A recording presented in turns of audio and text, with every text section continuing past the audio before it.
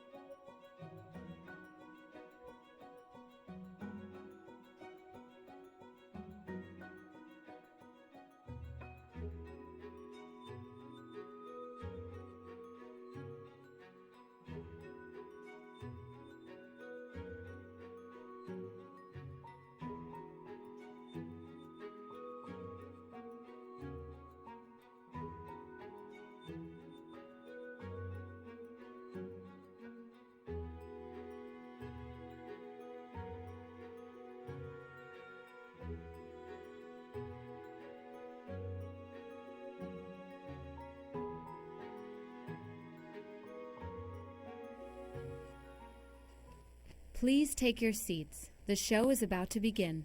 This event is being recorded and live streamed.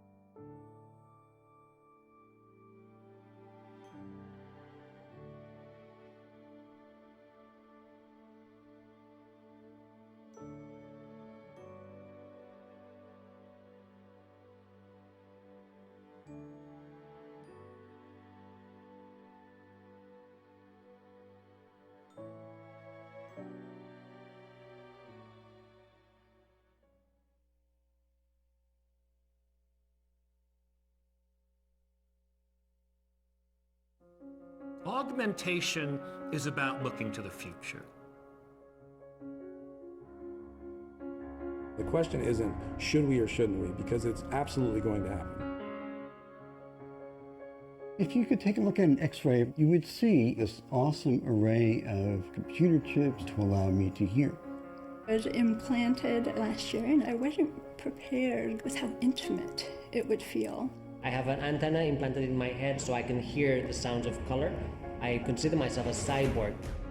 The question of being willing to subject someone, even who gives consent, to harms that we really can't calculate is a serious ethical question. I really want to raise the concerns of accessibility and disparity. I want a new leg just to get rid of this pain every single step I walk. The future is in inventing technologies that allow bodies to do things that can't be done now. Augmentation, if it becomes standard, will be used for bad purposes. Nobody doubts that. There are very big questions about individuals. What rights do they have? What rights do the government have? Is this where we should be going?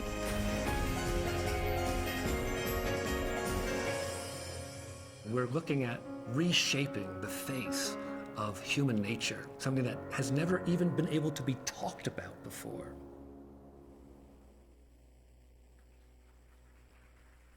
This is Human by Design, presented by Deus Ex. Please welcome to the stage, Erica Orange. All right. Good morning, everyone. I am so excited to be here. As the intro said, my name is Erica Orange, and I am a futurist. And it's nice being in front of a group of people who actually know what that is. So often I have to go into such detail, but it's my job to look at long-term trends, sociocultural trends, economic, political, technological, demographic, you name it. But one of the things that I'm so curious about and that I get so excited looking at is the future of human augmentation. And that's why I am so excited to be here today.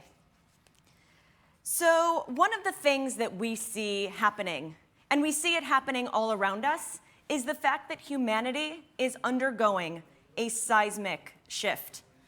Questions like, who are we? How do we define ourselves? And what are we going to be made up of in the future? The answers to these questions are challenging our traditional notions of what it means to be human. And the rapid advancement of technology is quickly catapulting us into a new era of humanity. So today, we sit here all together at a critical juncture as the lines between what is biological and what is technological begin to blur. So if we define technology as a process and a body of knowledge, then biology itself is no different. And human augmentation is a very natural extension of this. So how can we define human augmentation? Some might think of it as giving us superhero-like powers, whether it's the ability to fly, or something that makes us stronger, faster, smarter, or as a pill that will extend our lifespan. But the thing is, we have already been living enhanced lives, and we have been for a very long time. So this sometimes tense relationship between technology and the body, it's captured attention, human attention, for years, for millennia, And whether it's 6th century explorations of prosthetic technology, or whether it's modern interpretations of the body itself as a machine, we've seen this repeat itself throughout history. And the scientific linkage between biology and technology has begun to accelerate in recent years. So DARPA's Biological Technology Office, for instance, is focused on everything from programmable microbes to human-machine symbiosis. They believe that biological technologies are expanding our definition of technology and redefining how we interact and use that biology itself. And we see that symbiotic relationship between biology, nature, and technology all around us. We see it manifested in so many ways. Take, for instance, the notion that the tree-like pattern of neurons responsible for consciousness itself seems to be a structural feature of the universe. The internet shares a similar structure, and so does the distribution of dark matter in the Milky Way. The patterns repeat themselves throughout. We also see this through the Fibonacci sequence and the golden ratio, as exemplified in both nature and the body. And the fact that now DNA and even individual atoms themselves are being used as the ultimate data storage device. So it's a myth. When we think about augmentation, it's a myth to think that it is anything new. Stories of physical adaptation and modification are found in Greek mythology and throughout many ancient cultures. And these cultures, they were in tune with this. Many of them sought to augment their own consciousness through whether it was ayahuasca preparations or even other naturally occurring psychedelic plants and substances. Humans have been doing this throughout history. And humans have long been cyborgs. So there's a big gap between our fantasy vision of cyborgs and the current reality of being dependent on an implant or a prosthetic. If we separate the two, we realize that we are living in that world already. So whether it's pacemakers, wheelchairs, eyeglasses, hearing aids, contact lenses, any of these things and all of these things have been used by humans to alter, modify, and manipulate biology. But the common thread here, the common thread is transhumanism. That is what underpins all of this. It is the desire to continually and profoundly transform the human condition and to become the next version of a human. What has changed the narrative recently, however, is the pace of change. And one of the things we know is that change has always been with us. Change is a constant, no matter what it is that you are looking at. But what has changed the narrative is the pace of change. We are going from viewing time and experiencing time as something that was once geometrically measured to something that is now being exponentially measured. We are living in a time when we are going through an exponential rate of change, and this is coupled with the exponential rate of technological change. So everything is speeding up quickly. And oftentimes, our technological progression even outpaces our human understanding of it. We see this too when it comes to regulation. The technology will always outpace it. So what do we see happening today? For starters, we are moving into a new era of what I call modular biology. We are entering a future where our biology is becoming self-defined, assembled, manufactured, and increasingly unique. The humans of tomorrow, and in many ways it's even happening today, will be able to mix and match their own biology. So we are approaching new and very exciting frontiers in everything from implantation. And implantation, and we're going to be hearing so much more about this today, is everything like neural implants, ingestible and implantable IDs, and implantable memories. In fact, in 2014, the Department of Defense committed $40 million for funding for the development of restoring active memory brain implants. So we're going to be hearing more and more about this. We're also approaching new and exciting frontiers in transplantation. So this includes everything from organic and synthetic eye transplants, fecal transplants, head transplants. I can't help but look at this picture and get a little creeped out. But in fact, the first head transplant might be done as early as 2017, which is unbelievable. And lastly, new and exciting frontiers in genetics. So this is everything from gene editing and synthetic DNA processing. So what is this future going to be filled with? It's going to be filled with everything from these digital implants to mind-controlled exoskeletons, to exoskeletal upgrades, to age reversal pills, to hyper-intelligent brain implants, neuromorphic computing, sentient AI, and even possibly virtual immortality. But inherent in this, of course, are a slew of privacy, moral, and ethical implications. So let's look at a few of the questions that we're going to be faced with in the years to come. The first is, are we ready? Are we, as a human species, even ready for this? Many of the ethical implications depend on how people even define human life in the first place. And I read a poll that came out just a couple days ago, and it was a Pew poll which polled several people, thousands of people in the US, and 90% of them had not heard of gene editing, and even fewer had heard of brain implants. And among those, 60% were terrified of what this could lead to. So we have a huge hurdle to overcome when it comes to really answering that question, are we ready collectively and globally? And the next question piggybacks off of this, which is the have and have-nots divide. And we already seen this have and have-nots divide dominating conversations when it comes to gene editing, for instance. If only a segment of the population can afford these types of technologies, will this already exacerbate a deepening class divide system? We hear so much about wealth inequality and the 1%. Will these technologies just be available to them? Or will they become more commoditized, more democratized, and more available to the rest of that population and trickle down the pyramid? The third part of this centers around life extension. And I know that's something many of you are looking at, but many of these technologies are designed to potentially help people avoid disease and/or live longer. But it raises questions such as, how long are we really meant to live? Do we have the available resources to support this sort of mass longevity?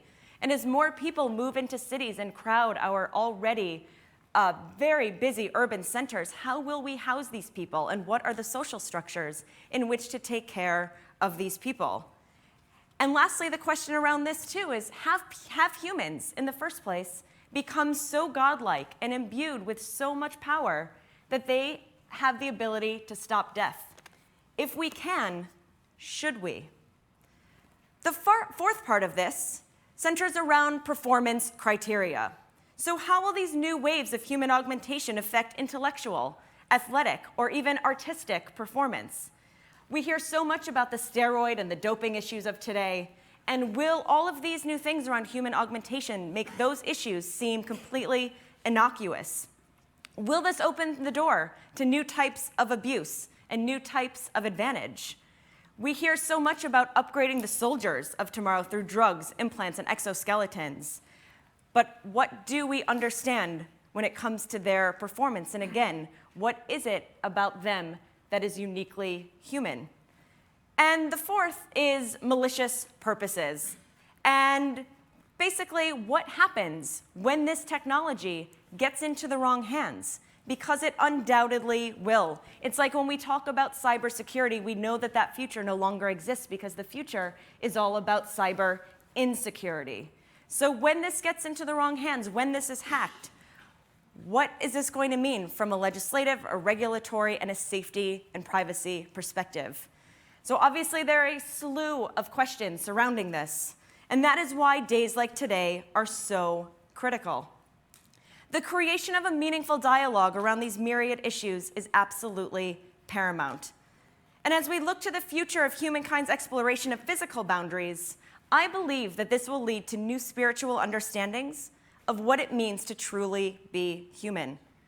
And it's not just our human boundaries, but we are actually pushing our planetary boundaries as well. Look, for instance, at what Elon Musk is doing with SpaceX and the colonization of Mars eventually. Humanity's exploration of the cosmos in the future may know no bounds. The more we can measure, the more we can understand. And the more we can understand, the more we can imagine. And for me, the more we can imagine, the more we can work to push our collective consciousness. And that is what technological augmentation is doing. In some ways, it is becoming a catalyst for an exploration in human consciousness. This complex tapestry of interconnected human intelligence, what's known as a global brain, or futurists call this the noosphere, it's being fueled by rapid technological change. And it will be further fueled as more people connect to each other through neural and biological implants.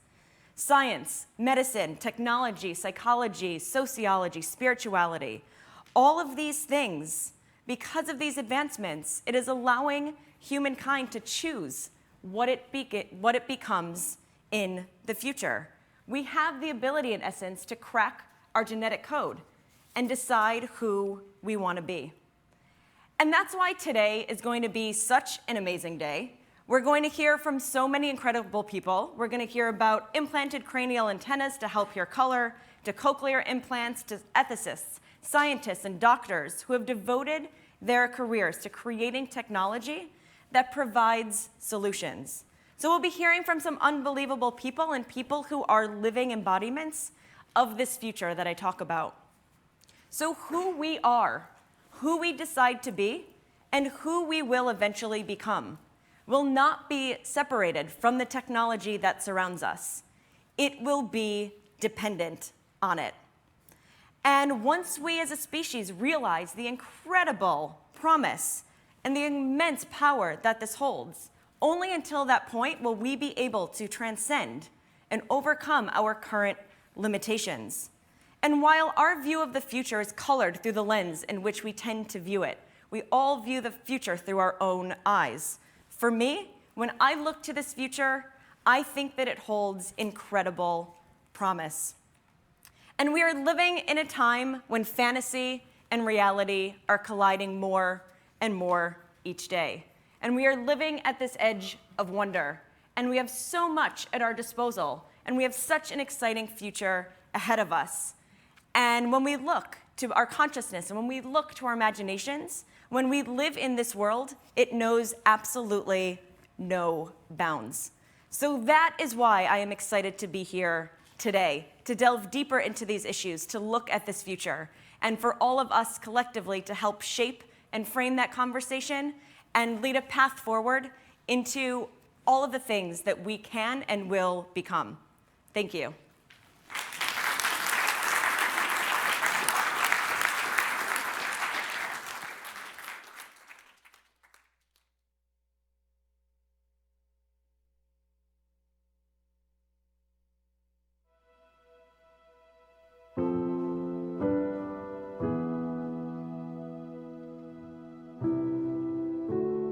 Since the beginning, when it wasn't a war, when it was a revolution, I wanted to participate, but not to kill anyone. So instead, I decided to work as a paramedic to save people's lives instead of taking them.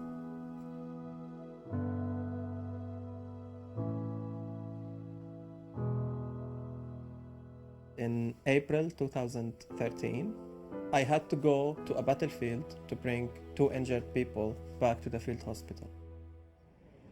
When I was trying to get inside and drive them back, a bomb hit the ambulance car.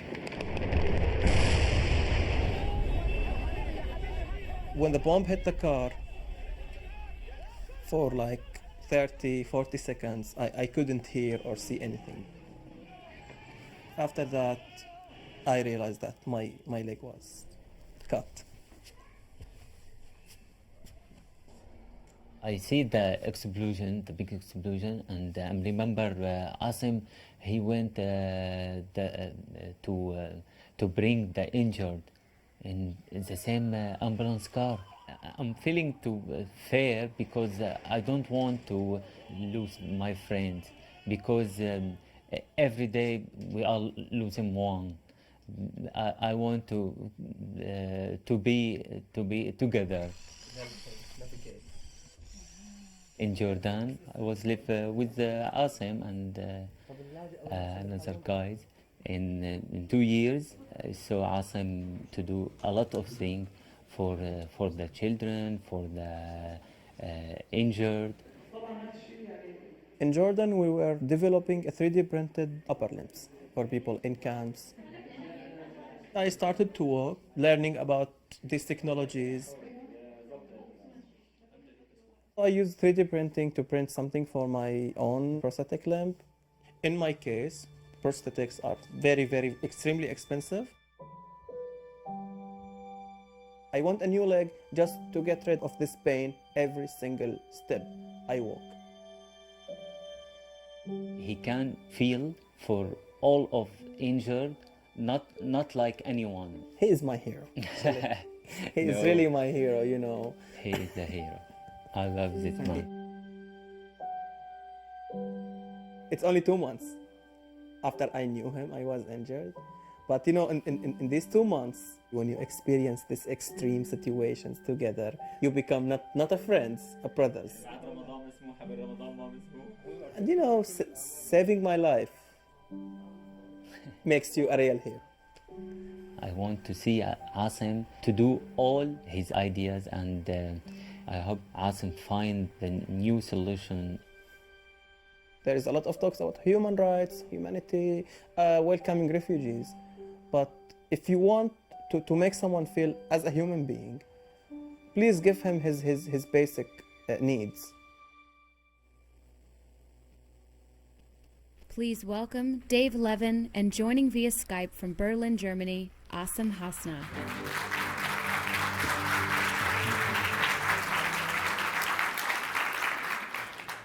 It is an honor to introduce Asem Hasna, who has been working with Refugee Openwear as a volunteer for nearly 2 years now. Asem is a hero to me, and I think to anyone who meets him, because he gives us reason to have more hope for the future. He would have liked to join us today in person, but unfortunately he's still waiting for his asylum process to be completed in Germany. Allah hayo, Allah mahir. Kifak, habibi. The floor is all yours whenever you'd like to begin. 4 years ago, I was a math student at the University of Damascus. I dropped out to become a paramedic to support my people of Syria by saving lives rather than taking them. In early 2013, the regime arrested and tortured my father. I believe because of my work as a paramedic. I had to flee my hometown. I went to another town to work as a paramedic in a field hospital. It was a vegetable storage facility before the war. There was often no electricity, and we made life-saving operations using the light from our mobile phones. I saw many nightmares there, lots of corpses and severe injuries. We treated everyone, even soldiers from the regime. We had to save as many lives as we could. We were paramedics and we were surgeons. We were medical hackers and we were janitors. We cut up cotton clothes and cleaned them and boiled them with chemicals so we can use them for gauze. We prayed for those who were shot in the head that they did not suffer too much before they died.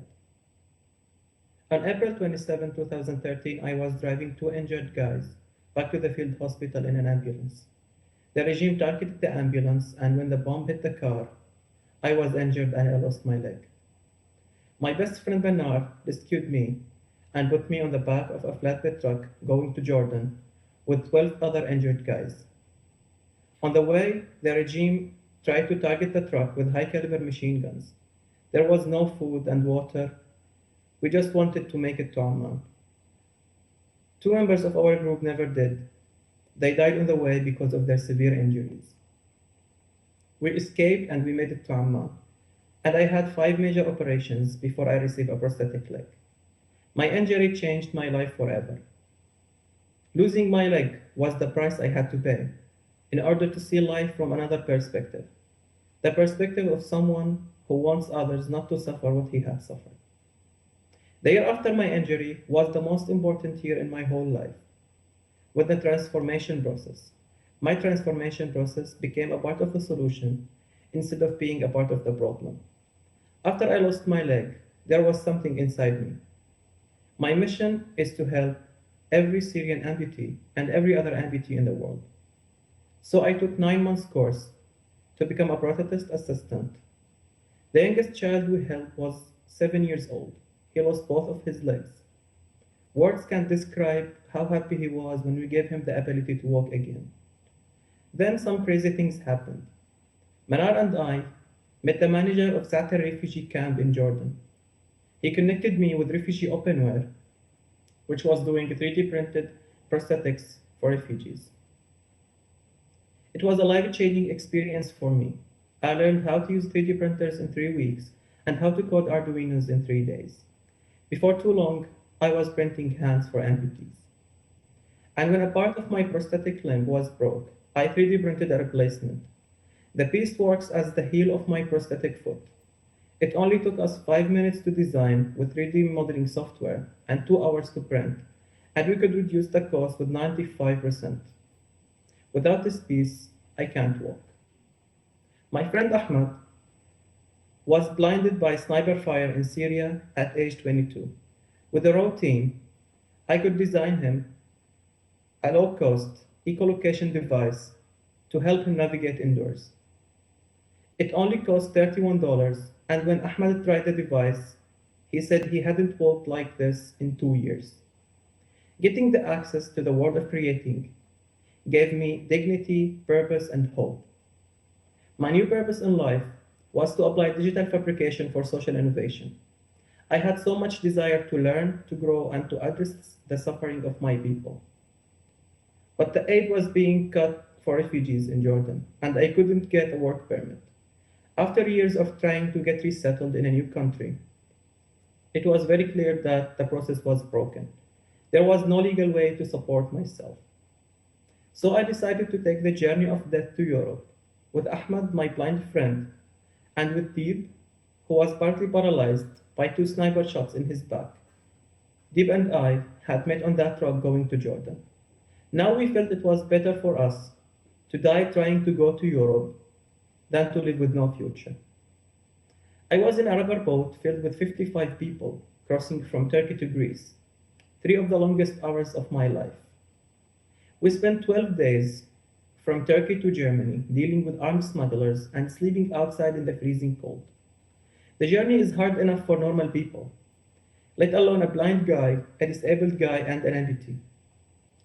To make it through the journey, we pretended that we were playing a video game. Operation Abu Blitz had many missions, and we pretended that the biscuits we had to eat gave us extra powers and lives. It worked, and we made it to Berlin. And now our lives are filled with the day-to-day challenges of integration, waiting in limbo, helplessness, and even some of the hatred we ran away from.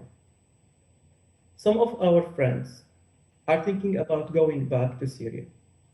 Better to die with our families than to live with no future and no dignity.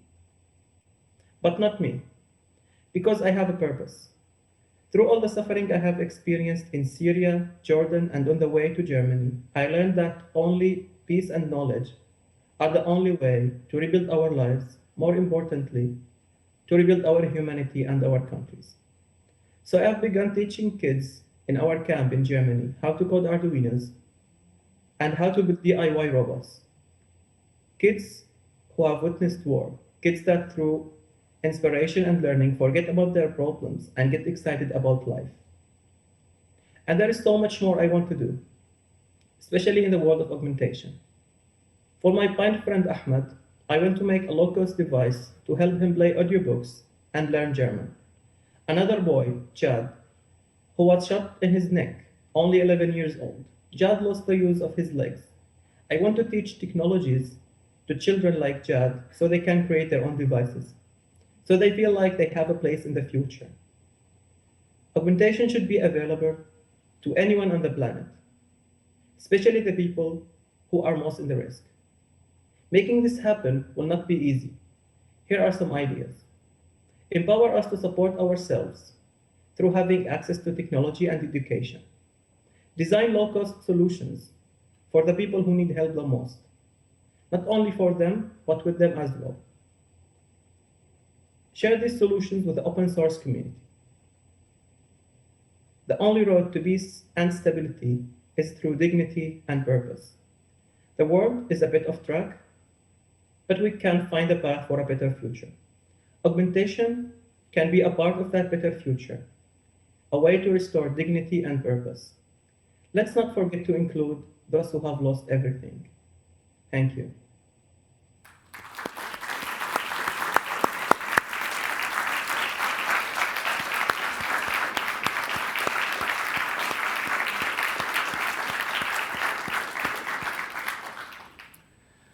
Awesome. If you could be a cyborg, would you? Yeah, sure. Tell us, what do you want to do? What's your dream for the next couple of years, and what do you want to study going forward? So my dreams for the next few years is to create new devices, like the device for my friend Ahmad, new devices, and to learn new technologies through the process. Also, I want to study artificial intelligence in university through studying math and computer science. And what do you think about all this talk of really advanced human augmentation, which is kind of, for those who can afford it, it's great, but there are so many people who just don't have access to what we were saying, basic needs. What do you think about this kind of, this divide that seems to be widening? Yes, so these technologies are very, very interesting for me, very cool, but only for the people who can afford it. And they are, a very few amount of the people who are really in need. So I would prefer to provide access for amputees to get their basic needs, to get the most important things, to make them walking again. And then my bigger dream is to give them access to these new technologies. And I would love to see all amputees in the world run again, or climb mountains, or ride cycles, or, Amazing. Thank you very much. Really appreciate you making the time to join us. Thank you.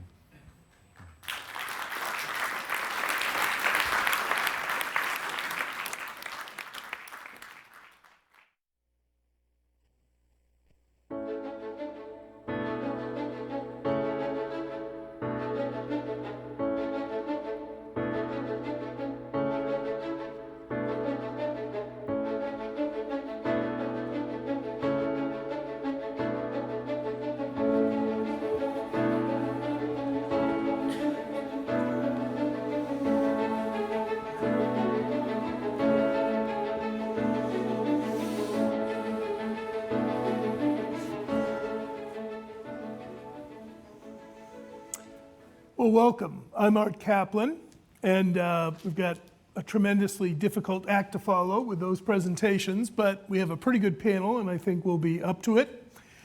I'm at the NYU Langone Medical Center, and I am probably the last employed philosopher in the world. I am an ethicist there, and I run our division of bioethics, which looks at all kinds of technologies, looks at issues of augmentation, and I've been doing that for quite some time in realms varying from genetics to medical devices. The panel that we brought together, I'm going to ask them in a second to tell you who they are a little bit and why they're interested in augmentation. And we're going to be talking about the question of, is augmentation a right? You saw a discussion about trying to help people who have little resources or who have disabilities and impairments, and how you balance their needs against things that the better off and the rich can pursue in terms of augmentation. It'll be one of the issues that we explore. What we hope to do is have you come away understanding both the many nuances and dimensions of the ethics of dealing with augmentation, and get some ideas on the table for the rest of the day to talk about possible responses. So with that, let me go to Steve. Just tell us a little bit about who you are and what got you interested in augmentation. Sure. I guess my grandfather taught me how to weld when I was 4 years old, and young, and I played around with things, and seeing that little speck of light, and I couldn't, I realized that there's a lot to see that's hard to see. And I sort of started making things. We didn't have much money or anything, so I had to make things out of what I could find. And so one of my inventions was HDR, high dynamic range imaging, from many years ago, which now many of you probably use in your smartphones with the HDR setting. And another invention was wearable augmented reality. I built things to be able to see, beyond the normal range of seeing. So I wanted to see. The HDR was a seeing aid with the eyeglasses, but then I also built this thing, or a version of it, that allowed me to see radio waves. So you can see, the radio wave from the smartphone, and if I block it with something, you can see that there's less strength. So I started to explore being able to see these other worlds, and just with what I could find from dumpsters and scrounge. So I'm going to jump in because I want to ask you something. There's plenty to see. Why did you want to see more? Well, for example, when I was welding, I could only see a little speck of light, and everything else was almost completely black. And I thought, there's got to be a better way. And I thought, so many people are trying to see these things, and even cameras can't see that well. And I thought, well, I can make cameras see better. And so that's why I invented HDR. So access to things that you couldn't really do, you could augment and do better. Yeah, or in general, to help people see. I thought the eyeglasses that people have, hearing aids are all electronic, but eyeglasses were still optical. And I thought, well, what if I could make the eyeglass of the future that would help people see? And that was kind of my vision, and we ended up founding a company. We got a $73 million investment to make these sort of MetaVision glasses too. We start building all these different, as a kind of inventor, I was always looking at how can I make the world a better place through these inventions. Natasha? I am a professor at a University of Advancing Technology, where most of my students are gamers. My first augmentation was when I was 11 years old, and my last augmentation was, I think, about 6 years ago, when I had my lenses replaced instead of going blind. So I have artificial lenses on my eyes. My history is as a designer, author, and philosopher, pioneering the transhumanist movement and authoring the Transhuman Manifesto in 1983, and being very politically aligned with the advances in technology to resolve environmental damage. So I ran on the Green Party ticket and was elected in Los Angeles. I resigned because I saw such a low level of knowledge of technology, and I think it mirrors what our first speaker had to say about the ideas are not out there enough in the mainstream for it to be fully understood. So I've made it my work to bring about more information. I authored a book with Dr. Max Moore on the transhumanist reader about the philosophy, science, and technology of the future human, which has 42 authors in it who are experts in the field. And I'm chair of Humanity Plus, which is the leading transhumanist organization to educate the public about the terminology. So we'll be doing a good deal of that today. Yes. I look forward to hearing that voice. Adam? So I come to this from a slightly different position. One of my jobs is as Chief Technology Officer for a social investment group. And what we look for is intelligent ways to apply advanced technology, particularly in humanitarian and disaster scenarios. So the context that I come to the question of augmentation, it's actually very much informed by Asem's story, is what is the global perspective and what are the implications, both social and ethical and justice-based, for as we move forward and we make these judgments, and we are making judgments in this space, what is the right way to apply technologies and what is the wrong way? Because we have very good evidence that both of those exist. Christian? I'm just a boring academic. And when the President's Council for Bioethics back in 2003 published their very interesting tome called Beyond Therapy. And you and I have read it. You and I have read it. Hopefully everyone in the room. Yes. I was intrigued by the questions they asked. It was really a document asking questions and not answering questions. And so I gave a lecture on it next fall at my seminary in Denver, Colorado, where I have a chair of bioethics. And then I published the piece that I gave a lecture on, and all of a sudden I became an expert. So the PBS was doing a documentary, and they were really interviewing Ray Kurzweil, and they called me in Denver and said, we need someone to sort of be up on the other side of Ray Kurzweil. So I said, sure, that's how you become an So he was the singularity and you were the plurality? I guess so, yes. He was the futurist and I was the pastist. And that got me thinking more seriously about, not the therapeutic questions. I don't think there are a whole lot of really interesting ethical questions surrounding the use of biotechnology for therapeutic purposes. But thinking about the augmentative questions, taking healthy human nature and elevating it to a higher degree. And so I've been thinking and writing on that for the last several years. So you can see we've got a great panel here. And I want to get us engaged right away with a question around this notion of, is there a right? Rights can split in two parts. There are rights that are leave me alone, negative rights, don't invade my space, don't bother me, don't touch me. Then there are positive rights, allow me to do something, enable me to do something. And I want to take a look at the negative first. When we get to augmentation, and I guess I'll start with Christian.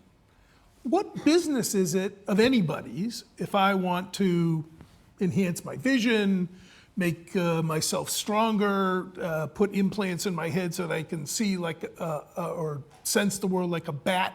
Why should anybody care what I do?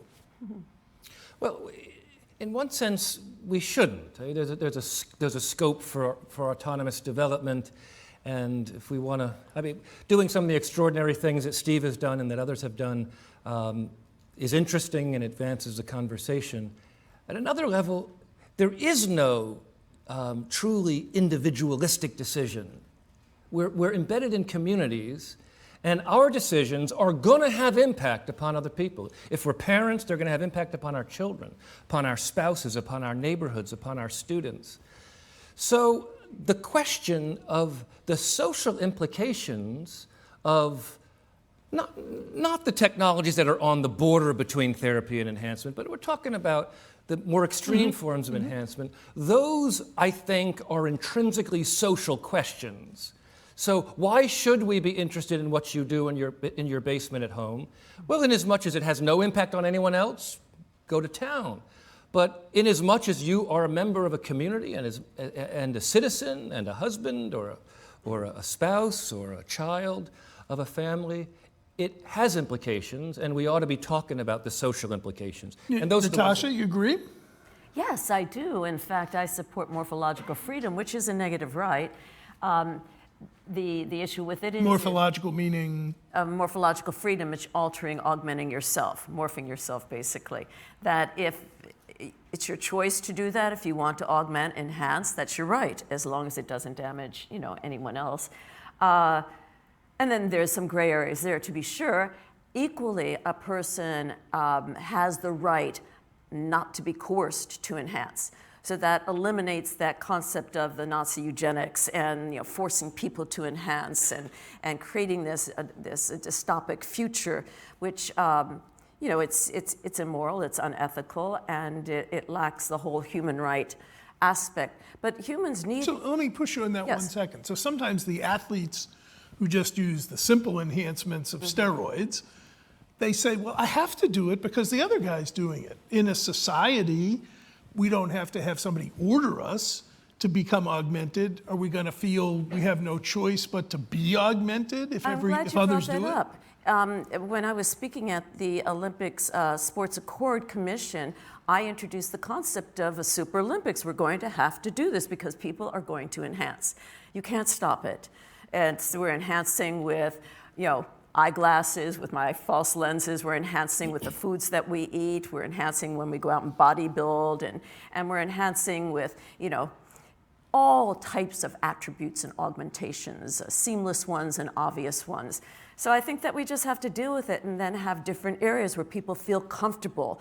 And the main thing is that there has to be a level of empathy and understanding and pluralism, accepting people to have more than one identity and performance in different areas. Perhaps an athlete will want to perform totally naturally, depending on what we call natural at the time, and may also want to compete in a Super Olympics. That's fine.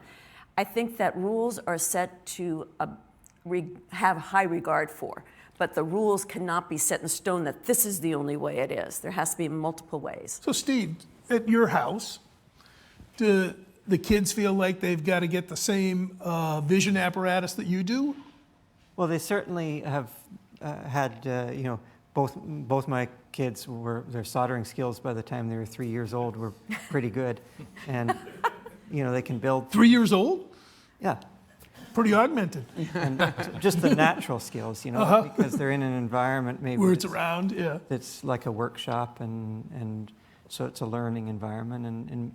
But a lot of kids, just following up Christian's line of thought, they would say, whatever my dad does, I certainly don't want to be doing that. He's off in some cuckoo pursuit of, broad spectrum vision.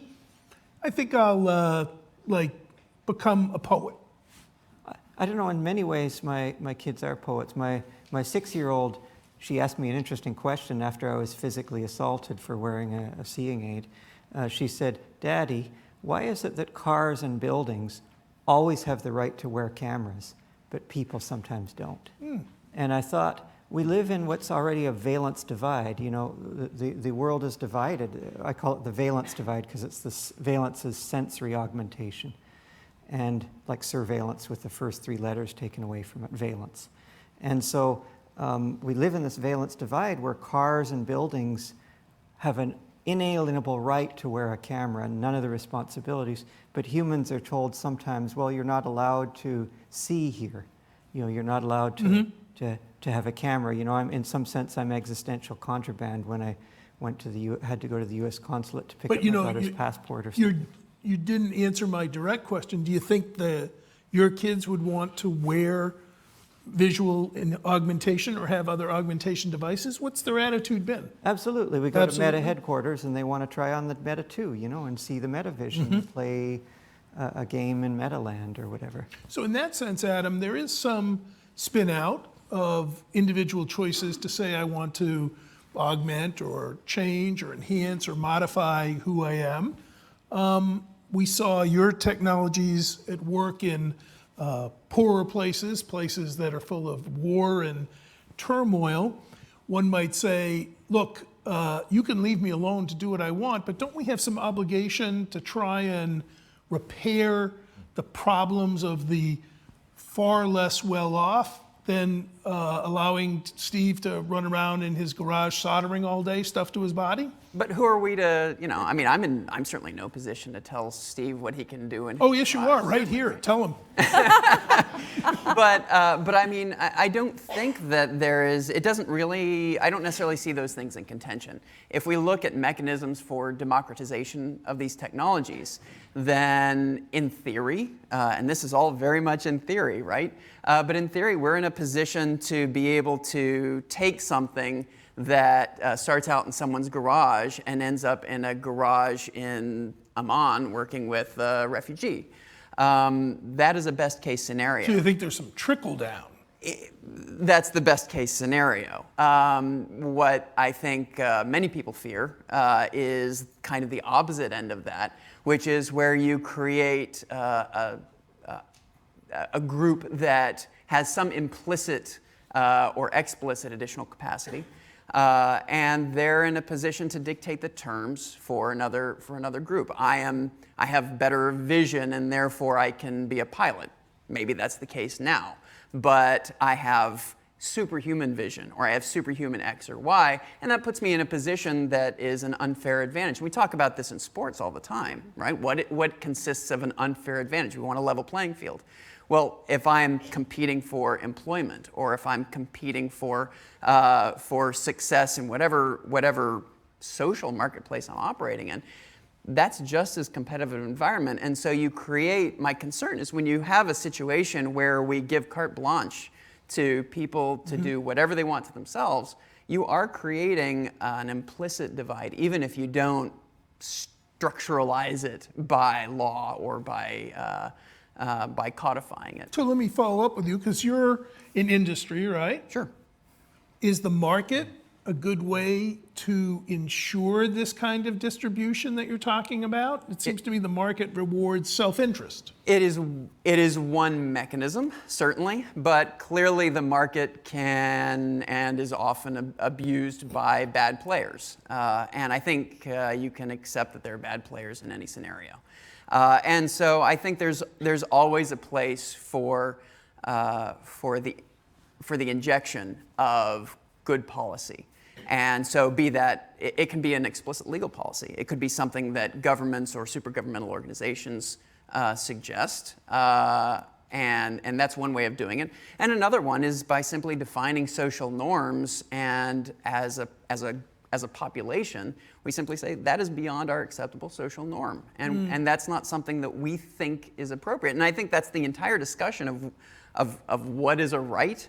To bring it back to that is, what are we as a society? And I don't just mean, we happen to be in New York right now, but from a global standpoint, what do we as a global society see as being the right way to play this out? Mm-hmm. So I'm going to ask Natasha and then Steve to just comment. Should we take industries, these nascent industries that are building augmentative technologies, Steve in his basement, maybe getting his backers, millions, should we be taxing the next generation of innovators to say, look, I do what I want, and I want to be able to implant what I want, or chip what I want, or put drugs in my body that let me do various things, but I'm going to pay the price in the form of taxation or profit sharing to make sure that others could, if they choose, do it as well? Do we need to rethink how, look, we look at healthcare around the world or other technologies, they're usually inequitable. There's no commitment to do anything other than if you could afford it, get it.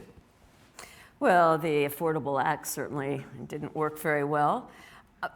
Stepping back, and let me rephrase this a little bit. I think before we get to that question, the bigger question is, why do attorneys need to go back to school with the continuing education of the bar to keep their knowledge updated? And why do medical doctors have to go back with the AMA, the American Medical Association, to have their knowledge increased, or they lose their license? So why not politicians and governance, and especially the FDA? There needs to be what I call continuing education of governance of politicians, so they have the terminology. And I think that touches on what Adam's saying here. I have to interject and say the continuing education of politicians may be the most optimistic thing you're going to say. Maybe, but they don't. By and large, when you're dealing with the FDA, I was told not to use the terms radical life extension, human enhancement, definitely not transhuman, definitely not cyborg, definitely not augmentation. Or I was told not to use these terms at a governance conference I was just speaking at. And I said, I will use those terms. It's up to the politicians, the governance, the outer spectrum of the human body to learn the terminology. And I think that's why this event is so important. We need to continue not being hip or cool or geeks or anything like that, but at least to know the basic terminology to develop the laws, the rules, the legislation. So even getting the basic terms down. Yeah, let's. But let me ask Steve. Yeah. So, as you're busy developing technologies, do you think, how will I price these? What should I do to let people have a right to get them? Is that part of the burden that you have to bear in order to be able to do what you want, to be more left alone to innovate or change yourself? I don't think so, but I think of my own choice. I wanted to give this away. Like 35 years ago, I took this invention to the National Institute for the Blind, in our country, and tried to see if they're interested. And I couldn't really get an interest in it, and I couldn't get a market for it, and I couldn't get anybody. I wanted to make eyeglasses to help people see, and I couldn't get that off the ground. But then I found when I as a broader business, it was much more possible. And then that can ultimately affect and help people see. And in terms of allowing people or disallowing people, there's three fundamental kinds of human augmentation. There's sensory augmentation, and then there's cognitive or processing augmentation, and then there's effectory or actuatorial augmentation.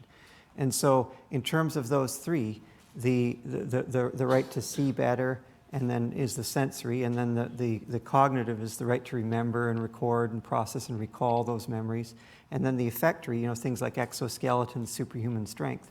And if we're going to limit any of those, the sensory is perhaps the least controversial. Like if I wanted to put a great big exoskeleton on so I could break through walls and everything, and I had got machine guns built into it and everything, I could see why society might want to limit my effectory or But isn't actuatorial taxation a augmentation. punishment?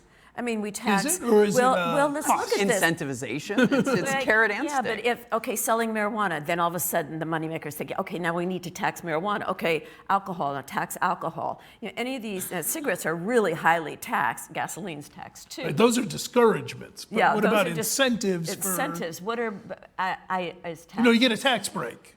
You build this. Well, no, but I mean, from a standpoint of, what is the question that was being proposed is, the purpose of this tax is to encourage dissemination.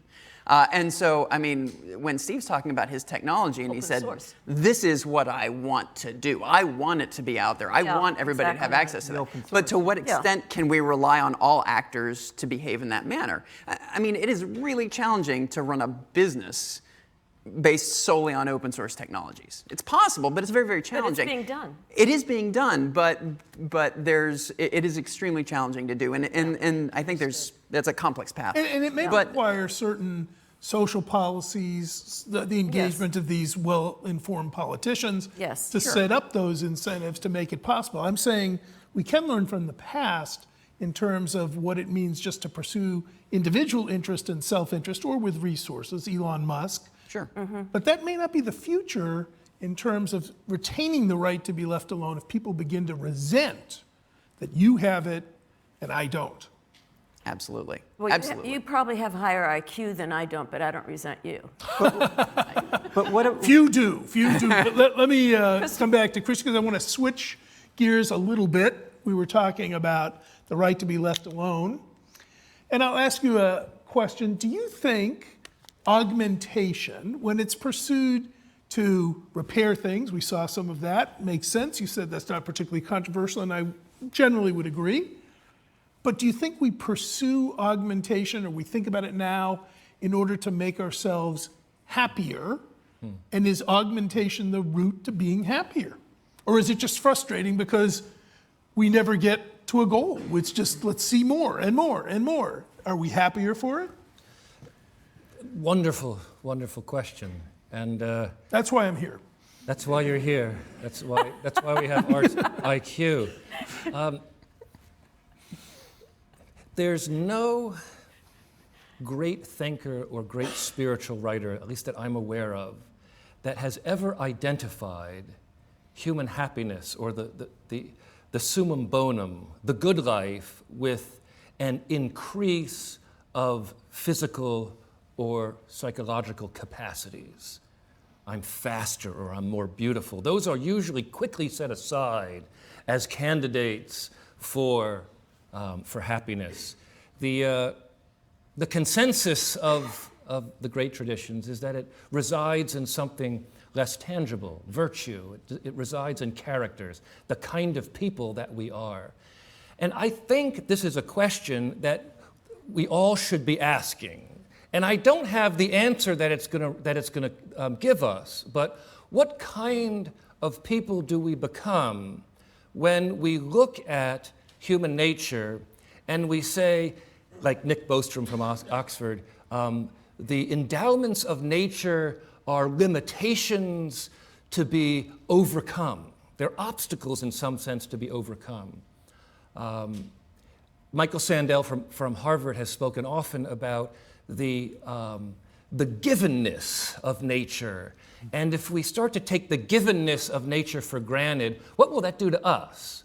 Oh boy, old wives' tales and myths of lore and don't fly too high because your wings will melt, and don't open Pandora's box and this. I take it that's a no. Yeah. They're cautions. They're cautionary. But I think that through your wisdom, I love what you're saying about the more that you have doesn't make you happy. People who are wealthy aren't happy, so why would someone why would someone with lots of augmentation, speed, et cetera, be happier? So what's missing in human psychology? And I think that's the bigger issue. We talk about human rights, but if we don't evolve with our consciousness, it's all forgotten. It's all for naught. It doesn't make any sense, because there has to be a level of understanding and empathy and pluralism and multiplicity and care, which we don't have now with the wars, with terrorism, with religious and political battlefields. So where does happiness So Steve, do you think this chasing of this optimism of what technology can do to improve us, to enhance us, is it going to lead to just frustration and disappointment, or will we be happier for it? I think it's a complex issue. In my book, I wrote, I am a cyborg. No book plugging, but go ahead. I'm a cyborg Luddite. You know, I think at once, the problem is, I think really happiness comes from integrity, and happiness comes from human character, not from capacity. So you or agree ability. with Christian in that? I agree with Christian in that sense. And so happiness comes from integrity, but I think the real issue is our world is so technological, you know, everything's watching us, you know, there isn't a toilet or hand wash faucet in our building that doesn't have a camera in it, you know, and it's 128 pixels or 1,024 pixels with a little infrared light source or something. There's some kind of thing. Everywhere you go, there's some technology watching you. So there's the valence divide means that if you don't become technological yourself, you'll be left behind.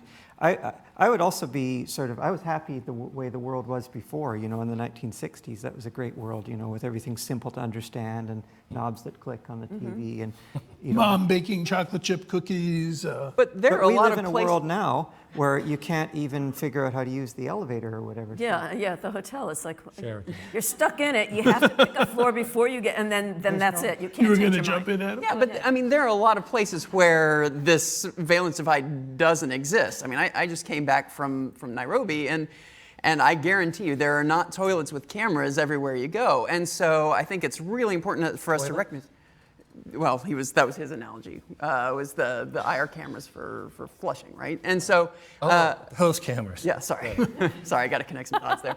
I mean, I think one of the things we need to recognize is that we are talking about really every conversation we have when we talk about these technologies so far. We're already talking about the 1%. I'm not talking about the U.S. 1%. We're talking about the global 1%. And so when we talk about what is happiness, are we saying that that people in other parts of the world are pursuing happiness and they will never be able to achieve it because they don't have access to this? Exactly. So, I mean, I kind of think we should really reconcile that. I mean, this really has no relationship to happiness. This has to do with how we define human productivity. So let me be blunt and say that I'll ask Adam, but then any of you can respond. I am in Bangladesh or Nigeria, and I say, how dare they have this conference over in New York about augmentation? I still can't get clean water. I still can't find food. I have no medicines. My kid is dying of diarrhea, which is readily preventable. You are arrogant at best. Sure. I mean, there is, when we're talking about a world of finite resources, there's a reasonable argument to be made that we have to choose where to put a dollar, right? And so where does that dollar get spent? So that's a reasonable argument. One way of pushing back on that is you look at what would be your dream augmentation? What would be the thing that you feel like would be the lever to make the greatest impact? Maybe, I mean, for my position, it would be something that directly, it supercharges the human immune system. Mm-hmm. That's something, and the reason is, reason one is it's applicable to everybody. It's applicable to me because I don't get flu on my vacation, and it's applicable to somebody in another part of the world because it can profoundly impact their lifespan and that's not even an issue of extending lifespan in an artificial sense. It's simply removing what exists as this disparity in care and treatment. So if we have some capacity of flipping that lever, really that's something that everybody wins from. So I think when we talk about as augmentation of human right, and this goes a little bit back to what Steve was talking about, there's these different levels of augmentation. Some, I think there's a little more question mark on, and there's some that if we were to suddenly create an injection or a transdermal or something like that could supercharge your immune system and make you immune to things much more rapidly, it would be very hard for us to argue against that. Christian, does that give you ethical pause? Doing something like that as an international project? Well, the question of what are the long-term physiological effects of the perfect world. Perfect world. No, that doesn't give me a pause, but I don't really see that so much as augmentative. I still see that under the category of the therapeutic. It's very interesting. When you begin to have conversations about augmentation, most people quickly go to the use of the most advanced forms of biotechnology for therapeutic purposes. So Asem before, talking about, the widespread use of bionics for amputees. And I'm very sympathetic to that. And there are many heroes out here who have been dedicating their intelligence and their time and energy and money to making more accessible therapeutic means that derive from high-tech biotechnology. The more interesting questions are, are we, with cognitive enhancements, with gene editing, especially with germline gene editing, we're flirting with the evolutionary process. And those are the questions that I think ought to be of extreme concern to us now. But a good marketer can dress up any augmentation as therapeutic. Right. Well, then now you're raising the questions of the selfish use of these high-tech procedures. And I'm concerned about that as well. Whenever something good, anything that has the benefit for good, proportionately also has the benefit for bad. And whenever it's created, it's going to be exploited and used by people with bad motives. And that's where I think public policy may be able to enter in and to limit that kind of bad use. But I am concerned about those uses of biotechnology. Yeah, in our framework over the last few years, we've been challenging this distinction between therapeutic and extension, in the sense that consider the case of a blind person who maybe uses a radar set. Was one of the inventions I had, was this radar vision system that allowed blind people to see. And so now that person has additional augmentation extending beyond what most people can normally sense.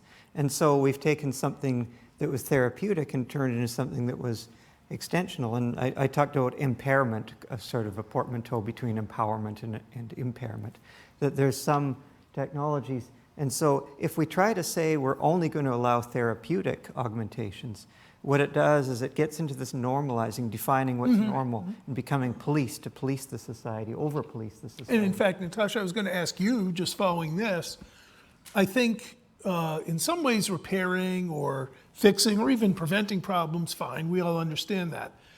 But is there any boundary or limit that you sense when we want to extend those capacities? If I want to be able to live a heck of a lot longer, if I want to have capacities that aren't natural to the way people historically have been endowed with abilities, whether it's flying or whatever it might be, do you have any rudder there or no? Yeah, I think my main concern there is who defined what is natural and normalcy. It is white man's Western world package that was placed on what's normal, and mongoloids were not normal. Schizophrenia was not normal. Dwarfism was not normal. Alphinism and height was not normal. So now in today's world, we've accepted our differences and the postmodernist agenda of the other through Foucault, and has brought it in. Now the transhumanist agenda is saying, okay, now we understand this, and let's put empathy in there, let's put understanding there, let's educate, let's become more knowledgeable about our differences and accept it. So when it becomes to putting boundaries on this, I think people ought to live as long as they want to live. I think that the disease, and the would you make devil of death. Would you make that a right, an entitlement? Entitlement, it gets a little bit squirrely with me, because I don't like entitlement, because what it means that because I'm a white woman that I don't get to go to college, whereas someone who's of a minority gets to go. And that just happened to both my niece and my nephew, who are in medical school. They didn't get the scholarships because they were white. And you wonder, so is that an issue there? I think that when we start dividing, like Black Lives Matter or Blue Lives Matter or White Lives Matter, all lives matter. And for each individual, you are a person. You have your own personhood, your own autonomy. And for anyone to say you can't live longer, excuse me very much. It's my life, it's me. I want to live longer. Or if I'm told I can't experiment with a new possible cure that the FDA has not allowed yet, but it's going to save my life, or could, I'd rather take the benefit of the doubt and try to save my own life. So I don't think limitations on life, I think that there ought not to be limitations on how long a person can live. So you think there's a core set of inviolate rights. One of them might be length of life. You know, maybe Christian will relate to this, Steve might too. I'm an academic. I work at a university. We have faculty meetings once a month. I keep thinking if I lived forever, I'd have to kill myself because I go to these faculty meetings. So, Adam, I mean, do you buy this notion that there's somehow a fundamental right, at least to things like life extension?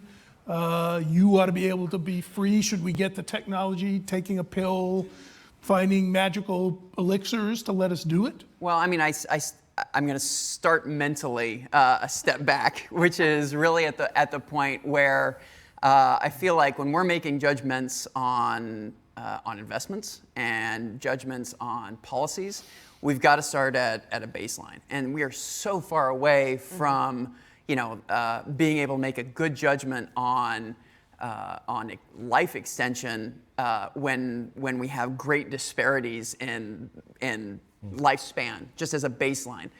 I'd really like to solve, it's not in the scope of this discussion, but I'd really like, if we were going to have a conversation at a national level or at a global level, I'd really like to solve that question first.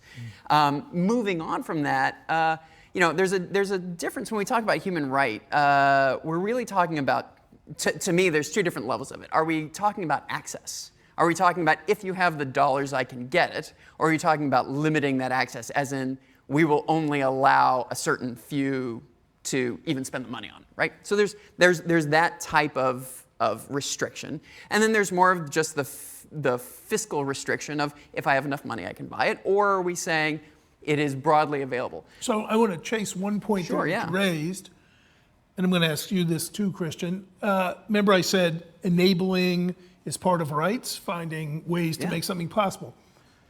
Should we, at this point in time, at the NIH or other funding agencies around the world, create a department to fund life extension research? If we took a vote, Americans might support it. I don't know. They don't seem to know what gene editing is, apparently, but I get the idea that, it would be nice to live longer. I'm assuming, again, they don't want to live with Alzheimer's or other decrepit chronic disease problems, but just to live healthier longer. Would you fund that? Is that... You said no. You think there are other things to do? I think there's two different answers to that. If you're talking about NIH, then you're talking about what is our national priority. Mm-hmm. So that's one question. And so from a national priority standpoint, personally, I would probably push back on that a little bit. But if I live in Seattle. Paul Allen Brain Institute just it has a presence there. If Paul Allen wants to invest in longevity research, that is Paul Allen's discretion. And so I certainly wouldn't begrudge a person from choosing to invest in that direction. So I think what we're talking about, though, is when there's a body of people that are making decisions on our behalf as taxpayers or as citizens, that really falls into a different can of worms than if an individual, maybe it's Steve in his basement or Steve's company, or maybe it's some major endowed research lab. That is a different issue, and I might make my own position if I were in a position to run a lab, but I think we should really make Christian, a distinction between what would you say if I put it up to a vote or a referendum? I think a lot of people might say, yeah, let's fund life extension. I don't know what the heck they're doing down there in Washington, but let's do research that would let me live a lot longer. I'd love that. And I'd be standing on the sidelines, with the placard saying, "Hell no, we won't go." I think that we have limited resources, and those resources ought to be dedicated to what, in philosophy, we call the common good, or establishing a set of conditions where everyone has access to the means of fulfillment, to basic, ordinary human fulfillment. By the way, I assume you're not interested in a national program to get to Mars? I think space exploration is a distinct question here. We're talking about life extension here. There are still 33 million people who don't have basic health care in the country. And if we're going to be earmarking our resources for research and development or for practical implementation of different kinds of technology, I think we ought to be earmarking them for things that are of more urgent concern to basic human well-being. Steve, what do you think? Not of urgent concern to live a lot longer? I think it's really our choice. I think we already have lots of people involved in life. I know it's our choice, but I'm asking, should we make it a national, common, enabling thing? We don't spend much money on that now as a society, as opposed to individual investors. Should we? Well, right now we live in a world where... Do we need a moonshot like Joe Biden has for precision medicine for life extension? I think your head's in the wrong place on that whole question. I think our society is so driven towards life truncation. We have so many people eating sugar, which is poison in some sense. So people who want to die sooner, you know, even upstairs, look at what was served. There was fresh fruit, you could choose that, or you could choose those sugar-coated whatever and die sooner. And so... And they were good.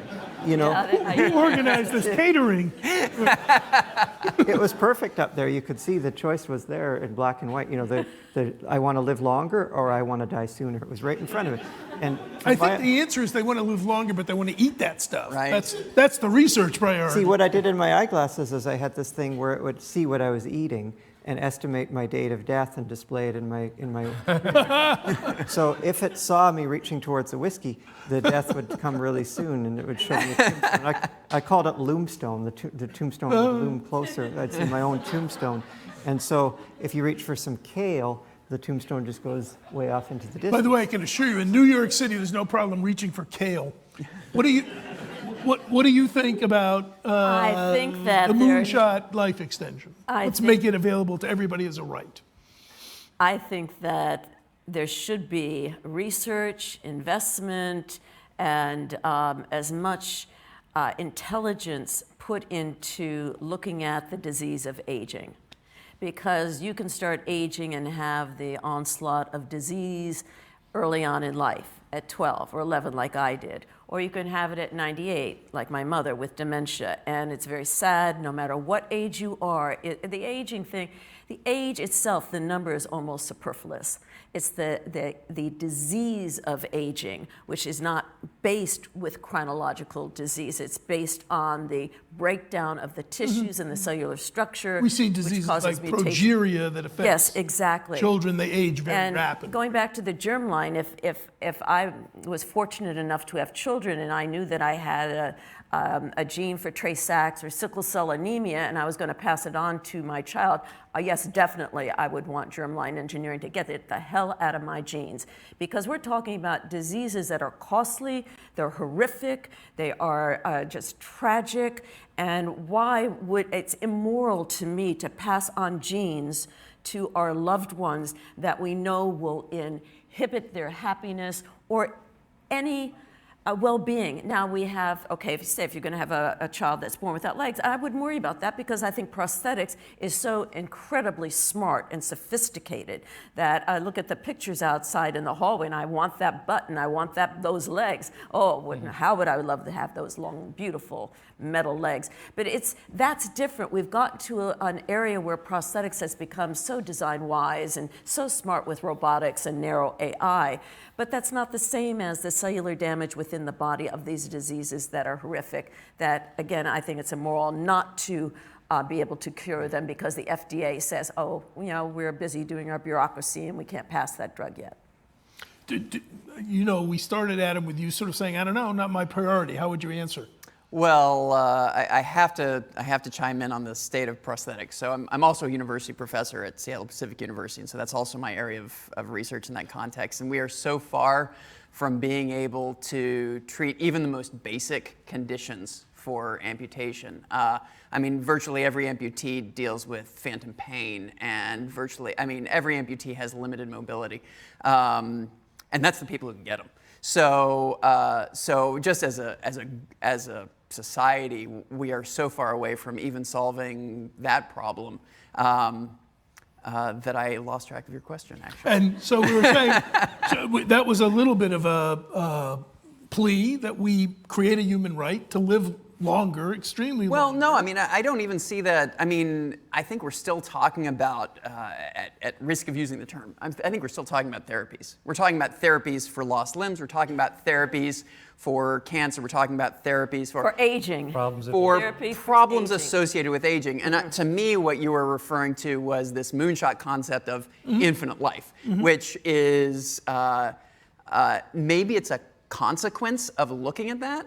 But I think that looking at maybe a series of near-term goals is much more tangible.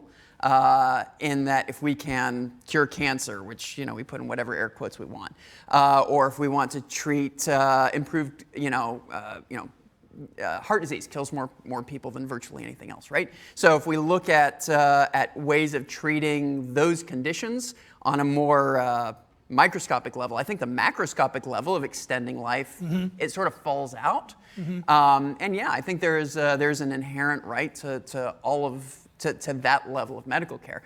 But to extend that to saying everybody has an inherent right of infinite lifespan, there's probably cascades of things that we don't even know what happens after you get to a certain point. So I don't even, that to me is the cautionary part of saying we want to work on infinite lifespan is we're talking about something we don't even know. A huge set of unknown consequences. Yeah, absolutely. Well, let me go back to a theme that's already reared its head here a little bit. I'm going to ask Christian this. Those who are for augmentation, I don't mean therapies, I mean expanding capacities, I mean big jumps in human nature, downloading ourselves into cyborg-like bodies, or infusing ourselves with agents that really allow us to have emotional abilities or sexual capacities that we just don't have. A lot of people here say, that can't be stopped. It's going to happen. Do you believe that? I think that unless fairly strict government regulation intervenes, which I don't necessarily support, it's going to go where the technology is able to go. I'm worried about those, and I don't think they're among the supporters here in the room who I have no reason to doubt their highest integrity. But I am concerned at what sometimes I've called the transhumanist imperative. If we can do something, then we ought to do it. If we can achieve this next barrier in cognitive enhancement, then we ought to do it because we can do it. And that seems to me to beg a lot of questions, questions about which I'm very uncomfortable. But I think you're referring to a specific trend there. Excuse me for interrupting, but look, we already have an exoperipheral central nervous system. We're already out there in zeros and ones. We've already been uploaded, downloaded, and cross-loaded through our devices. That's already happened, whether people believe it or not. Now, the next levels are uploading. Do we want to go into computational systems and have environments there? Well, yes, of course. We're already in Second Life. We're already in the metaverse. Gamification of entertainment is already here. As a professor and faculty, I see where my students are thinking, especially my network security system students say, I say, what can we do to secure ourselves? They say, don't turn on. The moment you turn on any device, you've already, gone over the edge. Well, let me sort of bring us to an end here for this panel by saying, I think we've established that there's a strong sentiment to want the negative right to be left alone to pursue things, but it's hard to do because these are social and enormous changes with huge consequences, so that lets others, if you will, voice opinions and try to shape where we're going. I hear some sense on the whole panel that we are going to get there, so the question that remains is, are we going to put the resources in to enable all to get there? And I want to ask that you give them a big hand. They did a wonderful job.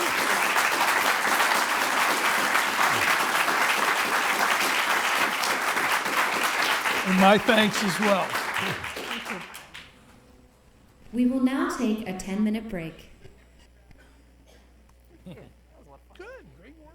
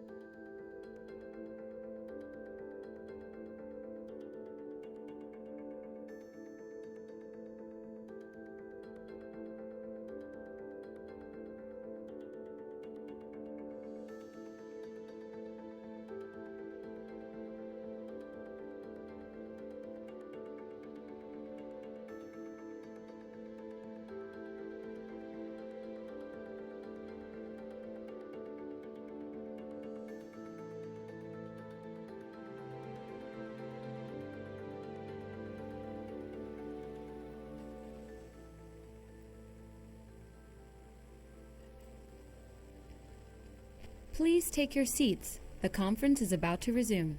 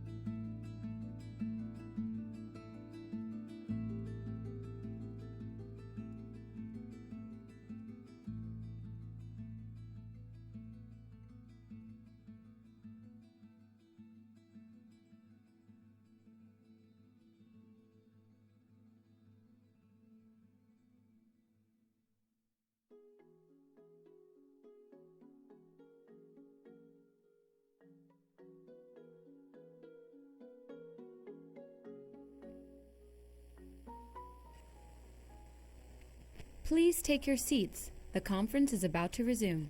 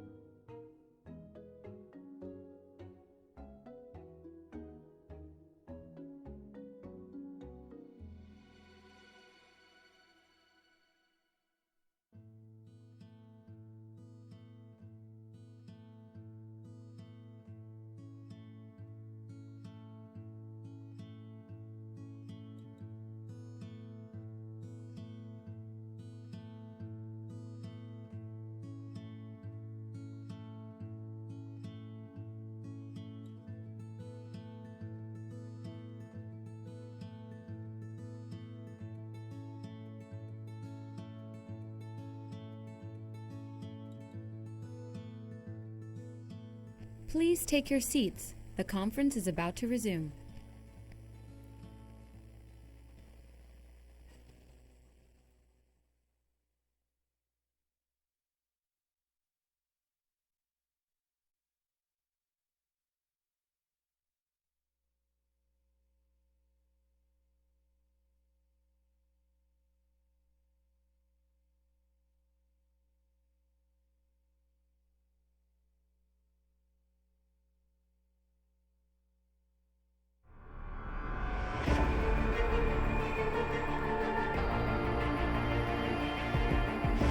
With DSX, we want it to be the window to the future. What we're trying to do is change the prosthetics industry so we can offer affordable, functional, and beautiful prosthetic devices to amputees.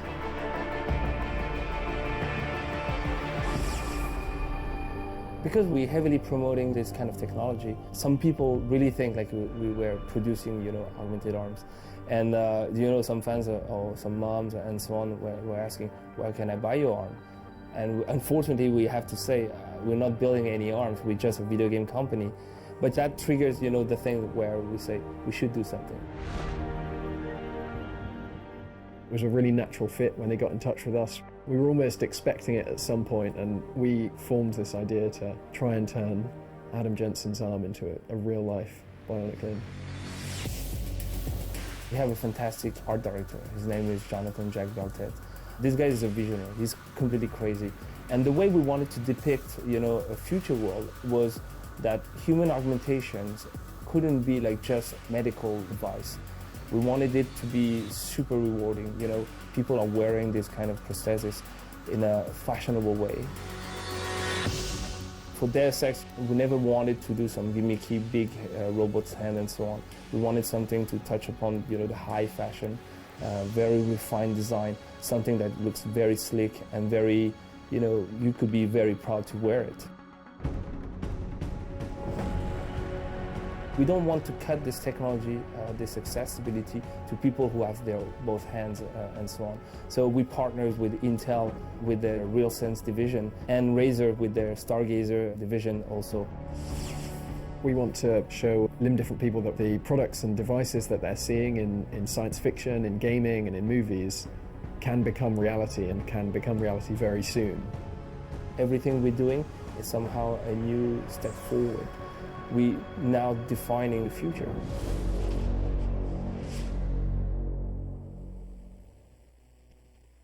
Welcome, Jonathan Jacques-Belletête.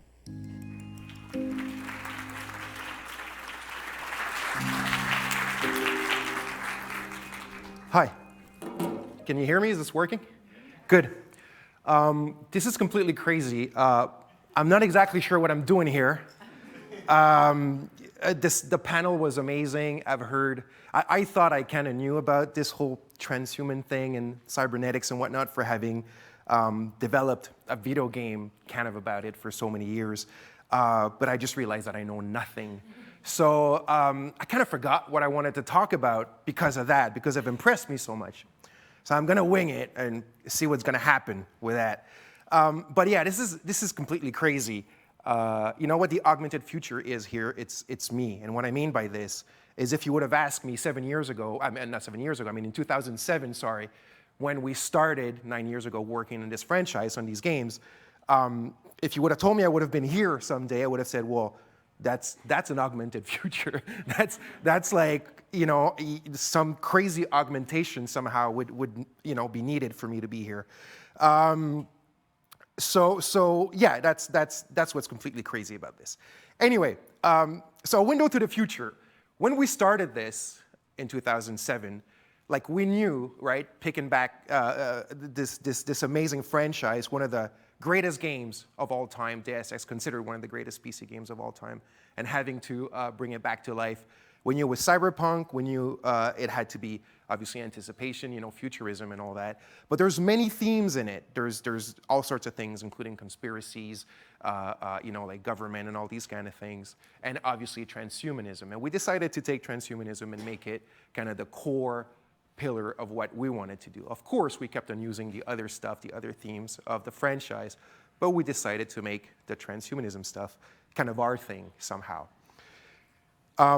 what's funny in 2007 is that it's kind of close. It's only 9-10 years ago, but somehow it's rather far when we think about what we're talking about today. And what I mean by that is it wasn't really mainstream. I wouldn't say that it's extremely mainstream today neither, obviously, but it's a lot more in people's consciousness, and you can hear it on TV, you can read it in the papers and stuff like that, in the magazines and everything. But back then, in 2007, it wasn't. So what we did is we probably bought every single book you could buy on Amazon that was remotely attached to the transhuman and cybernetics and human enhancements subjects back then. So we received those gigantic boxes one day. We had all these books, and we read for like 3 months.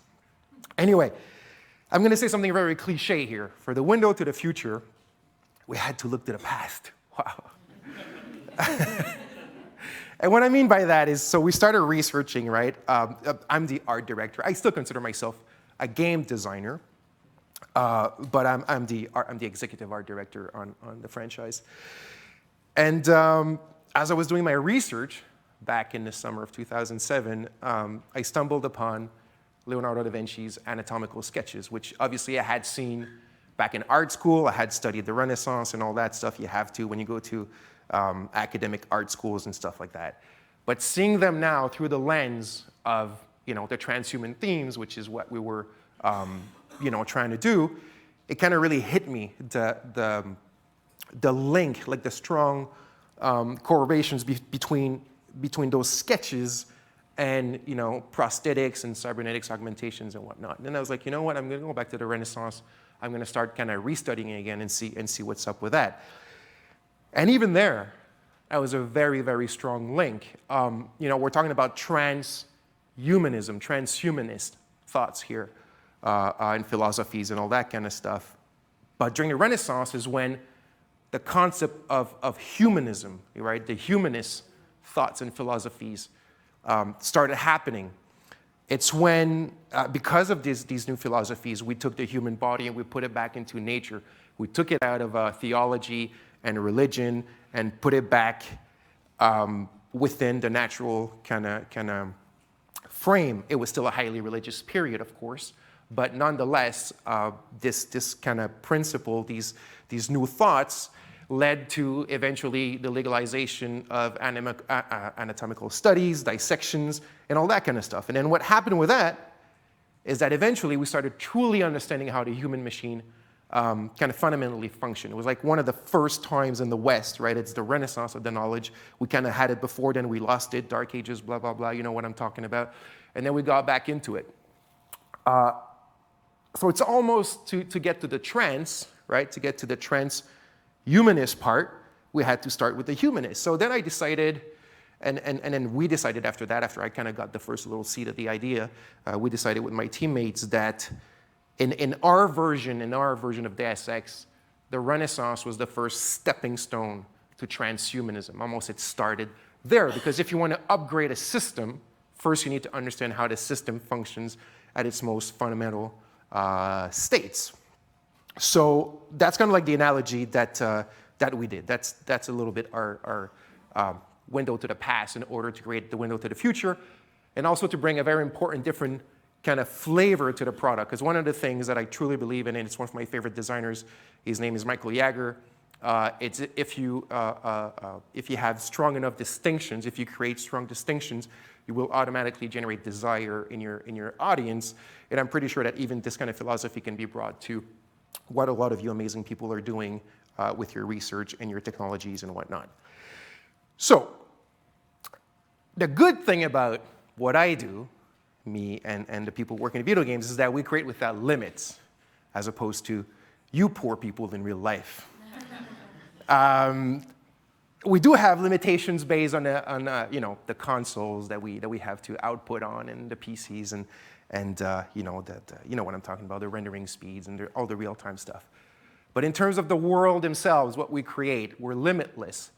And what was interesting is in 2007 when we started, we kind of quickly got to these concepts of let's try to make these prosthetics, or these non-therapeutical, obviously, prosthetics. We're talking about real augments here in the game where you become faster, more intelligent, stronger, more resilient, and all that kind of stuff. Either stuff that are your limbs or brain implants, or they were using all these words. I was like, oh my God, I can't do my speech now. They're like, and it's like, I'm going to sound like my vocabulary is so limited. And like I said, I thought I knew about this subject, but I guess now I don't.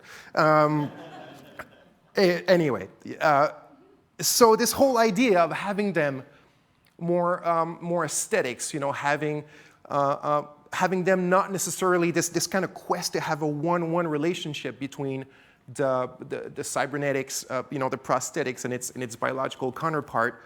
We sometimes decided to let go of that, to have some weird kinks in our augmentations, right? To have them very like sculptural and all that kind of stuff.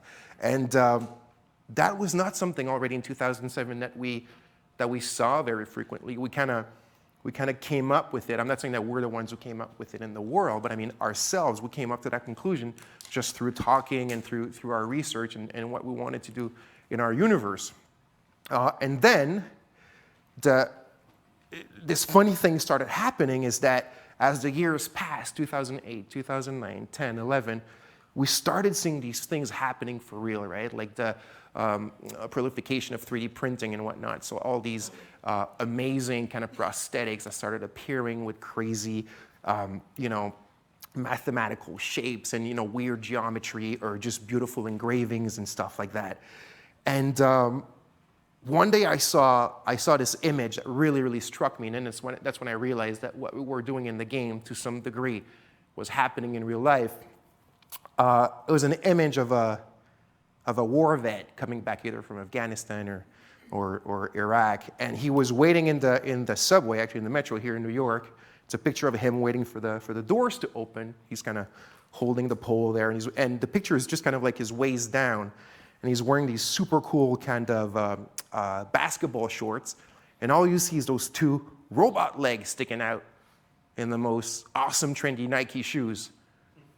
And then for the first time it hit me, I was like, holy crap. It's like we're this close, at least for me, of wanting to be him now. Like, take my legs. It's okay. They're kind of big anyway. They're French, Canadian hockey player legs. Very heavy to carry around. I can't run a mile without thinking I'm gonna die. And it got to where I was like, man, this is where we at. Prosthetics for the longest, it's a long history, goes back hundreds, if not even thousands of years. It's always been about let's try to reproduce, like I said, the biological counterpart. Let's try to be very, very close to it. Then what happens is you fall into the whole uncanny valley, the uncanniness, all that kind of stuff, and because we're not technologically advanced enough to have it perfect, but it's still what we were always striving for. So what happened, again, talking about war vets, is they would come back from Vietnam, World War II, whatever, wooden legs, plastic legs, this and that. It was all about hiding them, right? Put your pants over them, put your sleeve over them. And now we have this whole generation of young people coming back from these wars. I'm suddenly talking a lot about wars, which is not the point of this, but anyway, having this pride of showing them, because it's not about just reproducing the limbs, the biological counterparts anymore. It's almost an entire culture in itself. They're starting to look like, like art pieces, like more like decoration. They look highly mechanical and technological, and there's a pride that came out of it. And that's when we really start to realize that, holy crap, what we're trying to do, the themes that we're playing with are catching up to us. And that was a big eye-opener. And then, in the same line of thought of these things kind of catching up to us, this happened, right? We started creating them in real life with open bionics. Obviously, prosthetics have been in the making for a long time, but making ours in cooperation with Open Bionics is, like I said when I walked here, that it's crazy that I'm talking to all you guys, specialists, philosophers, and researchers in the field of transhuman technologies. Like, what am I doing here? Well, it was the same thing with really like us, that we just spend years just drawing and 3D modeling prosthetics for a fictional universe, having them made functional by Open Bionics for people that really needed them.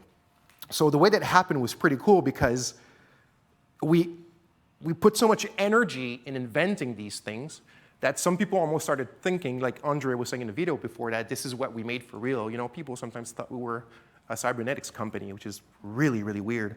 There was even a newspaper, and there was a paper in the UK, because in the promotional stuff for Human Revolution, the game before Mankind Divided, the first game we did, we had like a fake Serif Industries, which is one of our biocorps in the game.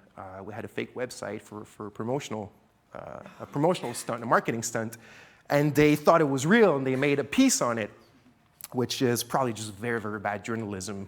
But still, it's still funny that a bad journalist still thought that this was real.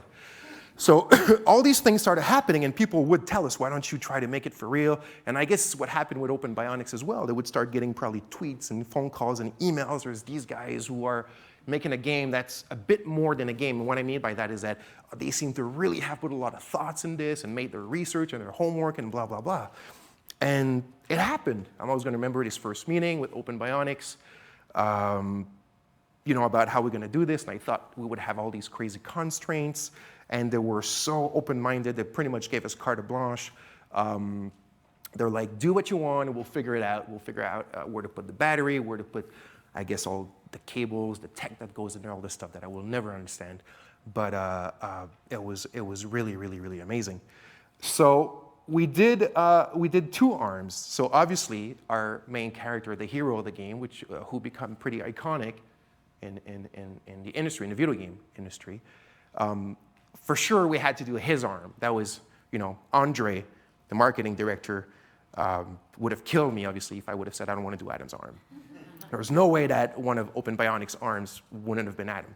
So we did that. This, again, was highly interesting, because this arm that I had lived with, you know, that the team had lived with for almost 10 years now, was about to, let's not try to figure out how to make it work in game, like how it's going to be animated in the game and how many bones it's going to have and all. I don't want to say too much technobabble from game development, but now it was like those were not our constraints anymore. The constraints were how to make it work in real life, which is so surreal. It was really, I would go to bed at night thinking about this and just not being able to really fall asleep, because I was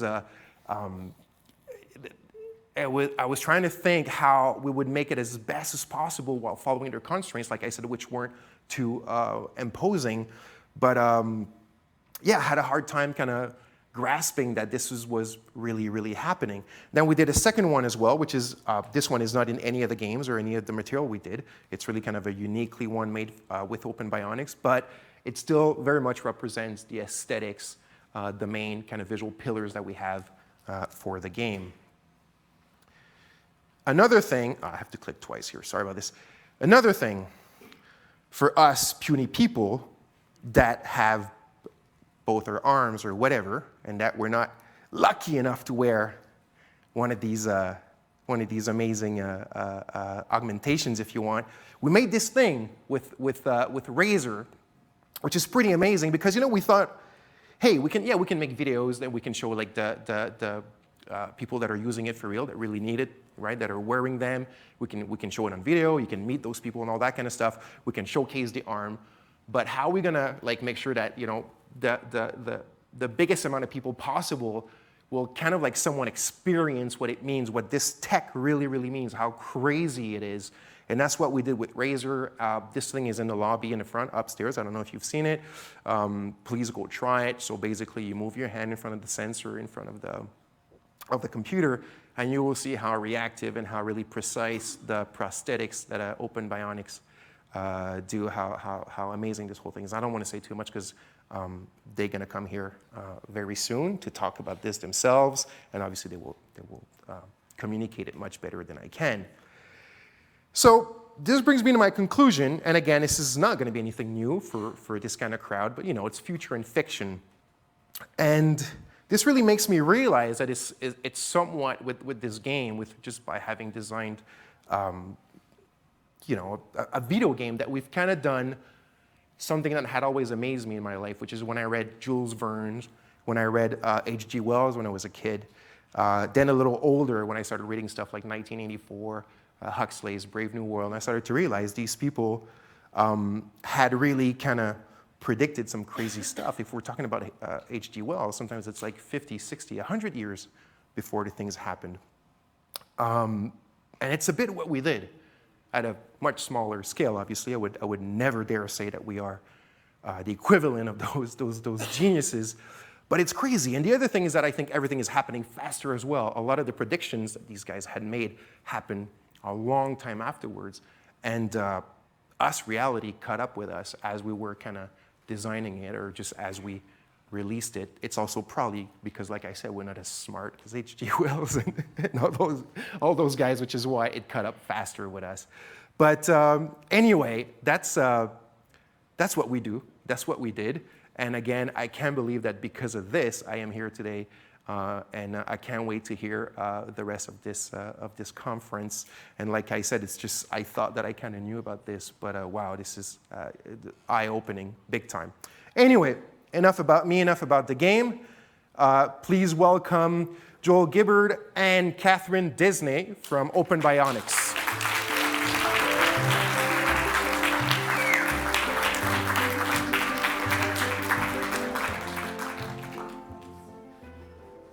Thanks very much, Jonathan. Hi everyone, my name's Joel Gibbard, and I'm the CEO of Open Bionics, and we're developing affordable and advanced bionic limbs for people with limb differences. So to tell you a little bit about how I started on this project and how we began working on this, I started working on robotic hands when I was about 17 years old, tinkering away at home, and I was just captivated and fascinated by the human hand and the way that it's part of the human body that separates us from the rest of the animal kingdom in its ability to enable us to manipulate tools and to build things. And so I was really fascinated by this idea, and I wanted to recreate the human hand robotically. And so I was a massive nerd as a kid. I started playing around with this idea and making some prototypes. And I took this idea then to university, made another prototype that functioned quite well. And in my studies, what I discovered was that this technology that I kind of fantasized existed already. So there were already incredibly advanced bionic hands that amputees could buy and wear. And they served as a source of my inspiration. But the problem was that they were so expensive that hardly anybody was able to buy one and was able to use one. So only a tiny, tiny, tiny fraction of the population of people with upper limb differences were able to use these bionic hands. And that troubled me a little bit, and I wanted to work on taking this most advanced technology and making it more affordable and accessible. And so I joined forces with my co-founder, Samantha, and we started taking a look at this problem, and with emerging technologies like 3D printing and 3D scanning, we thought we'd have a really good shot at trying to make it work. And we didn't want to just solve the problem of affordability. We thought, well, if we're going to reinvent this technology a little bit and maybe even reinvent this industry, why don't we take a step back and find out what people actually want? And it turned out nobody had ever done that before in the prosthetics industry. So we spoke to hundreds and hundreds of people with limb differences, and we just asked them, what's wrong with your existing prosthetics and what do you want?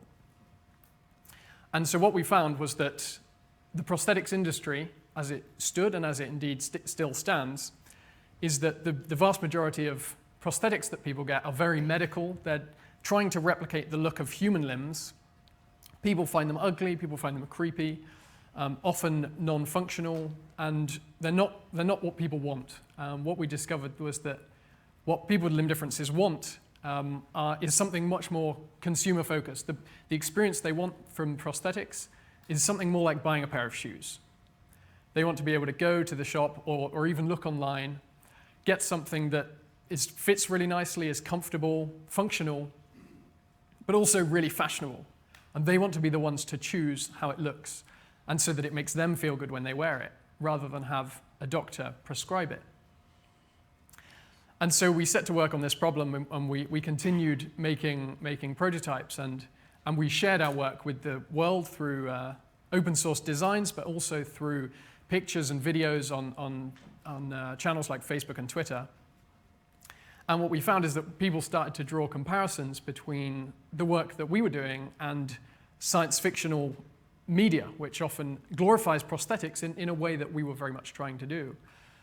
And one of these science fictional universes that kept cropping up, and people would suggest time and time again, was the Deus Ex universe and Adam Jensen's arm. And so we were aware of the games, and we saw all of the designs and the characters, and we were really excited by this. And so we were thrilled when one day the Eidos Montreal team dropped us a message on Twitter and said, we've seen all of these people making these comments. Is this something we could maybe do? Could we give this a try? So he said, yeah, let's see what happens. And so what we realized then through talking more was that actually there's a really natural fit. Should have been changing slides here. There's a little lag. A really natural fit between Deus Ex and Open Bionics, because what they had been doing very much in the digital realm, we were trying to do in the physical realm.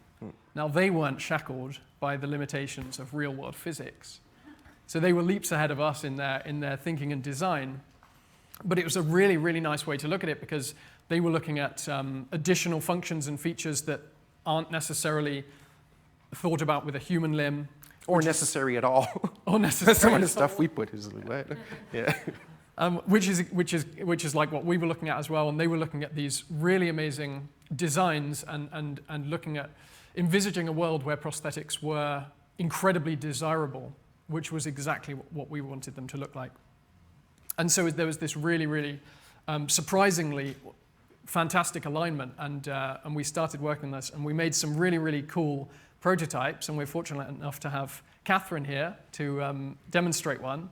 So she's wearing one of the ones that Jonathan showed in his presentation, and she can make it move by flexing her muscles in her forearm.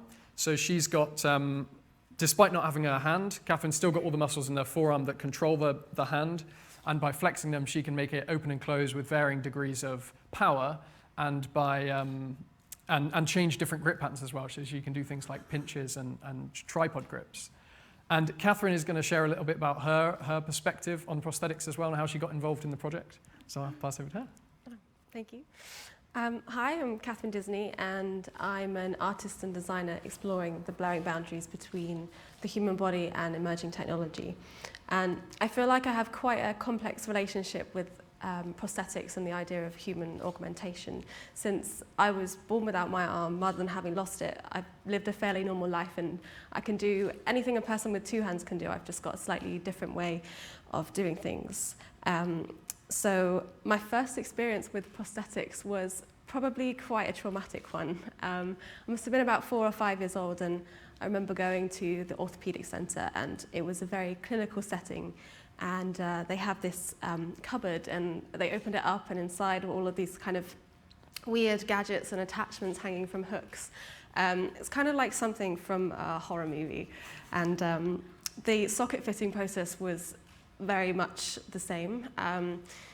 I had to sit very still, and they took a plaster cast of my arm. It was really warm and gooey, and it smelled funny, and for a child, I'm sure you can imagine how horrible that was. Unfortunately, my story is very similar to a lot of people, and the process today is very much still the same. Standard prosthetics and attachments offered by health organisations such as the NHS are, like Joel said, pretty horrendous. They're not only very kind of offensively ugly in their poor attempts to mimic human hands, but they're very heavy and they're clunky and they're ultimately useless, which is why up until very recently I decided to live my life without prosthetics. It's kind of my journey as an artist sort of led me now to a place where I'm beginning to reconcile my relationship with prosthetics, and that's all thanks to Open Bionics and Deus Ex. I kind of decided to get involved with Open Bionics because I was not only very intrigued to see how far the technology had developed for prosthetics, but I wanted to find out if, as an adult, whether this is something now that I might reconsider and how useful this would be for me. So the first thing that really struck me about the new prosthetics was the socket fitting process. I just stood in a room, I held my arm out, they took a 3D scan, nobody had to touch me, it was completely non-invasive. And there's, of course, now the design process which comes with this. You can choose the new color, shape, texture of your new body part. And I feel that it's the choice now that's kind of really changed something for me. You know, this is my body, and I want to wear something that I feel proud of and that I want to show off. I don't want to feel like I have to hide or feel insecure because I don't look like everybody else. I think it's amazing that Open Bionics and Deus Ex can collaborate on a project like this. I mean, aesthetically, these prosthetics just far exceed anything else that's on offer through standard means. And I think what I'd really like to see is for affordable limbs like these to become the basic offer from institutions like the NHS, instead of what they currently have, which is just these awful kind of hooks on a string. I'd love to see technology develop to advance greater dexterity and more intuitive ways of controlling the limb, as well as things like sense feedback. So it's not just about the look, feel, and function of the prosthetics. Limbs like these can offer wearers a huge amount of emotional value. And for me in particular, I spent a large portion of my life suffering from anxiety, and I was very embarrassed about my body. I would find ways to hide my arm and avoided a lot of social situations where I felt uncomfortable, which resulted in periods of depression. But Open Bionics have now completely turned this on its head, and you know, young children can now go to school wearing their really super cool prosthetics, and they can show them off to their friends, and they don't have to feel like they need to bury their ugly NHS arms at the bottom of their bags anymore.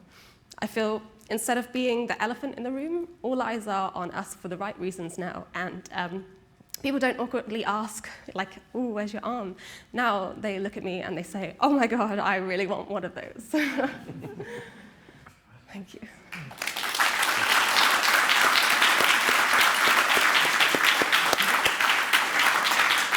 Well, I guess that's it.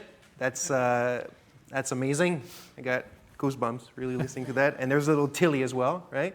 She's 10 years old, right? Yeah, yeah, she's 10. She's a double upper limb amputee, so she even more challenges for her in some cases. But so you need to make a right-handed one now. We need to make her a right-hand and a left. Yeah. Good. Thank you, people. Thank you.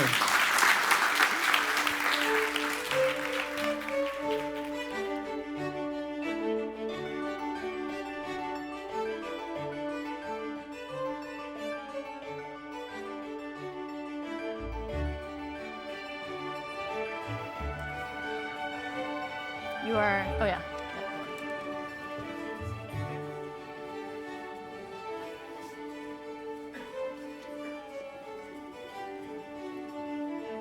Sorry, I got too excited by that.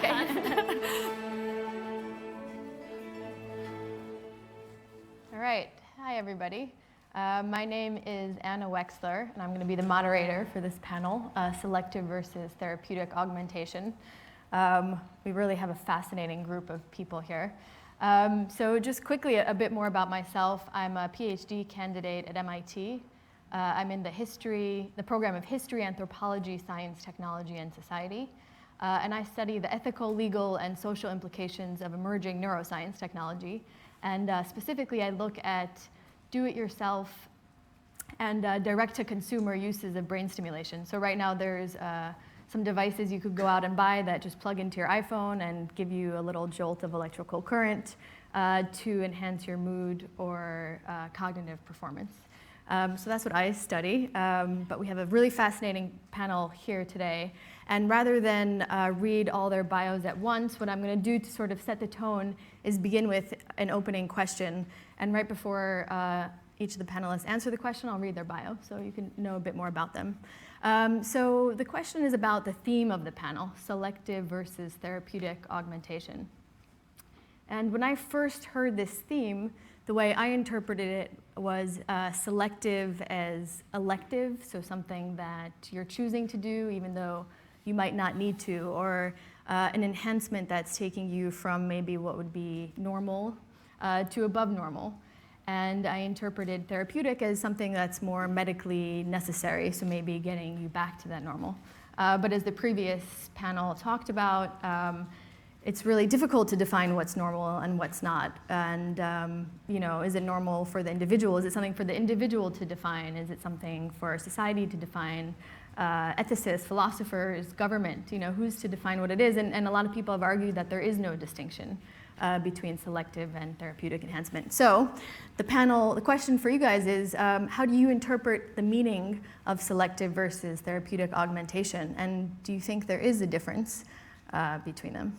So we're going to start with Neil, and I will introduce Neil Harbisson. He's a British-born contemporary artist and cyborg activist, best known for having an antenna implanted in his skull, you could see it there, to detect infrared and ultraviolet colors via sound waves. He's the first human to be officially recognized as a cyborg by a government body, which is quite an accomplishment. His art investigates the relationship between color and sound, as well as the use of artistic expression via sensory extensions. In 2010, he co-founded the Cyborg Foundation with Moon Rebus. So. Yeah, I think it's hard to separate because therapeutic can be selective and selective can be therapeutic. There's weird merge, but the bioethical committees do see a difference. That's the issue I had when I wanted to have an antenna implanted. They said no, because they see a difference between regenerating pre-existing body parts or regenerating pre-existing senses. In my case, this is a new body part. It's an antenna, so I had no antenna before. And also it's the creation of a new sense which goes beyond the visual spectrum. So they said no, that it was not ethical to have this antenna implanted because it didn't follow these two. Also, they were very worried about the image the hospital would have if someone came out with an antenna sticking out of the head. So they were also very concerned about the image, so they said it was not necessary. So you ran up to this question in a very personal way, in a sense. Yes, I think it's. I experienced the difference the that divide. Some people see between both, but it's actually, I don't see it as. I think it's a very personal thing. There's many people that might be deaf but not want to extend their sense of hearing, and there's many people that are hearing perfectly well, but they might want to extend their sense of hearing. So there's people that want to extend their senses and people that don't want to extend their senses, regardless of the senses they have when they're born or the senses they have before they're. So on that note, I'm going to move it to Micheal. Micheal Chorost is the author of the groundbreaking memoir Rebuilt, How Becoming Part Computer Made Me More Human, and it's about getting a cochlear implant. It won the Penn USA Award for creative nonfiction. And your second book, Worldwide Mind, is about the science of enabling direct communication from one brain to another. I should say I've read both books, and both are very good. I can recommend them. He also writes for Wired, New Scientist, and Slate, among others. So the way I would view that issue is a division between therapy and enhancement. To me, those are the most useful phrases to think about. So what I have is a therapy. I went abruptly deaf on July 7th, 2001. And my first thought was replace my hearing aid batteries, which didn't work. My second thought was, now it's time to get a cochlear implant. My third thought was, I bet I could write a book about this. So that was the process that I went through. But I think of my implants as very much therapeutic, in the sense that they do not make my hearing supernormal. My hearing is, not as good as that of a normally hearing 51-year-old person. That may change once I get into my 70s and 80s. Maybe then I will start to surpass the rest of the population. So most of the available technologies are strictly therapeutic, primarily therapeutic. Now what Neil's doing is very different and very interesting, because you were trying for, I don't know if you'd so much call it enhancement, but you were trying to explore different modes of experiencing the universe around you. That's a very different kind of pursuit. And I think they're really so different that they philosophically just belong in different categories. So you do see a clear distinction between the two? Yes. Actually, I was having a really interesting discussion with Steve Mann yesterday. And I said, there is this strong distinction. And Steve said, well, actually, no. And then he proceeded to confuse and mix up that distinction for me. So it's not an absolute distinction. Let me give you just one little example to make that clear. So my cochlear implants are therapeutic, but there are limited situations in which I actually do better than normally hearing people. One example is that I have a program in my processors that will shut out sound beside me and behind me and focus on sound in front of me. So that's for use in restaurants, for example. So it gives me a kind of auditory spotlight on whoever I'm talking to. And so with that program, I can often hear my wife better than she can hear me. So that's because it's shutting out everything else. But of course, there's always trade-offs and drawbacks. So actually, I was talking to Christian. I want to move things to the Samantha, but we're going to come back to you and more about what your cochlear implant does. So Samantha, you're a freelance journalist and the co-founder of Open Bionics, which we just heard about and actually got to see an example of. And your startup is developing low-cost bionic hands for amputees or those born without a hand.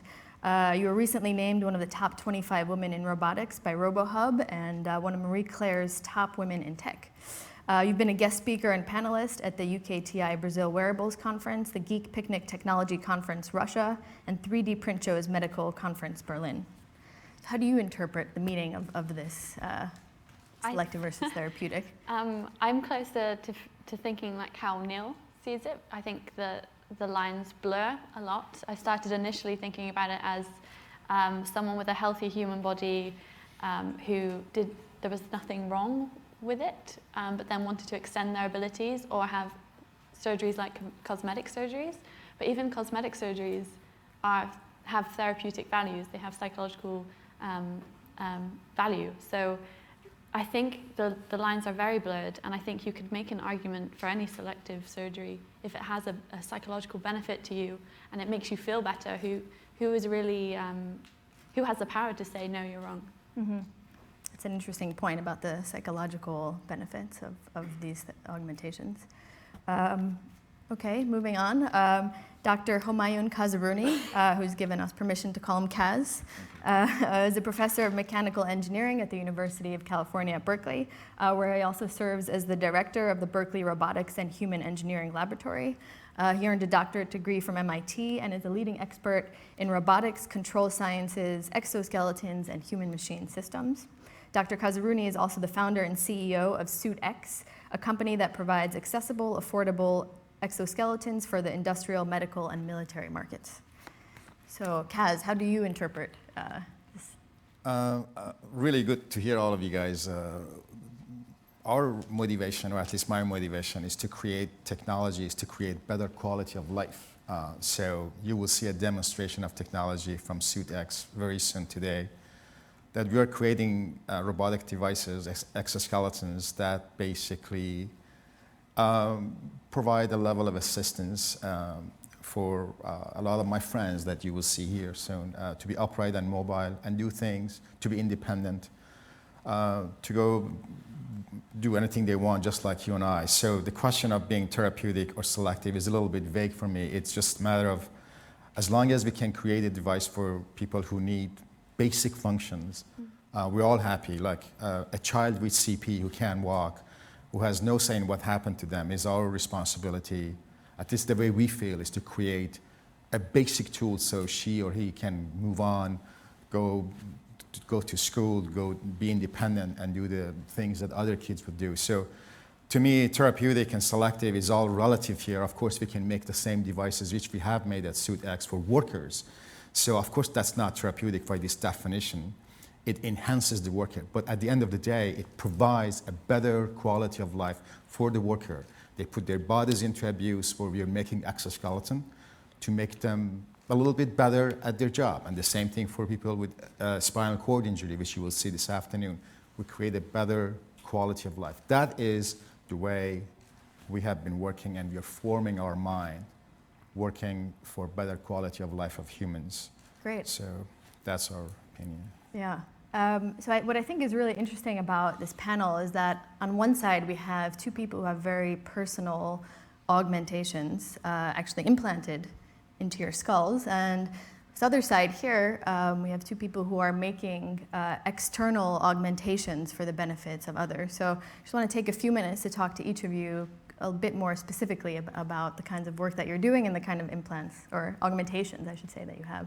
So I guess we'll start with you, Neil. Can you tell us more about your antenna? How did you decide to get it? Yeah, so it's an antenna that picks up light frequency and it goes into the skull and gives vibrations depending on the light frequencies, from near infrared to near ultraviolet. There's also internet connection, so I can receive colors from external devices, so friends can send colors to my head, or I can also connect to satellites, so then I can sense colors from space. So it's I see there's a new sensory organ that allows me to extend my perception of color beyond the visual spectrum. And I see this as art, the art of creating your own senses, the art of designing your perception of reality, and the art of creating your new sensory organs. So I started this at university in 2003, and it's continuously evolving. I'm now creating a new sense that it will be between the skin and the bone. It will be an organ that will allow me to sense time. So it will be allow me to control my perception of time through a new sensory organ for time. So it will go around my head and I'll feel different heat, and it will take 24 hours to go around the head. So this will give me an organ for the sense of time, and the experiment is to see whether or not, if it becomes a perception of time, I'll be able to control if I want time to feel longer or slower. So my aim is just to design new senses and new organs, and in this case it's designing your perception of reality. But how did you decide to get that in the beginning? Like what made you decide to be able to see colors? Well, I was never interested in seeing colors. I see in grayscale, so I have achromatism, which is total color blindness, but I was never interested in changing my sight. So to me, seeing in grayscale has many advantages. I have better night vision, longer distances I see. I also memorize shapes more easily. So I never wanted to change my sight, so I didn't want to modify any of my existing senses. I didn't want to use electronic glasses or headphones or anything using my senses. I wanted to create a new sense for color, and that's why I went for the creation of a new sensory input, which is a vibration in the skull, which is something I didn't have before, and a new organ, which is the antenna.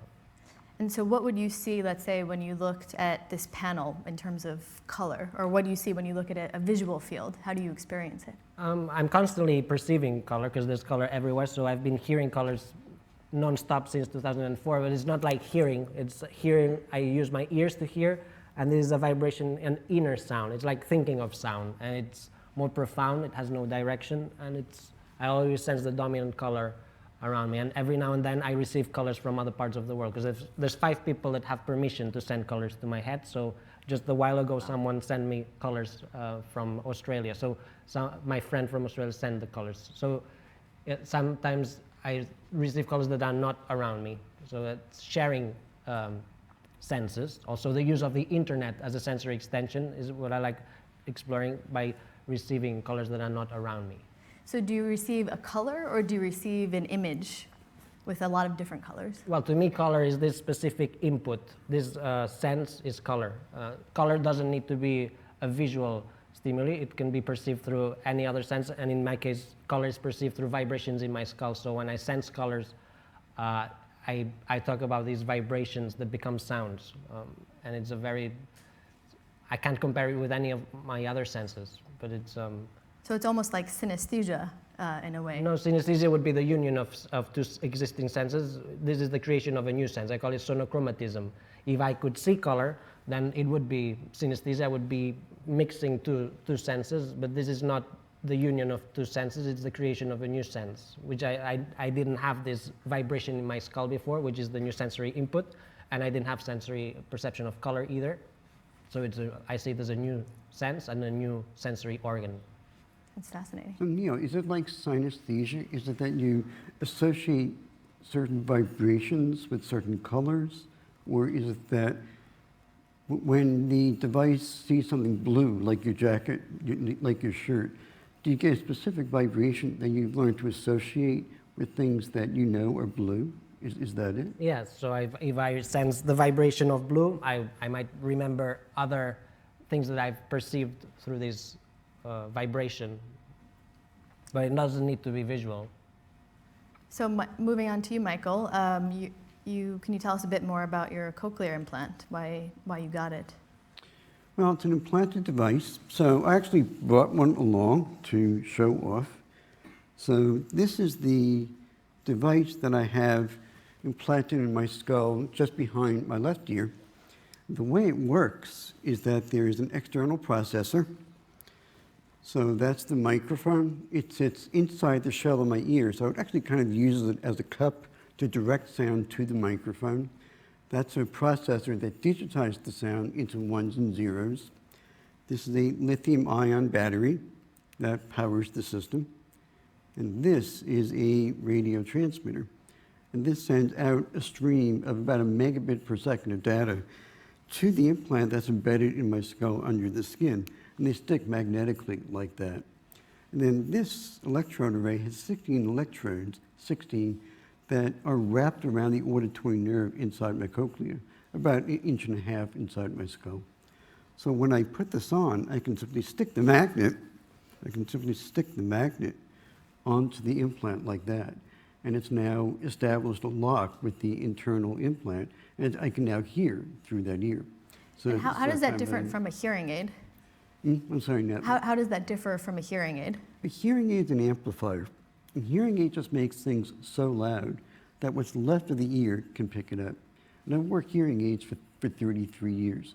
But then when I went totally deaf, no hearing aid could help me. So a cochlear implant bypasses all the damaged structures and triggers the nerve endings directly. So this is going right into your cochlea versus just having an amplifier. That's correct. On the outside. And how long have you had it? Well, I got the first ear implanted in 2001 when I was 36, the other ear in 2008. So one thing I didn't quite get until I read your book, Rebuilt, was how emotional it was for you to have this piece of technology embedded inside your skull and how it was different from having the hearing aid. So I wonder if you could talk a bit more about that. It had a big impact on me. I had always had technology on my body, hearing aids, all my life. But then that day that I went to the audiologist, she put that implant, the one I just held, with the casing removed so that I could see the computer chips and the capacitors on one side and the magnet and the radio antenna on the other side. And I held it in my hand, and it was heavier than I expected. And I thought, oh my God, it really is a computer. And they're going to put it inside my body. What's that going to be like? What will that experience be? So it was there's something very privileged about the skin as a boundary. What's outside the world stays outside. And for me, the computer had always been outside. Now it was coming inside, which was a real transgression of that boundary of the skin. And so Samantha, you work on things that are just outside the body, is that correct? So can you tell us a bit more about how you got interested in Open Bionics, or how you came to co-found the company? Yeah, so like Joel said earlier, we ran loads of research, did loads of surveying of amputees before we founded Open Bionics to find out what the problems were with prosthetics. What we wanted to do was to use robotics as a way of making lives easier, and the prosthetics industry was such an easy way to do that because there was so much room for improvement, there still is. And so we wanted to find out what the problems were for children and adults.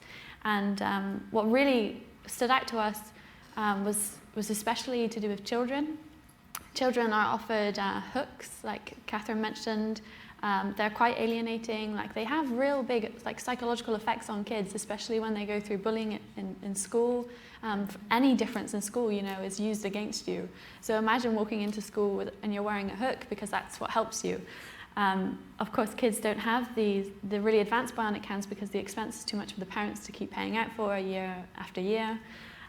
So we wanted to make a low-cost version of the really advanced bionics, find a way to replicate that functionality but in a cheaper package, and also make it look great so that kids could go into school and be really proud of what makes them different, using that what their peers may see as their weakness and something to make fun of. Well, actually, no, that's their superpower. That's what makes them unique, and it gives them strength.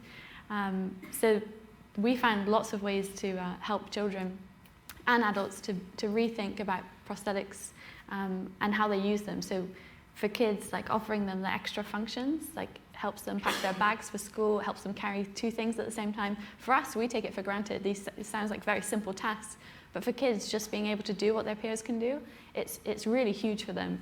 And even adults, like being able to chop things up in the kitchen and carry a coffee whilst you're opening a door. It's small, like we see them as small activities, but they build up and they make a big difference. And how does the hand function? I guess, I mean, we saw earlier that it has some grasping capabilities and some pinching capabilities. Do you have a variety of different designs that are functional in different ways? Yeah. Yes. So Catherine's arm has around 6 different grip modes. I mean, you can program in as many different grip modes as you would like, but after doing all of our research, we've picked the ones that we think are most useful in our day-to-day activities.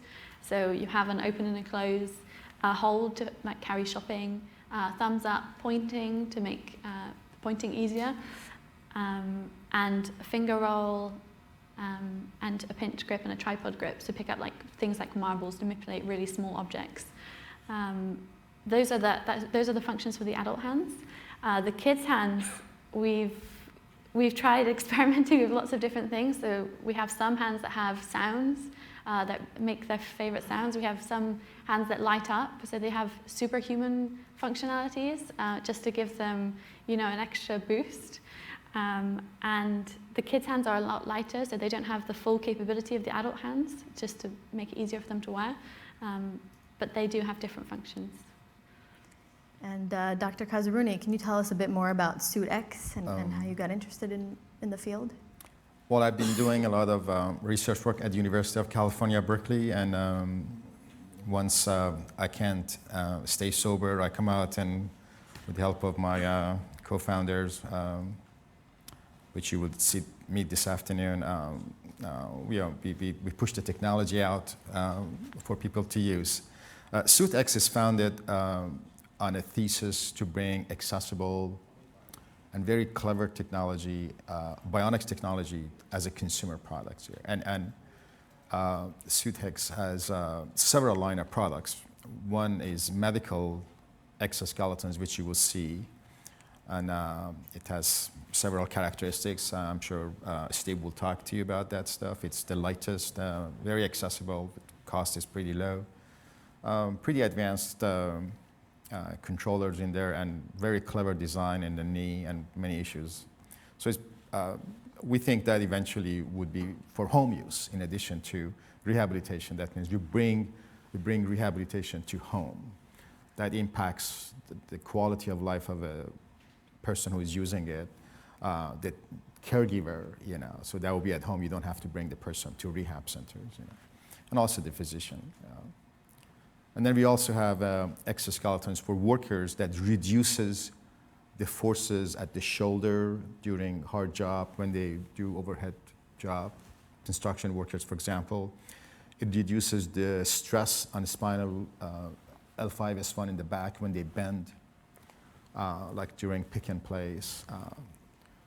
Has anybody requested them just for fun? No, they actually use them. Everybody who's using it, we only have experimental devices. They really love it. I have never seen any person complaining because they actually, I try to videotape them that how happy they are as soon as they're able to pick up like 45 pounds, which is not that heavy, but if you do it all day long, then you have a high risk of injury in your back. And so how are they controlled? Each one of the modules is differently being controlled. For example, the knee is different by a little tiny microcomputer. The hip module has really no computers at all. It's very cleverly is able to know if you're bending or not bending, or you're coming downstairs, or there's all these scenarios. Anyway, so both these industrial devices that we have and the medical devices, the key is we look at them and we give them a little bit more ability, the better quality of their work. So reducing the forces in the back by 60% while these workers work all day long in a very harsh environment. For example, the guys who work in warehouses, they move around all these boxes that we get by FedEx or something, or shipyards, construction workers. So we try to make them a little bit happier. The prices are extremely low. They've been working for years, and they're about to come out in about a couple of months from now. And on a medical device, we're going to have a demonstration of that this afternoon. And then we are also working on a recreational device for people in intact mobility to be able to, for example, to run, maybe, and they get less tired, perhaps, or. So what I think is really interesting about what the two of you are doing is that there's all this technology going on in the laboratory with brain-controlled interfaces and neuroprosthetics that interface directly with the mind. But it seems that you two have chosen to focus on kinds of technology that are available now for the consumer. May I answer that? Actually, I got to tell you that this is really not true. There is a huge difference between technology versus product. Product had to be used by people. In the lab, we do have a lot of fancy stuff going on, which is 10 years down the road, and it may come, it may not come. And we take risk on doing research work. But when it comes to consumers, when it comes to actually creating products for people who need it, we have to come down the ivory tower and actually give them a product here. So that becomes a little bit decision-making involved here. Do we want to have the price high? Where you want the price point be? How complicated this should be? For example, I don't want to dominate this conversation here. For example, for people with mobility disorder, we probably want only to stand up, walk, stop, and sit. I mean, that gives huge independence to the person. Samantha, is that what you found with your arm too? Yeah, there's lots of trade-offs that you have to make, price, weight, like you have to make the decisions like which are going to have the most impact, what does the consumer really want. Otherwise, we would be in the lab at all times, like trying to keep adding features and making the ultimate. Like that's something that we found out really early on. Like we had to like pull ourselves back and be like, that's too much. It's very correct. Yeah. There is saying they said, shoot the designer, ship the product. That means we have to stop. We have to stop. Yeah. We have to stop making machines and making it better because people are waiting. There's a sense of rush outside for people needing these devices. Yeah. So looking ahead, I think a large part of what's going to determine how these technologies are taken up in the future, all sorts of augmentations, is how society reacts to them. So I wonder if you could each speak a little bit about how people have reacted to your augmentation. Neil, you're already making a face here, so maybe you can start. How have people reacted, I'd say, on an individual level to your antenna? Yeah, the social reaction has been the most challenging part of, in my case, becoming a cyborg, because the antenna is very visible. So I've been speaking to strangers every single day since March 2004, and it's changed. What people think it is has changed. In 2004, many people thought it was a reading light, that I had some kind of passion for reading. In 2005, 6, people thought it was a microphone for chats, like internet chat. 2007, 8, that it was some kind of hands-free telephone, because many taxi drivers had hands-free telephone. 2009, that it was on GoPro, that I was filming my life. It's fascinating. In 2011, 12, something to do with Google Glass. They thought it was connected. And then 2014, 15, children asked if it was some kind of extendable selfie stick. And now lately, just a month ago, people are starting to point at me and say that I'm some kind of Pokemon. So they're trying to catch me. Yes. So it keeps evolving. Hopefully in the 2020s, people will just think it's an antenna, a new sensory organ, and they might just ask what the antenna does, but it's changing. It keeps changing. Yeah. How about you, Micheal? How have people reacted to your augmentation? Well, I've had a very different experience than you, Neil, because, at first I wondered, how are people going to react to these two discs sticking on the back of my head? They look like kind of like giant brown eyes on the back of my head. Will people be pointing at them and laughing at them? And almost nobody ever asks me what they are, which perplexes me. Maybe they're being very polite. I don't know. But one thing that was important for me was accepting the fact that they were on my body. Okay, accepting the fact of their strangeness, even though I couldn't see them. And the way I did this was in 2003 during the Gulf War, against which I, very much objected to. I got little peace sign stickers and I stuck them to the headpieces, okay? So I put like little peace stickers on the backs of the headpieces.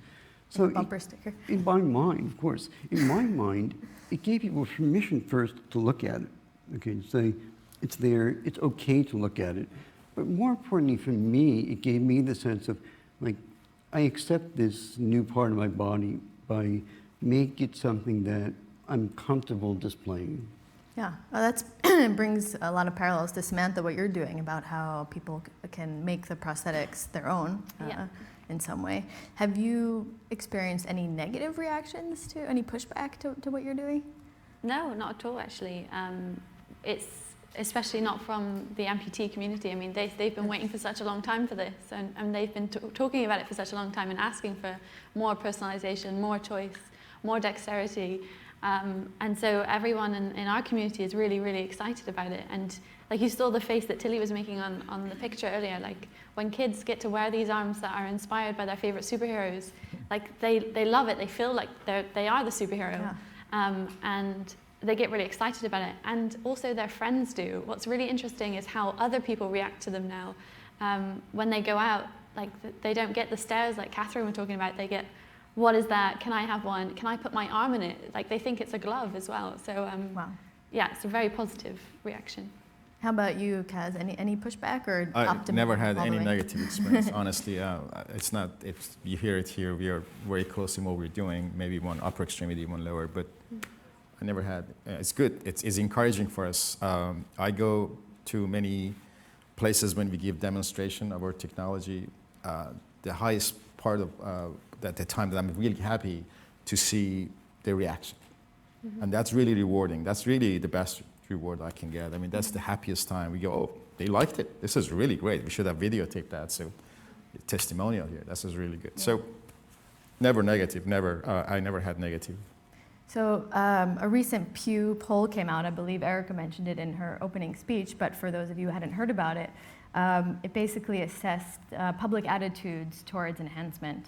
And they found that overall, the public was generally wary of enhancement.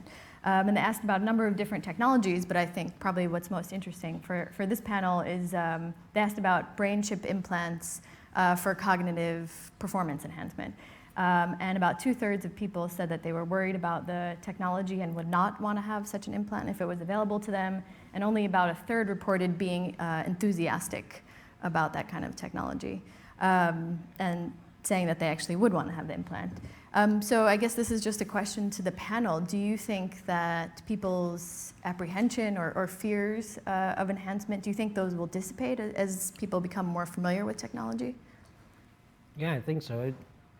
I think that now we are all psychological cyborgs. We are all psychologically united to cybernetics, and the next stage is that many, many more people will become biological cyborgs, so we'll merge biologically with cybernetics. And what do you mean by that? Sorry? What do you mean by that, biological cyborg? We'll have the technology in the body, not only outside. But now we are already united with cybernetics or with technology, but we're not physically united yet. Many people don't have it in the bodies or permanently on the bodies. So that's what we're seeing now is this transition of saying that you don't need to have medical reasons to add technology in your body. You can add technology if you want to extend your senses or you want to add a new body part. And then we do receive more and more emails at the Cyborg Foundation of younger people. So we predict in the 2020s there will be a boom of all the ones that are going to become 18 in the 2020s will not only, I guess, now that it's very normal to have tattoos outside to modify your skin, it's just also to add cybernetics in your skin. And it's becoming less, people are less afraid of merging. The 20th century did a lot of harm with this biological union between humans and technology. There was a lot of bad films or talking about negativity of it. And the younger generations don't find it so negative. So they're less afraid of merging biologically. So I think, yes, we'll see more biological cyborgs soon, I think. Do you think it's going to remain something that will just be a subculture, or do you see it actually becoming something that's more public or more widespread? Widespread, yes. Mm-hmm. Definitely. You too? I think there was two things that stood out from that study. One was the general lack of education around what gene editing is, and I think there were some comments on there like, oh, they don't know enough about this to give an informed opinion on it. So that, I feel like there needs to be greater dissemination on the topics first. And the other thing that really stood out was how religion played a role for that study group, because the US is a very religious country. I think I read there's something like 70% of people in the US see themselves as Christians. The UK, however, more people have no religion than have a religion. There are more like atheists in the UK. So I wonder if that study was done in a country where there wasn't such a religious, like, strong current, if people would be more accepting of this technology. So where the body isn't seen as a religious temple and like God created it and we're not going to offend a God by updating or improving it, I think you would see a different result. So it would be really interesting to see that study replicated in a country where it isn't so deeply religious. Yeah, and so people's responses did divide along those lines. So people who were more religious tended to be more worried about these enhancements. Another interesting finding from the study, and very much related to this question of religion, is that about half of people found that these sort of enhancements were very similar to enhancements that we have now, you know, glasses or wheelchairs. But other people found that there was about half of the other people said that it was crossing the line, that it was kind of meddling with nature. Do you think that it's meddling with nature? Is there any point where it becomes meddling with nature? Well, I thought Samantha's point was really interesting, the fact that the religious people were the most opposed to it. But I also had issues with how the question was phrased. If somebody said to me, would you like a brain chip in your head? I'd be like, well, I don't know. But if somebody said, would you like to have a chip in your head that will enable you to hear? I'd be, yeah, I consider that. So I think that what was left out of that question was what the technology does and what its uses are. So I remember when email first came out, people were saying, you know, well, we can just send memos and letters. And of course, nobody anticipated that email would become a tremendous social utility that would reconfigure work and communications in all sorts of ways. So I think that when you just say brain chip, okay, you're really just kind of effacing the whole social aspect of technology. So if technology that emerged that afforded some very compelling use, such as some kind of electronic telepathy, then you would get a whole wave of early adopters, and then as we move slowly through the rest of the population. Mm-hmm. Yeah, I think as a species we have two options. We either change nature or we change ourselves if we want to survive. We've chosen to change nature. In this case, for example, we've changed the temperature of our planet in order not to be too hot. We've changed the light. We've added artificial light because we can't see without light. So instead of changing our planet, I think we should change ourselves. We should try to gain night vision so that we don't need to spend so much energy lighting up cities and wasting so much energy in creating artificial light because our bodies can't see at night. We shouldn't use so much air conditioning because we are too cold or too hot. We should change our bodies so that we can regulate our temperature. If we go into this direction and we invest money not in changing the planet but in changing our species, then I think other species will be much happier and our planet will be able to also breathe a bit more. So I think that's the direction we should go. So, Neil, you've defined yourself as trans species. Yes. Is that correct? So one question I had for you, I wanted to know what you meant by that, but I also was wondering if there are parallels that you saw between this idea of trans species and the transgender movement. So, the notion of a cyborg, in some sense, tries to break down the barriers between what's human and what's not, between natural and artificial, and the transgender movement now is breaking down barriers between gender, which, between male and female, which is something that really has been held constant, or that we've perceived to be held as this constant thing. So, yeah, do you see what is trans species, and do you see? Well, I'm designing what species I want to be, so I'm adding senses that other species have. Infrared and ultraviolet perception is normal for other species. It's not. I don't see it as superhuman or supernatural. It's very natural. There's many species that can sense these lights. Also, having an antenna is not anti-natural. There's many species that have antennas, so I'm adding senses and organs that other species have, and all the other senses that we're creating are actually senses that we find natural, that they exist, or that they simply will become part of a new species. So I think this century we'll see new species, which is the fact that now we can design what organs and what senses we want to have. In the same way that the 20th century saw that you could also decide what gender you wanted to be, now you can decide what species you want to be. You can either add senses that already exist in other species, or you can create completely new senses that still don't exist in any current species. And that's why I almost have trans species. Yeah, it's the word that better defines this situation, basically. Kaz, do you relate at all to the trans species idea when it comes to the exoskeletons? Not really. We are working with machineries which are by far less sophisticated than our biological hands and organs and everything. We're working with machines, computers, aluminum amplifiers, things that basic engineering things to give a little bit of a ability to people who need. So it's really not philosophical for us at all. At least for me, as long as I see somebody is having a better life, I'm all cool with it. Now, whatever you want to call it is all fine, but I'm really glad some people using it in that level, but I don't dare to go that far. And I try to collect a lot of friends who have become a little bit able, just a little bit, based on the machines that we have designed and built. Micheal, do you identify as trans species or as a cyborg? Well, I would phrase that question in a different way. So one of the things that I've learned in my work writing about these kinds of technologies, where I visit the labs and I talk to the scientists and I talk to users and I talk to patients, it's really hard to change the body for the purpose of improving it. And that's partly because we really don't understand how the body works, okay? So here's one example. So I went to the Rehabilitation Institute of Chicago, which I'm sure you both know, where they're working these very fancy prosthetic limbs where you reroute nerves into different parts of the stump and then use transducers to pick up those twitches and use them to drive the limb. Very cool, very high-end stuff.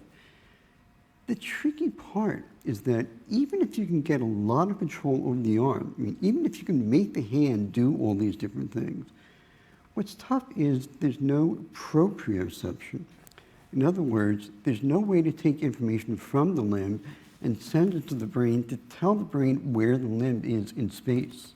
It's like right now, I can't see my hand, but I know exactly where it is and what it's doing. And scientists really don't understand how to make a limb send that information back to the brain. And that's actually really important because if you don't have it, the only way you can control a limb is by watching it at all times. And that makes it very slow and very clumsy to use. So there's a big gap between these transhumanist dreams and the actual practical reality of what's happening on the ground. I'm not saying it'll never be crossed, but I think that the images that we see in science fiction present a very romantic hope without really making it clear how much work has to be done before that hope is fulfilled. What do you think about that, Neil?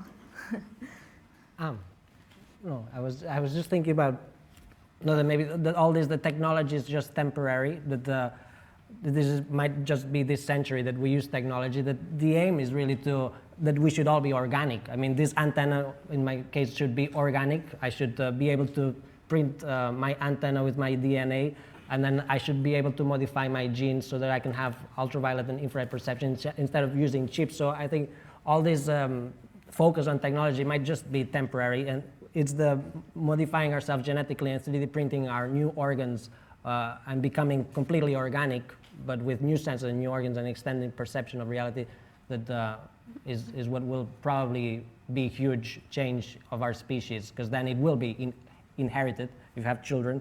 Now, if you are a cyborg, most of these senses won't be inherited, or maybe yes, a little bit, but not the organs. But once we become biologically different, then it will be inherited. So it will be a huge change of our species. So I think we have time for one more very quick question before we close, and that is, I just wanted to touch on the issue of security. And it's, hacking and is one of the biggest issues that have been, you hear something in the news every day, the DNC last week with the supposed Russian hackers. But for all of you, I guess was wondering, are you, Neil and Micheal, ever afraid of your implants being hacked? And for Samantha and Kaz, how do you approach the issue of security when it comes to the augmentations that you make? Well, as I said, I have 5 people with permission to send colors to my head, but once I was hacked and someone that wasn't one of the 5 people sent an image to my head. So I was physically hacked, but I actually liked it. So it was, it was a nice experience. It wasn't something that, but yeah, if it became really annoying, I can disconnect internet connection. So that's how security works. I can disconnect the internet connection, but for now it's not a bad issue. How about you, Micheal? Well, I don't worry so much about hacking because a would-be hacker would have to know so much about the hardware and the software that it would have to be an inside job, okay? Conceivably, it might be possible through using the Bluetooth connection that I use to connect my iPhone to the processors. So in that sense, the implant becomes reachable to the outside world. So, but I wonder what such hacking would look like. I could suddenly hear messages, Micheal, you are so wonderful, you're so great. That's one possibility. The other possibility would be sending so much electricity to the electrodes that would damage my inner ear, which would be acutely painful, for all I know, fatal. So, yeah, the possibility is there in a theoretical sense. In a practical sense, this is not on my list of concerns yet. Yeah. How about you, Samantha? How do you think about security? So I've been asked this question a lot recently, and I think it's because of DSX, so I blame you guys.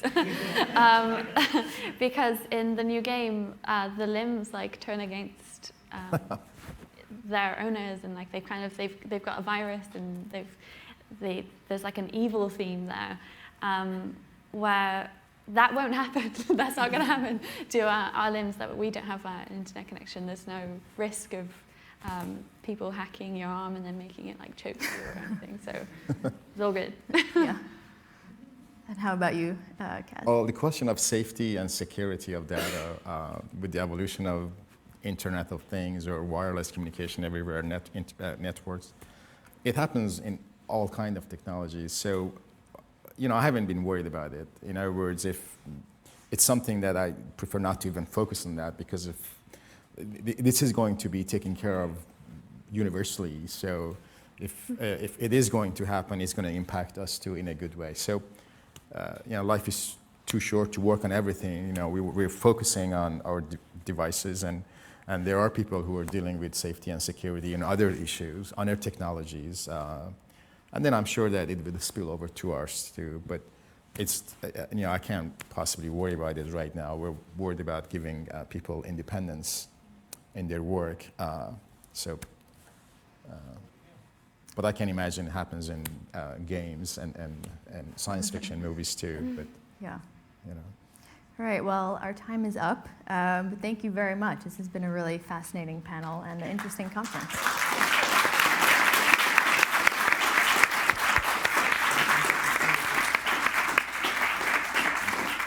We will now break for lunch. The conference will resume at 2:15.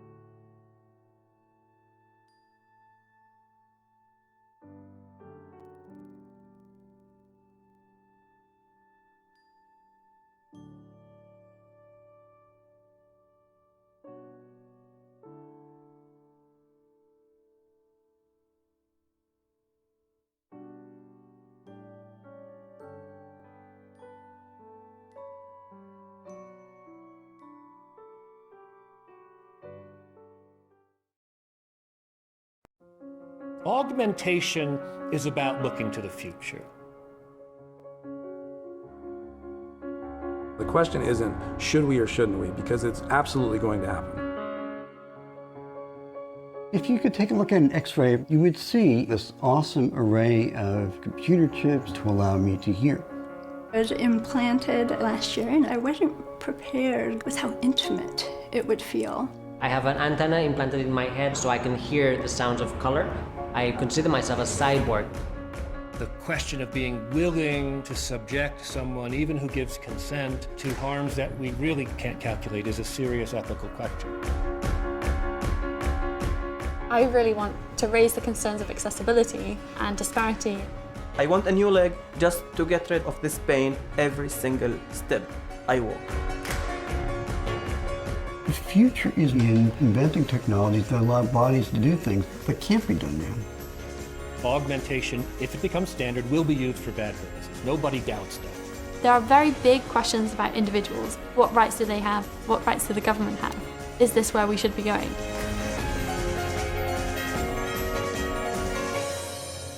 We're looking at reshaping the face of human nature, something that has never even been able to be talked about before.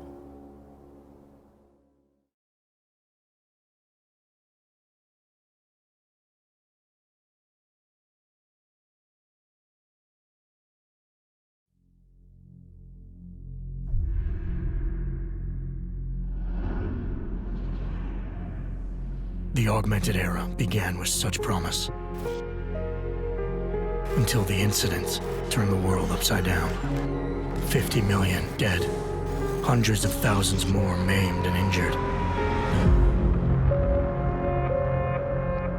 All because a few rich opportunists plotted in secret to control us.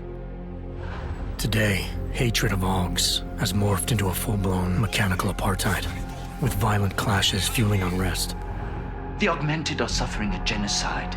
It begins with taking away our rights, treating us as less than human, and then exterminating us. Something big is brewing, and I need to cut it off at the source. How can these people always be one step ahead? We've got unlimited power and money and absolutely no conscience at all. That's how. They manipulated the dawn of Human 2.0, made it dangerous, made me.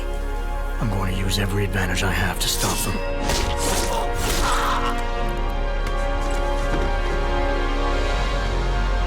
My advanced capabilities convinced Interpol to recruit me to their counter-terrorism task force, despite objections within the team. I'm willing to endure their prejudice, so long as it furthers my hunt for the true threat. Not gonna go all wonky on us now, Hansa, are you?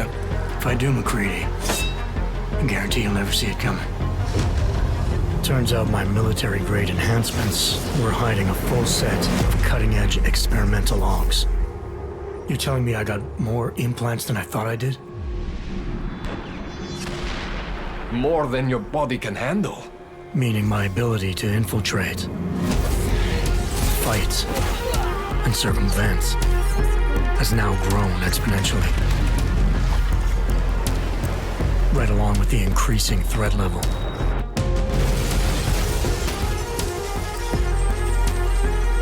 Being stationed in Prague places me at the epicenter of terrorist activity.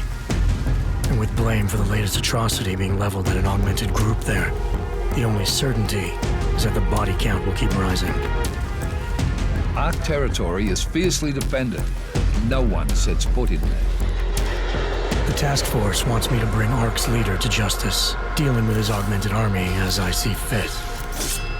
Starting my investigation by interrogating Talos Rucker on the realities of his non-violent approach could prove beneficial. Every floor of their towering complex is packed with armed militia and filled with high-end security. But its makeshift construction provides me with plenty of options.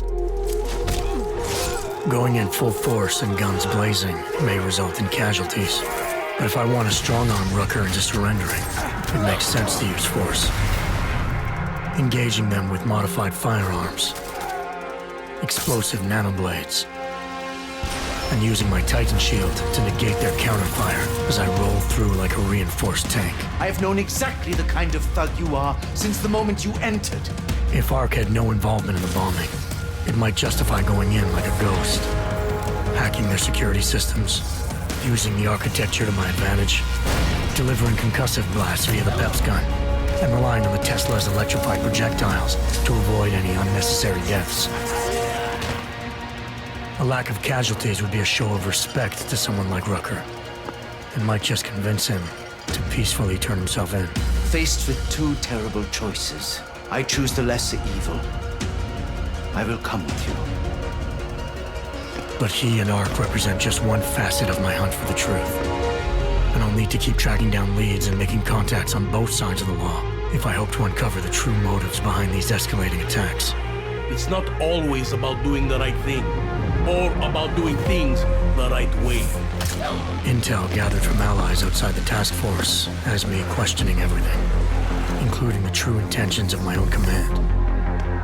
If you're meeting with Miller, be careful. You walked into another ambush, and Miller's not off my suspect list yet. Everyone's got their agenda, meaning I'll have to trust my gut when dealing with suspects. How far are you willing to go to help out a friend in need? Whether I'm working by the book or going rogue, choice never comes without consequence. What's the going rate for cops in Gotham City? You're making a very dangerous assumption. The clock is always ticking, and unraveling the mystery on my own terms may be the only way to prevent disaster. There is a moment coming, and it will be soon, when all of us will have to choose a side.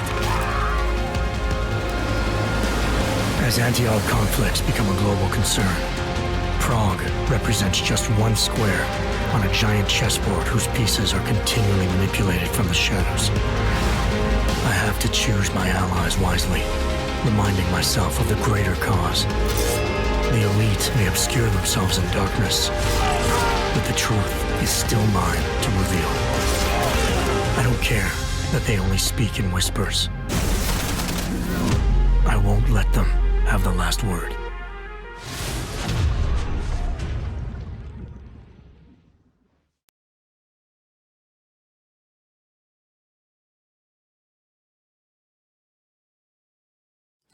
The realm of possibility and impossibility overlaps in the field of human augmentation. So it's a good time to be asking, what is fantasy and what is reality?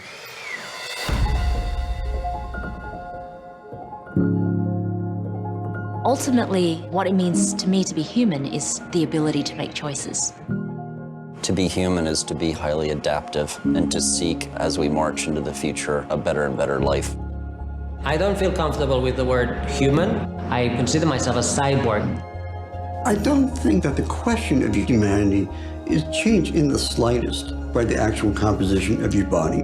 You know, you might be smarter than I am and taller and more handsome and faster, but you're not more human than I am. The one thing we share equally is human equality. We've been augmenting our capabilities for a very long time. It's just about extending capability where it doesn't occur naturally. Active implantable devices will change what it means to be human more than we've ever seen before. The future of humanity, the future of our bodies will be determined by technology. There's a lot of parallels in science fiction and the kinds of things that we're seeing in the technology world.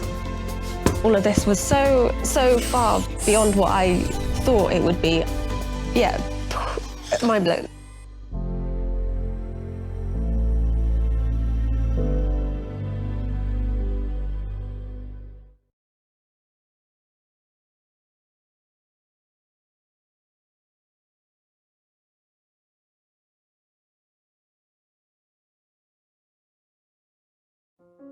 Augmentation is about looking to the future. The question isn't should we or shouldn't we, because it's absolutely going to happen. If you could take a look at an X-ray, you would see this awesome array of computer chips to allow me to hear. I was implanted last year and I wasn't prepared with how intimate it would feel. I have an antenna implanted in my head so I can hear the sounds of color. I consider myself a cyborg. The question of being willing to subject someone, even who gives consent, to harms that we really can't calculate is a serious ethical question.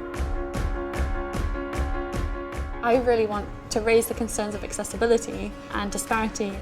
I want a new leg just to get rid of this pain every single step I walk. The future is in inventing technologies that allow bodies to do things that can't be done now. Augmentation, if it becomes standard, will be used for bad purposes. Nobody doubts that. There are very big questions about individuals. What rights do they have? What rights do the government have? Is this where we should be going?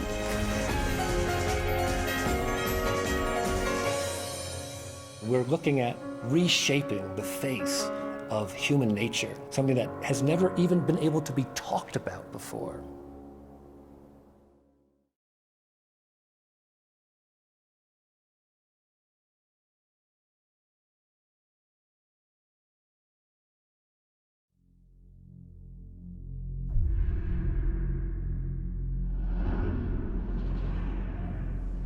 The augmented era began with such promise. Until the incident turned the world upside down. 50 million dead. Hundreds of thousands more maimed and injured. All because a few rich opportunists plotted in secret to control us. Today, hatred of Augs has morphed into a full-blown mechanical apartheid, with violent clashes fueling unrest. The augmented are suffering a genocide. It begins with taking away our rights, treating us as less than human, and then exterminating us.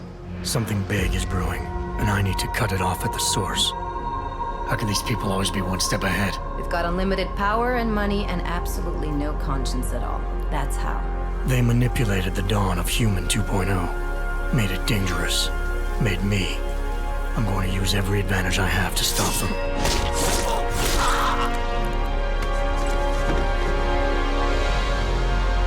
My advanced capabilities convinced Interpol to recruit me to their counter-terrorism task force, despite objections within the team.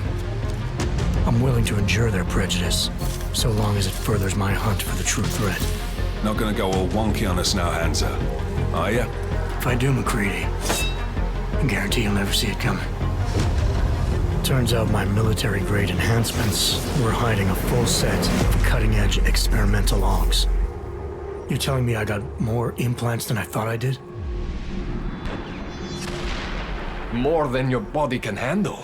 Meaning my ability to infiltrate, fight, and circumvent has now grown exponentially. Right along with the increasing threat level.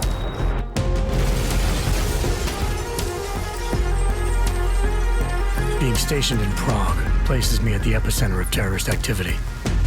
And with blame for the latest atrocity being leveled at an augmented group there, the only certainty is that the body count will keep rising.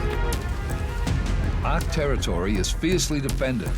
No one sets foot in there. The task force wants me to bring ARC's leader to justice, dealing with his augmented army as I see fit.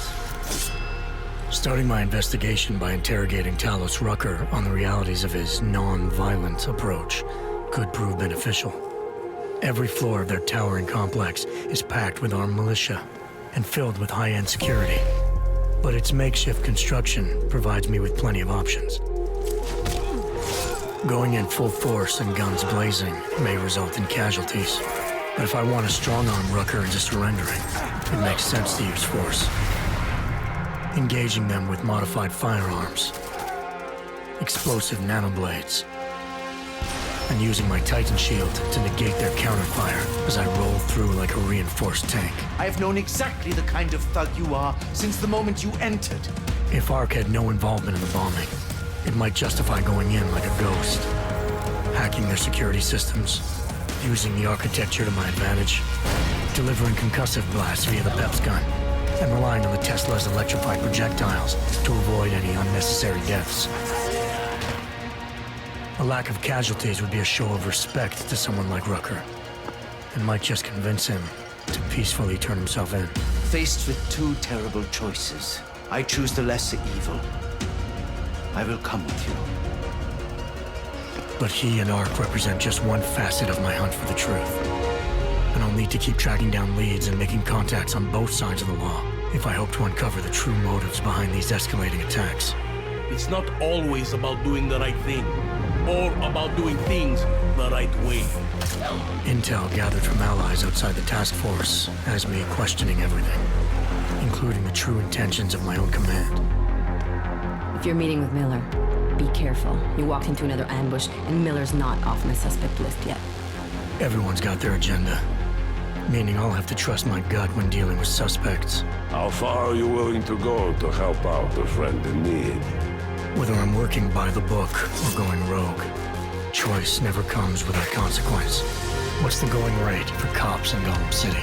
You're making a very dangerous assumption. The clock is always ticking, and unraveling the mystery on my own terms may be the only way to prevent disaster. There is a moment coming, and it will be soon, when all of us will have to choose a side. As anti-all conflicts become a global concern, Prague represents just one square on a giant chessboard whose pieces are continually manipulated from the shadows. I have to choose my allies wisely, reminding myself of the greater cause. The elite may obscure themselves in darkness, but the truth is still mine to reveal. I don't care that they only speak in whispers. I won't let them have the last word.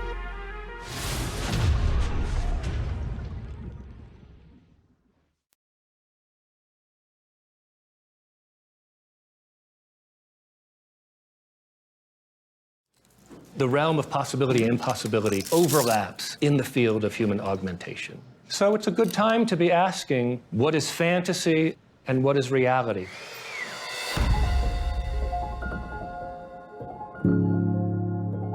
Ultimately, what it means to me to be human is the ability to make choices. To be human is to be highly adaptive and to seek, as we march into the future, a better and better life. I don't feel comfortable with the word human. I consider myself a cyborg. I don't think that the question of humanity is changed in the slightest by the actual composition of your body. You know, you might be smarter than I am and taller and more handsome and faster, but you're not more human than I am. The one thing we share equally is human equality. We've been augmenting our capabilities for a very long time. It's just about extending capability where it doesn't occur naturally. Active implantable devices will change what it means to be human more than we've ever seen before. The future of humanity, the future of our bodies, will be determined by technology.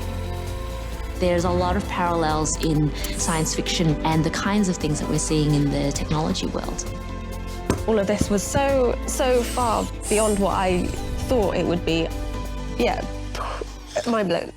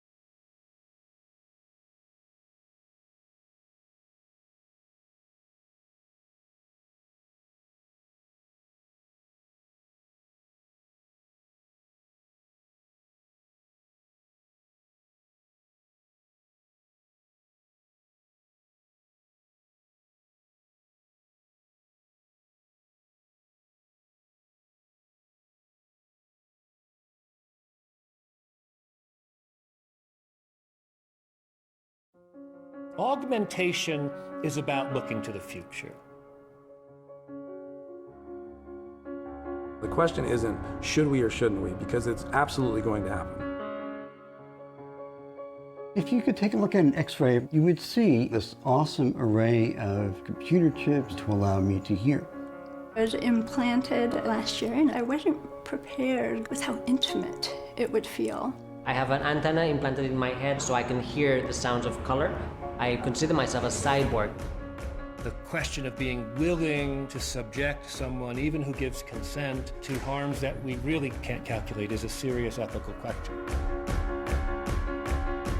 I really want to raise the concerns of accessibility and disparity. I want a new leg just to get rid of this pain every single step I walk. The future is in inventing technologies that allow bodies to do things that can't be done now. Augmentation, if it becomes standard, will be used for bad purposes. Nobody doubts that. There are very big questions about individuals. What rights do they have? What rights do the government have? Is this where we should be going?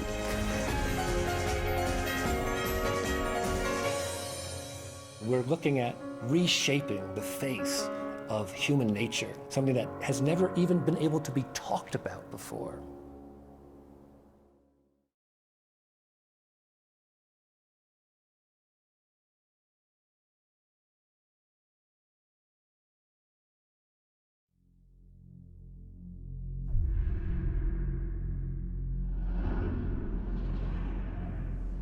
The augmented era began with such promise.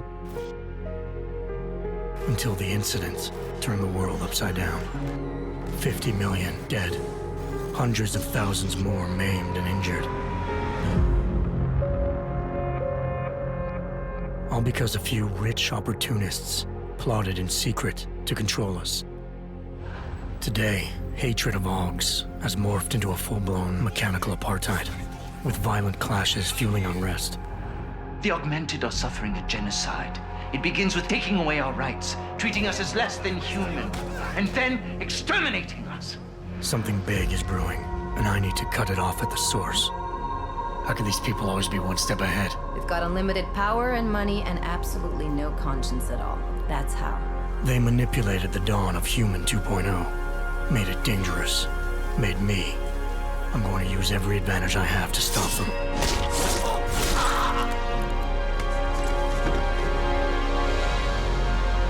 My advanced capabilities convinced Interpol to recruit me to their counter-terrorism task force, despite objections within the team. I'm willing to endure their prejudice, so long as it furthers my hunt for the true threat. Not gonna go all wonky on us now, Hansa, are you? If I do, McCready, I guarantee you'll never see it coming. Turns out my military-grade enhancements were hiding a full set of cutting-edge experimental logs. You're telling me I got more implants than I thought I did? More than your body can handle. Meaning my ability to infiltrate, fight, and circumvent has now grown exponentially. Right along with the increasing threat level.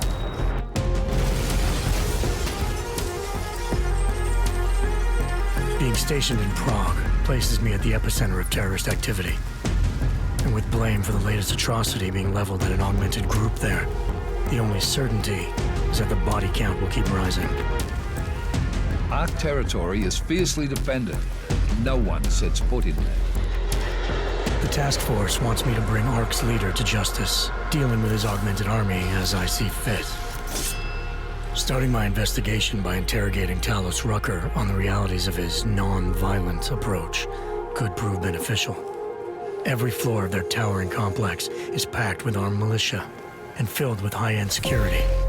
But its makeshift construction provides me with plenty of options.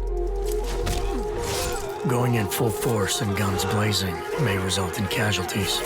But if I want to strong-arm Rucker into surrendering, it makes sense to use force.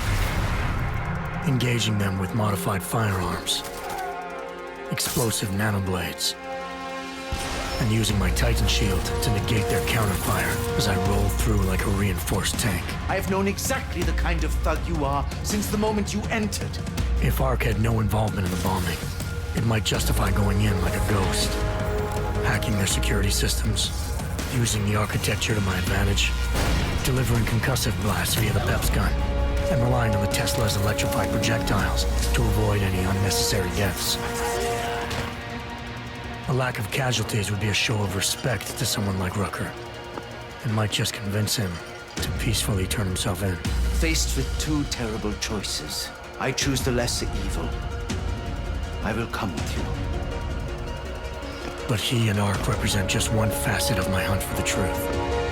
And I'll need to keep tracking down leads and making contacts on both sides of the law if I hope to uncover the true motives behind these escalating attacks. It's not always about doing the right thing, or about doing things the right way. Intel gathered from allies outside the task force has me questioning everything, including the true intentions of my own command. If you're meeting with Miller, be careful. You walked into another ambush, and Miller's not off on the suspect list yet. Everyone's got their agenda, meaning I'll have to trust my gut when dealing with suspects. How far are you willing to go to help out a friend in need? Whether I'm working by the book or going rogue, choice never comes without consequence. What's the going rate for cops in Gotham City? You're making a very dangerous assumption. The clock is always ticking, and unraveling the mystery on my own terms may be the only way to prevent disaster.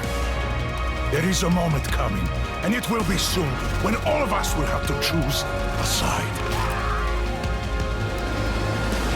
As anti-Ark conflicts become a global concern, Prague represents just one square on a giant chessboard whose pieces are continually manipulated from the shadows. I have to choose my allies wisely, reminding myself of the greater cause. The elite may obscure themselves in darkness, but the truth is still mine to reveal. I don't care that they only speak in whispers. I won't let them have the last word.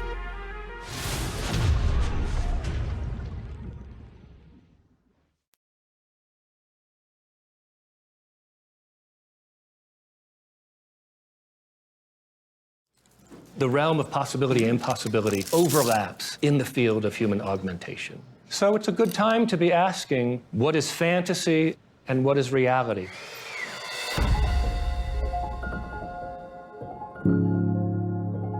Ultimately, what it means to me to be human is the ability to make choices. To be human is to be highly adaptive and to seek, as we march into the future, a better and better life. I don't feel comfortable with the word human. I consider myself a cyborg. I don't think that the question of humanity is changed in the slightest by the actual composition of your body. You know, you might be smarter than I am and taller and more handsome and faster, but you're not more human than I am. The one thing we share equally is human equality. We've been augmenting our capabilities for a very long time. It's just about extending capability where it doesn't occur naturally. Active implantable devices will change what it means to be human more than we've ever seen before.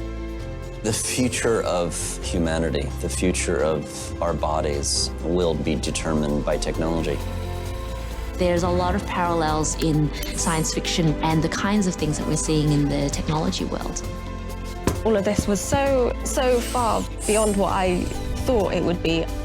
Yeah, mind blown.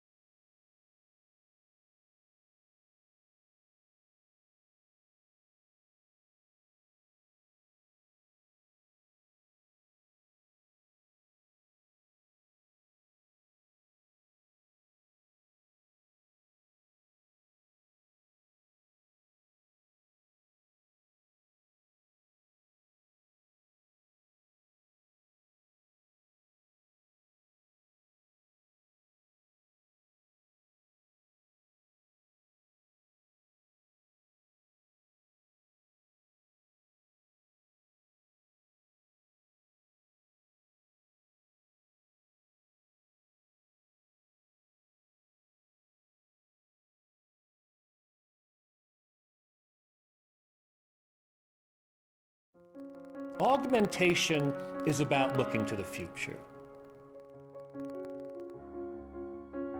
The question isn't should we or shouldn't we, because it's absolutely going to happen. If you could take a look at an X-ray, you would see this awesome array of computer chips to allow me to hear. I was implanted last year and I wasn't prepared with how intimate it would feel. I have an antenna implanted in my head so I can hear the sounds of color. I consider myself a cyborg. The question of being willing to subject someone, even who gives consent, to harms that we really can't calculate is a serious ethical question. I really want to raise the concerns of accessibility and disparity. I want a new leg just to get rid of this pain every single step I walk. The future is in inventing technologies that allow bodies to do things that can't be done now. Augmentation, if it becomes standard, will be used for bad purposes. Nobody doubts that. There are very big questions about individuals. What rights do they have? What rights do the government have? Is this where we should be going?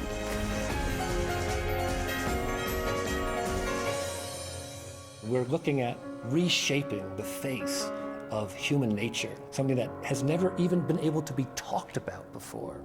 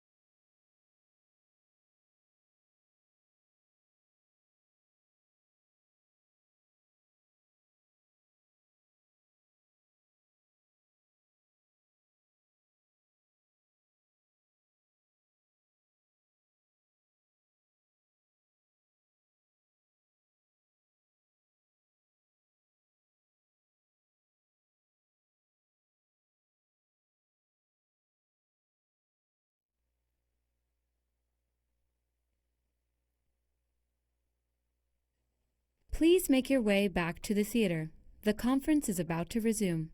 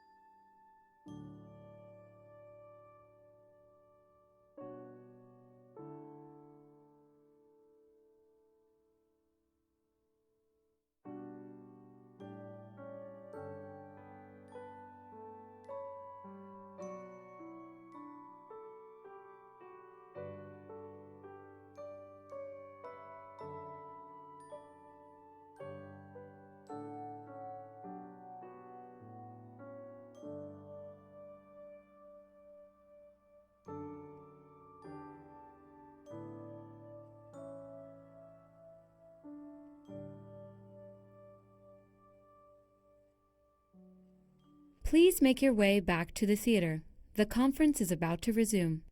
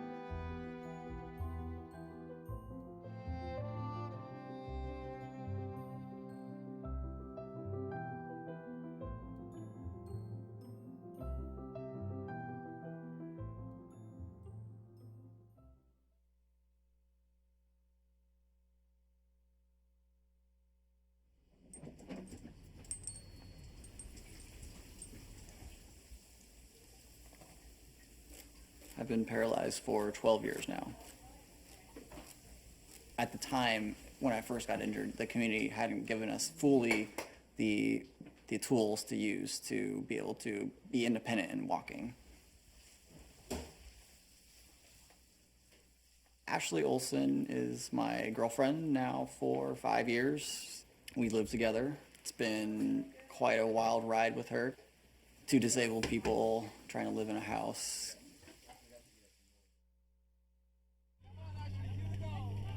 Traveling the world with my girlfriend, we always turn heads everywhere we go. Having a partner that's dealing with the same issues as you also makes it a lot easier for one another to connect and also understand each other. Life after disability has been a roller coaster. We all want the standard of walking, and we all should have the privilege of walking. Ladies and gentlemen, please give a warm welcome to Stephen Sanchez.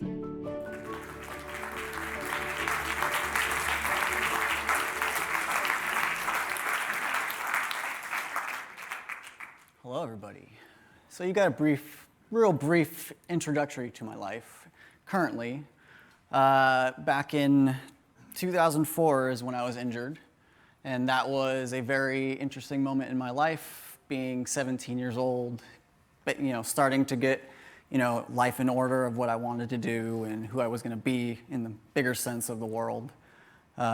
Being 17, getting injured at that moment in life really definitely turned my entire world upside down. It took me a while to really understand and how to even comprehend really what it meant to be disabled, or who was I really going to become in a sense of a being.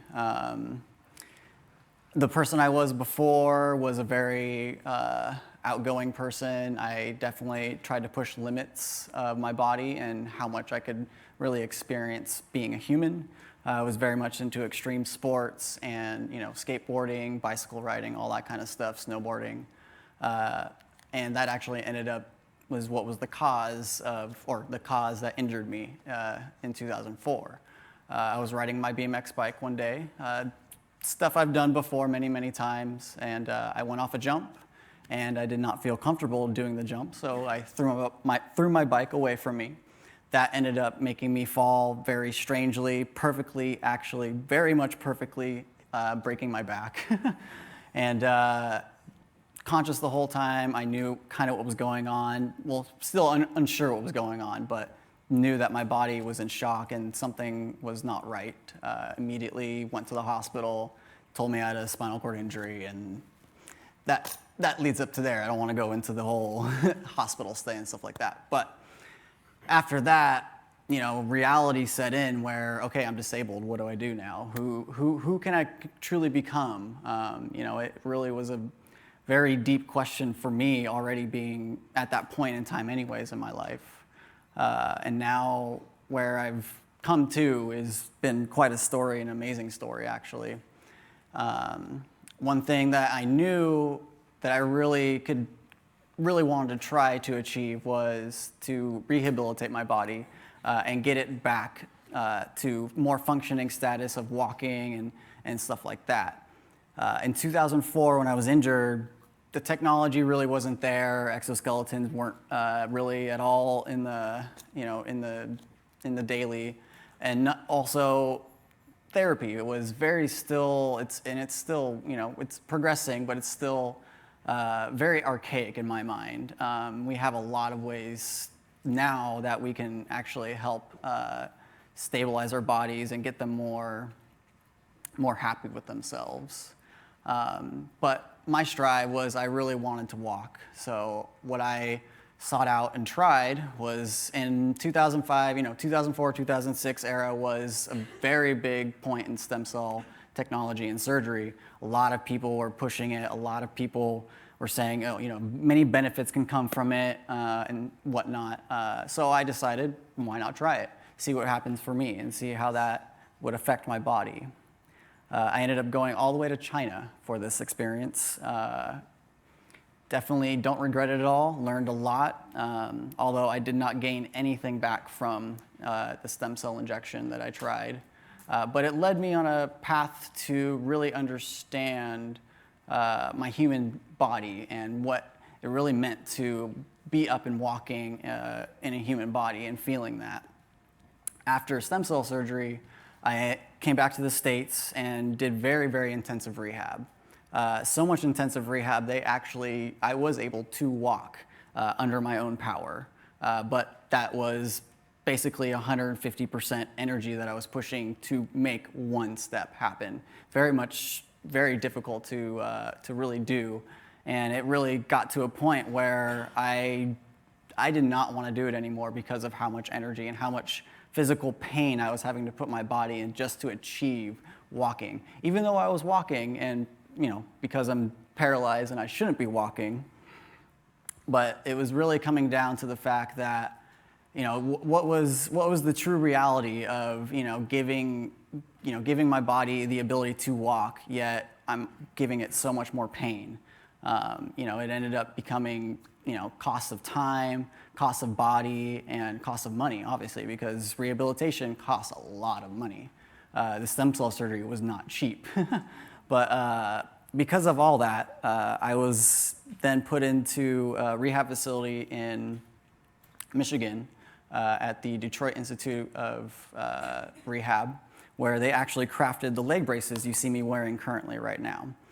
These leg braces I can walk in without robotics and anything like that, under my own power, but I'm fully supporting myself, 150% basically of energy going into making one step happen. And that just wasn't viable for me at that time. It really didn't make sense to physically train my body to not feel pain.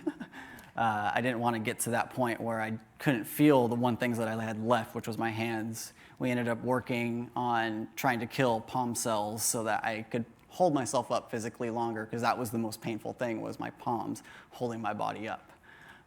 And that just, I was like, nope, not going to do that anymore. I want to keep these hands that I have left.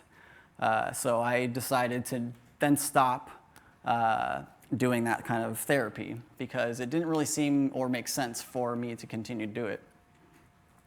Now, therapies that I've now seen over the past years, we've now been able to give electric stimulation to your legs to help regenerate the muscles and keep the tissue from becoming atrophy.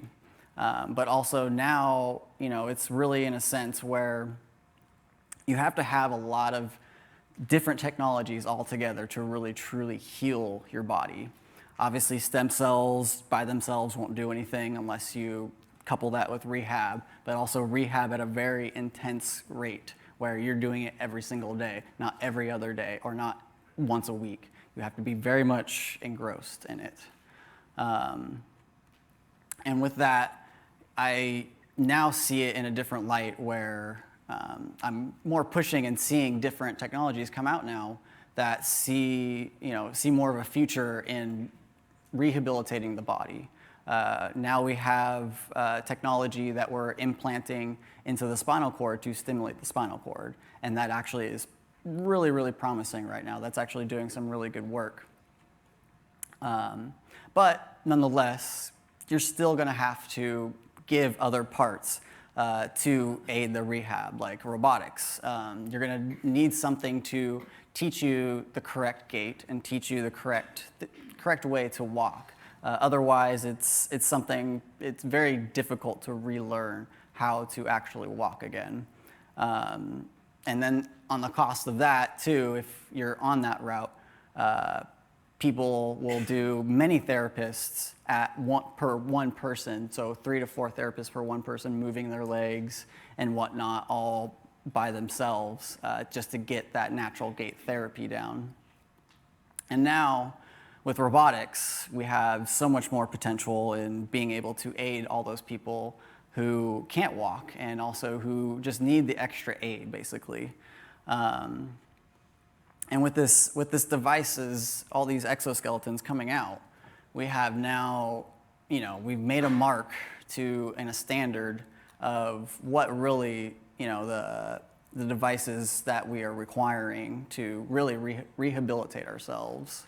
And I truly, hopefully one day that you won't see me in a wheelchair. I'll just be walking around everywhere like you guys do. And you won't actually really see me any different than anybody else. It's a big portion on how the community, we were already talking about that earlier, how the community is affected greater all by one person's augmentation, where I'm in a wheelchair or you have something coming out of your head and nobody knows how to really interpret that and try to, basically feel that out. And really, truly with robotics, I mean, we really need to give it to everybody. At this point, everybody needs one. I mean, there's not one person in this room who wouldn't actually benefit from wearing an exoskeleton every day to do some monotonous thing they do every day, like picking up a box or feeding your dog or bending over or running or whatever. And then for me, it would be more so for rehabilitation, but also more so the fact that I want to, sorry, too far. I want to have a more healthier and more functional lifestyle. So I'm going to demonstrate what that means in a sense. So right now I'm in my wheelchair. I have my leg braces on. This is what you would see on a normal day-to-day basis of me using this device currently. I'm going to invite a couple of my colleagues up here right now, Dr. McKinney, Dr. McKenna, no, wow, McKinley, Dr. McKinley and Dr. Perry. These two are from UC Berkeley, and they have their PhDs under Dr. Kazerooni that you also met earlier. And they have created this device for basically people to be able to feel comfortable in an exoskeleton. Whereas before, with all the other exoskeletons out there, you would have to transfer to another chair, and then you would have to have someone else. Technically, he didn't have to give me this. He was just being nice. And I can do all this by myself. But the biggest factor is I'm in my own wheelchair right now. I don't have to transfer to some other chair. There's no questioning about pressure or sitting awkwardly in something that I shouldn't be sitting on. I'm very conscious of what I sit on because of my body type. I have to be very conscious of it. But having this device gives me the ability to basically stand up for about 5 to 10 minutes throughout the day, whenever I want to, whenever I need to. I will have this backpack device on a chair like you just saw, and then I will put it on when I need it, and then off we go if it wants to cooperate right now. There we go. And then crutches, please, Brad.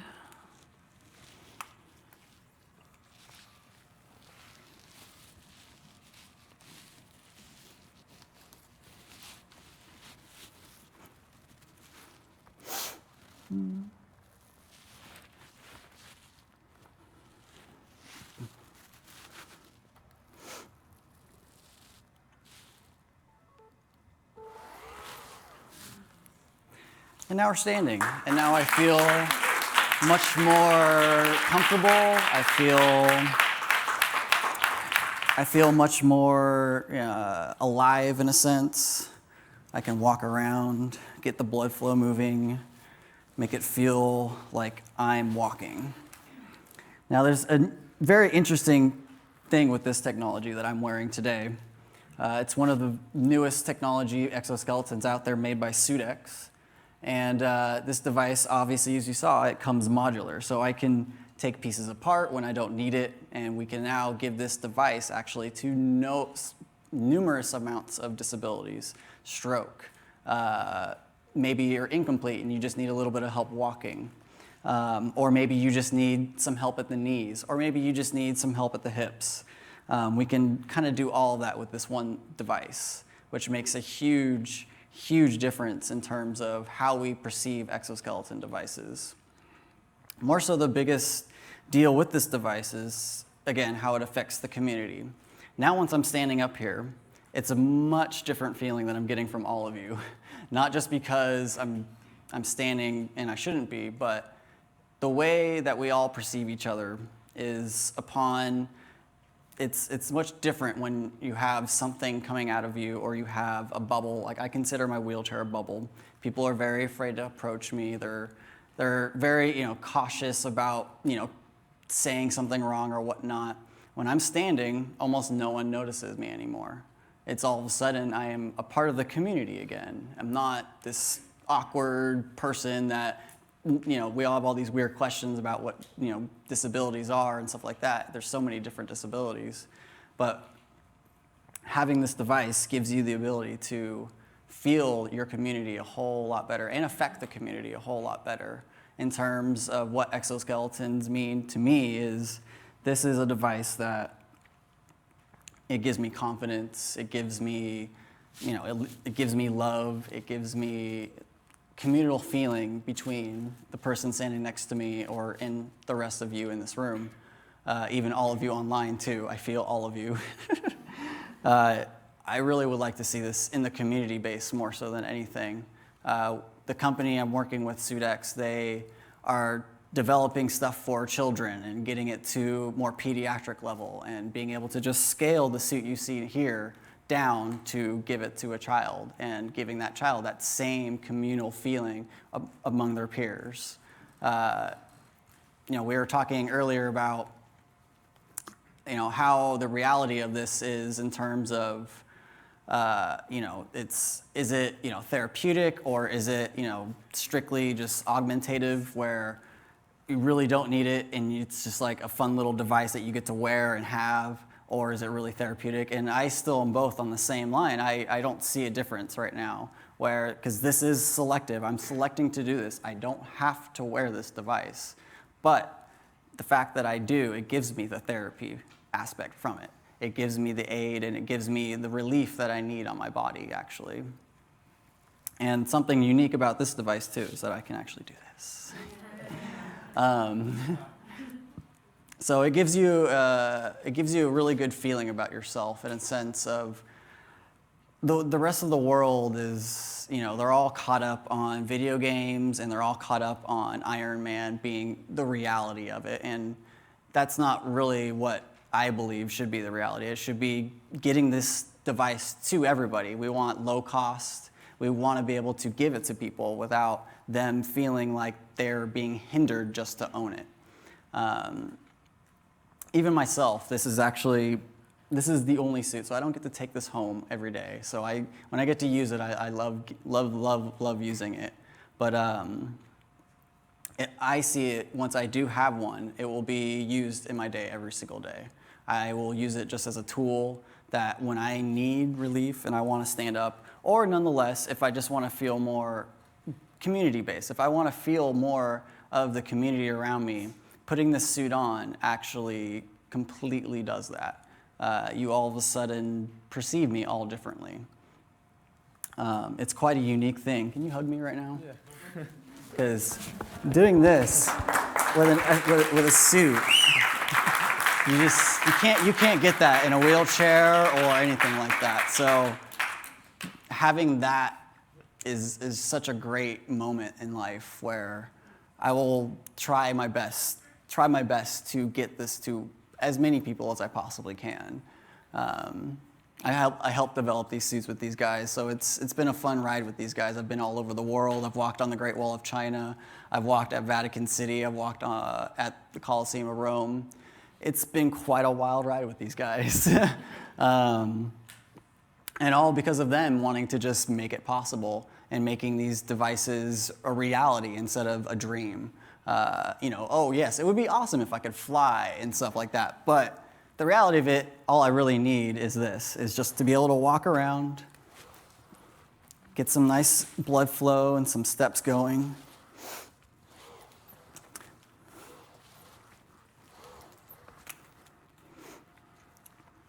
So these devices are coming a long way, and it's happening a lot faster than we all think.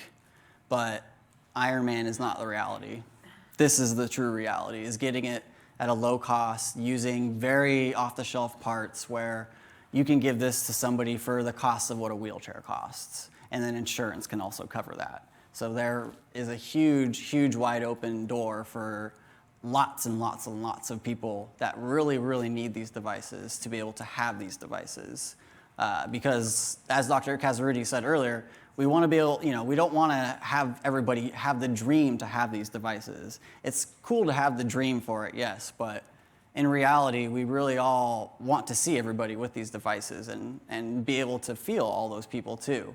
Because once you start seeing more people in exoskeletons, you will lose the reality of what disabled is. Because all of a sudden, the disability doesn't matter anymore. It becomes you as a human being. And that's what we're all kind of here for, is really what does it mean to be human? And being in this suit, being in this device, it definitely helps you feel way more human. It connects you to the ground. It makes you feel more spiritual and more connected, in a sense, to everybody and to everything. And traveling the world with this thing and traveling the world with my friends and my girlfriend, we try to,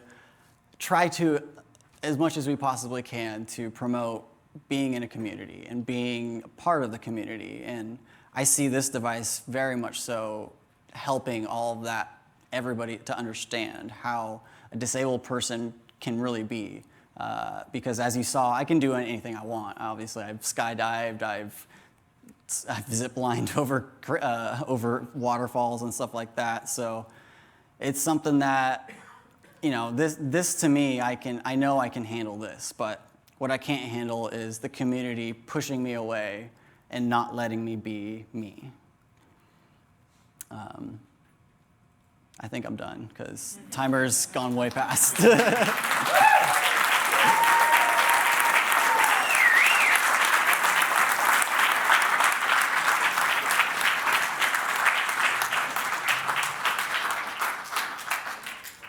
Well, all I can say is, wow. Stephen, thank you so much. And I think I speak for every single one of us in the room when I say that you are an absolute inspiration.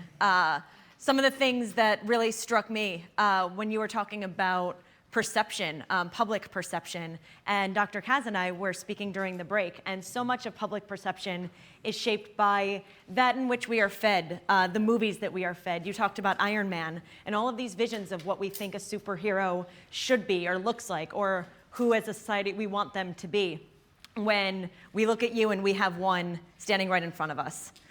So thank you.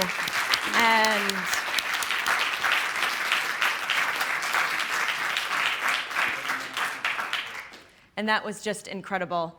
So with that, I would like to invite the panelists up to join me. Lucy, Zoltan, and Tan, come on up.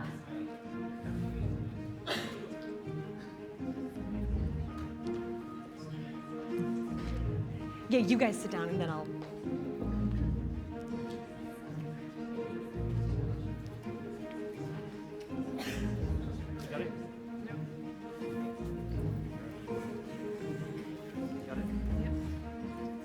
Perfect, thank you. All right, well, thank you for joining me. Zoltan here is flanked by some babes as the sole man on this panel here. So we have three unbelievable people on stage and three very different people. We have the scientist, but more importantly, the inventor. We have the futurist and the transhumanist and the former journalist. And we have the artist, the sci-fi lover, and the former dancer. So all three very different sources of inspiration here.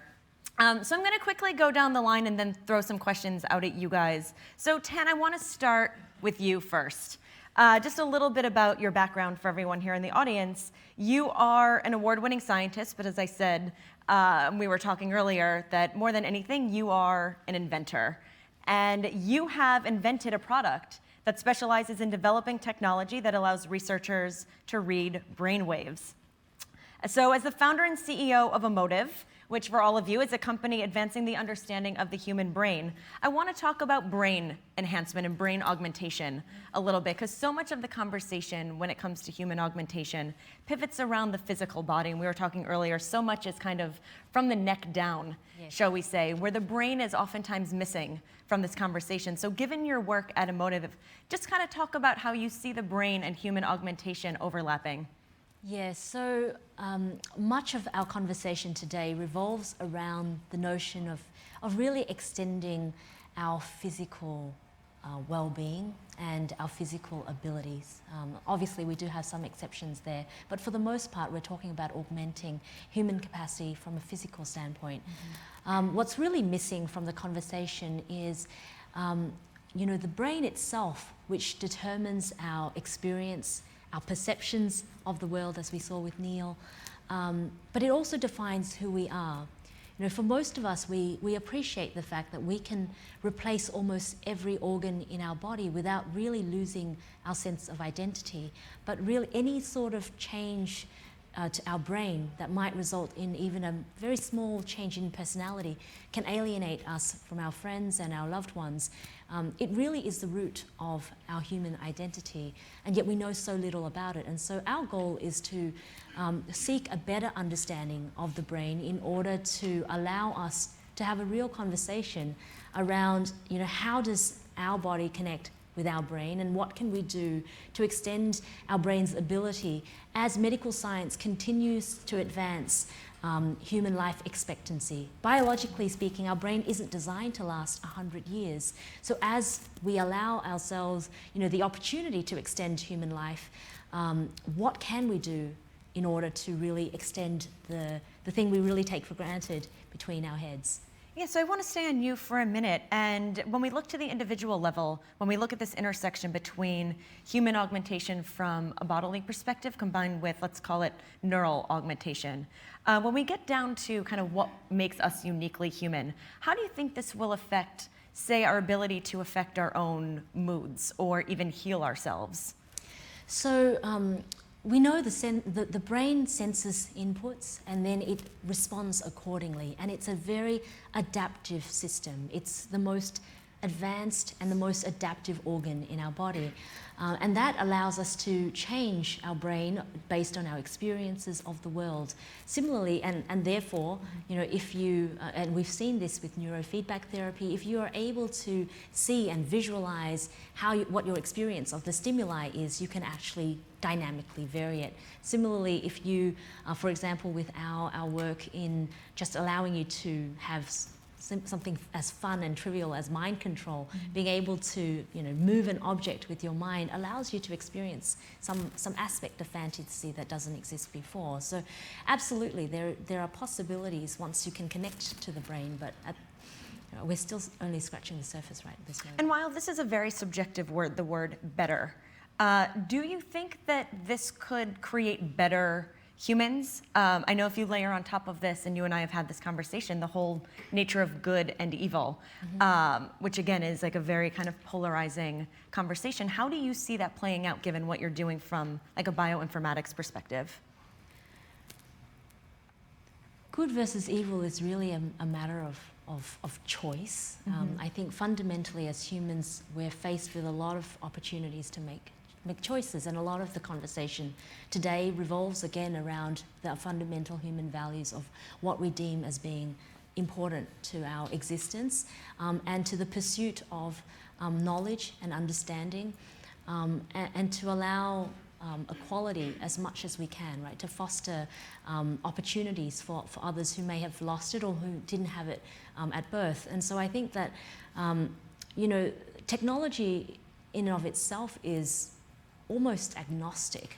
We, as one earlier speaker alluded to, we as technologists, we try to advance understanding, we explore potential, but once we talk about product, it's a very finite set of parameters at that point, and we consider things like market acceptance, we consider consumers, users, but from a technological basis, what we're trying to a lot of that conversation is around advancement of understanding, and advancements in order to push certain boundaries and to seek better understanding. And so I think, it's difficult to kind of lump them all together. It's important to realize that, fundamentally, there are questions around, exploration, which I think is very important. It's a very important human value to explore diversity, to explore new ways of understanding ourselves and our world. But at the same time, we need to temper that with, morals and values and definitions of what our community regards as being the most fundamental values that are important to us that we want to uphold. I think that's a great point. So Lucy, I'm going to move on to you and a little bit about your background. Lucy is a science fiction artist, director, body architect, and TED Fellow, probing the frontiers of body, health, and human adaptability. So one of the things, and this was of personal interest to me, one of the things that we saw at this year's Met Gala was a huge focus on the merger between science, technology, and fashion. And I think there's kind of this mainstream acceptance now of this human-machine interface in a lot of ways. And we even saw this at the museum with the Manas y Machina exhibit, where it's really trickling into more kind of mainstream consumer consciousness, all of these issues. And when you look to like the cyberpunk community, for instance, these grinders, as they're called, the people who put the horns underneath their scalps or the magnets into their fingertips, it's kind of this subculture emerging where it's giving light to a lot of these trends. So given what you're doing as an artist, particularly, how do you see these trends playing out in the future? And do you see this kind of growing in mainstream acceptance? Well, as an artist, primarily I start by collaborating with scientists and synthetic biologists and combine their expertise with storytelling. And my particular focus is around health, beauty, the future of medicine, and kind of connecting that with imagination and science fiction. And my artistic study of technology started in 2006, where I led Philips consumer electronics company, their Far Future Design Research Lab, and that was where I was working in the wearable technology department, developing harnesses for stroke patients. And in the evenings, we were developing artistic provocations for Philips. So we created things like a blushing dress, electronic tattoo, and our process of working was looking at body adornments like 3D silicone implants under the skin, tribal scarring, and trying to work out how they would emerge when connected with technology. And at the time, we created an electronic tattoo, which was looking at the end of the millennium, you weren't just getting a tattoo on your ankle of an Om or a dolphin. It was like head to toe tattoos. And at the same time, what was happening in the medical industry with swallow-in cameras and skin implants. And so we started to layer together more the social, cultural trends with more the medical trends, and how would those start to play out and yield new business for Philips. So to answer your question, personally, from wearable technology, I then moved into filmmaking. And I'm really interested in designing experiences to augment the neurobiological self. So I'm particularly interested in what comes after wearable technology in terms of like a second skin. And I'm very interested in using zero gravity and space as a way of probing really far future scenarios to be able to understand where we will be going in technology in 5 or 10 years' time. And what are a couple of those things? If we go beyond wearables, I know we're approaching a future where it's all about ingestibles and invisibles and increasingly embeddables. So how do you see that in some of the work that you're doing?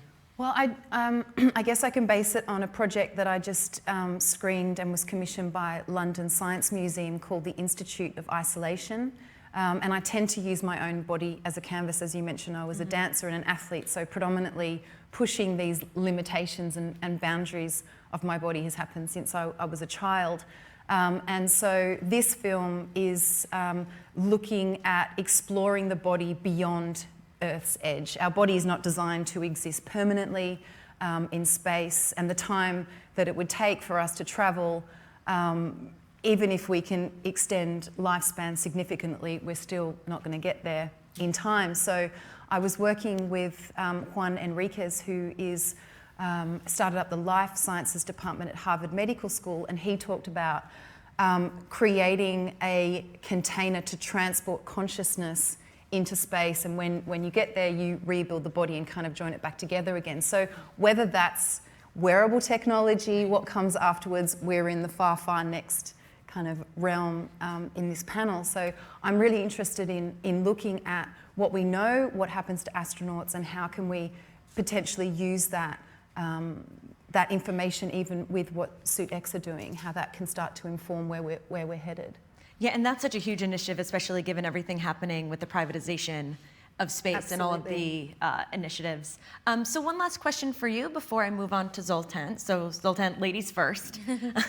But I know that sci-fi has been a major inspiration for you, as it has, I think, for many people in the room. And oftentimes we look to those stories and they either become self-fulfilling or self-defeating prophecies in a lot of ways, but more than anything, they can serve as huge inspirations. So as you look to the work that you've been doing, how has that combination of science fiction and art really propelled some of your work?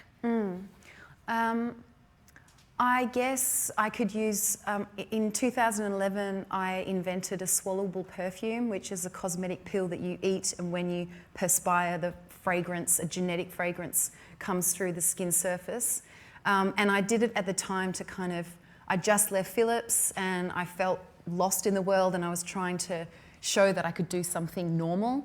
So I created this campaign, and within 2 days it went completely viral, went on all the major news channels, and I was confronted with a lot of pharmaceutical companies from leading distributors saying, we're ready to distribute your product. Here's our 72-page PowerPoint presentation why we should be the first ones, we should have exclusive rights. And it was really overwhelming because it was an artistic provocation.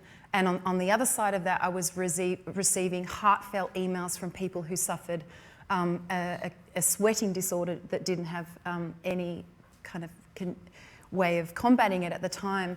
And so what happened was, as a result of sort of probing the areas of synthetic biology and the luxury market, I uncovered a gap that sort of mutually benefited the luxury, cosmetic and well-being worlds.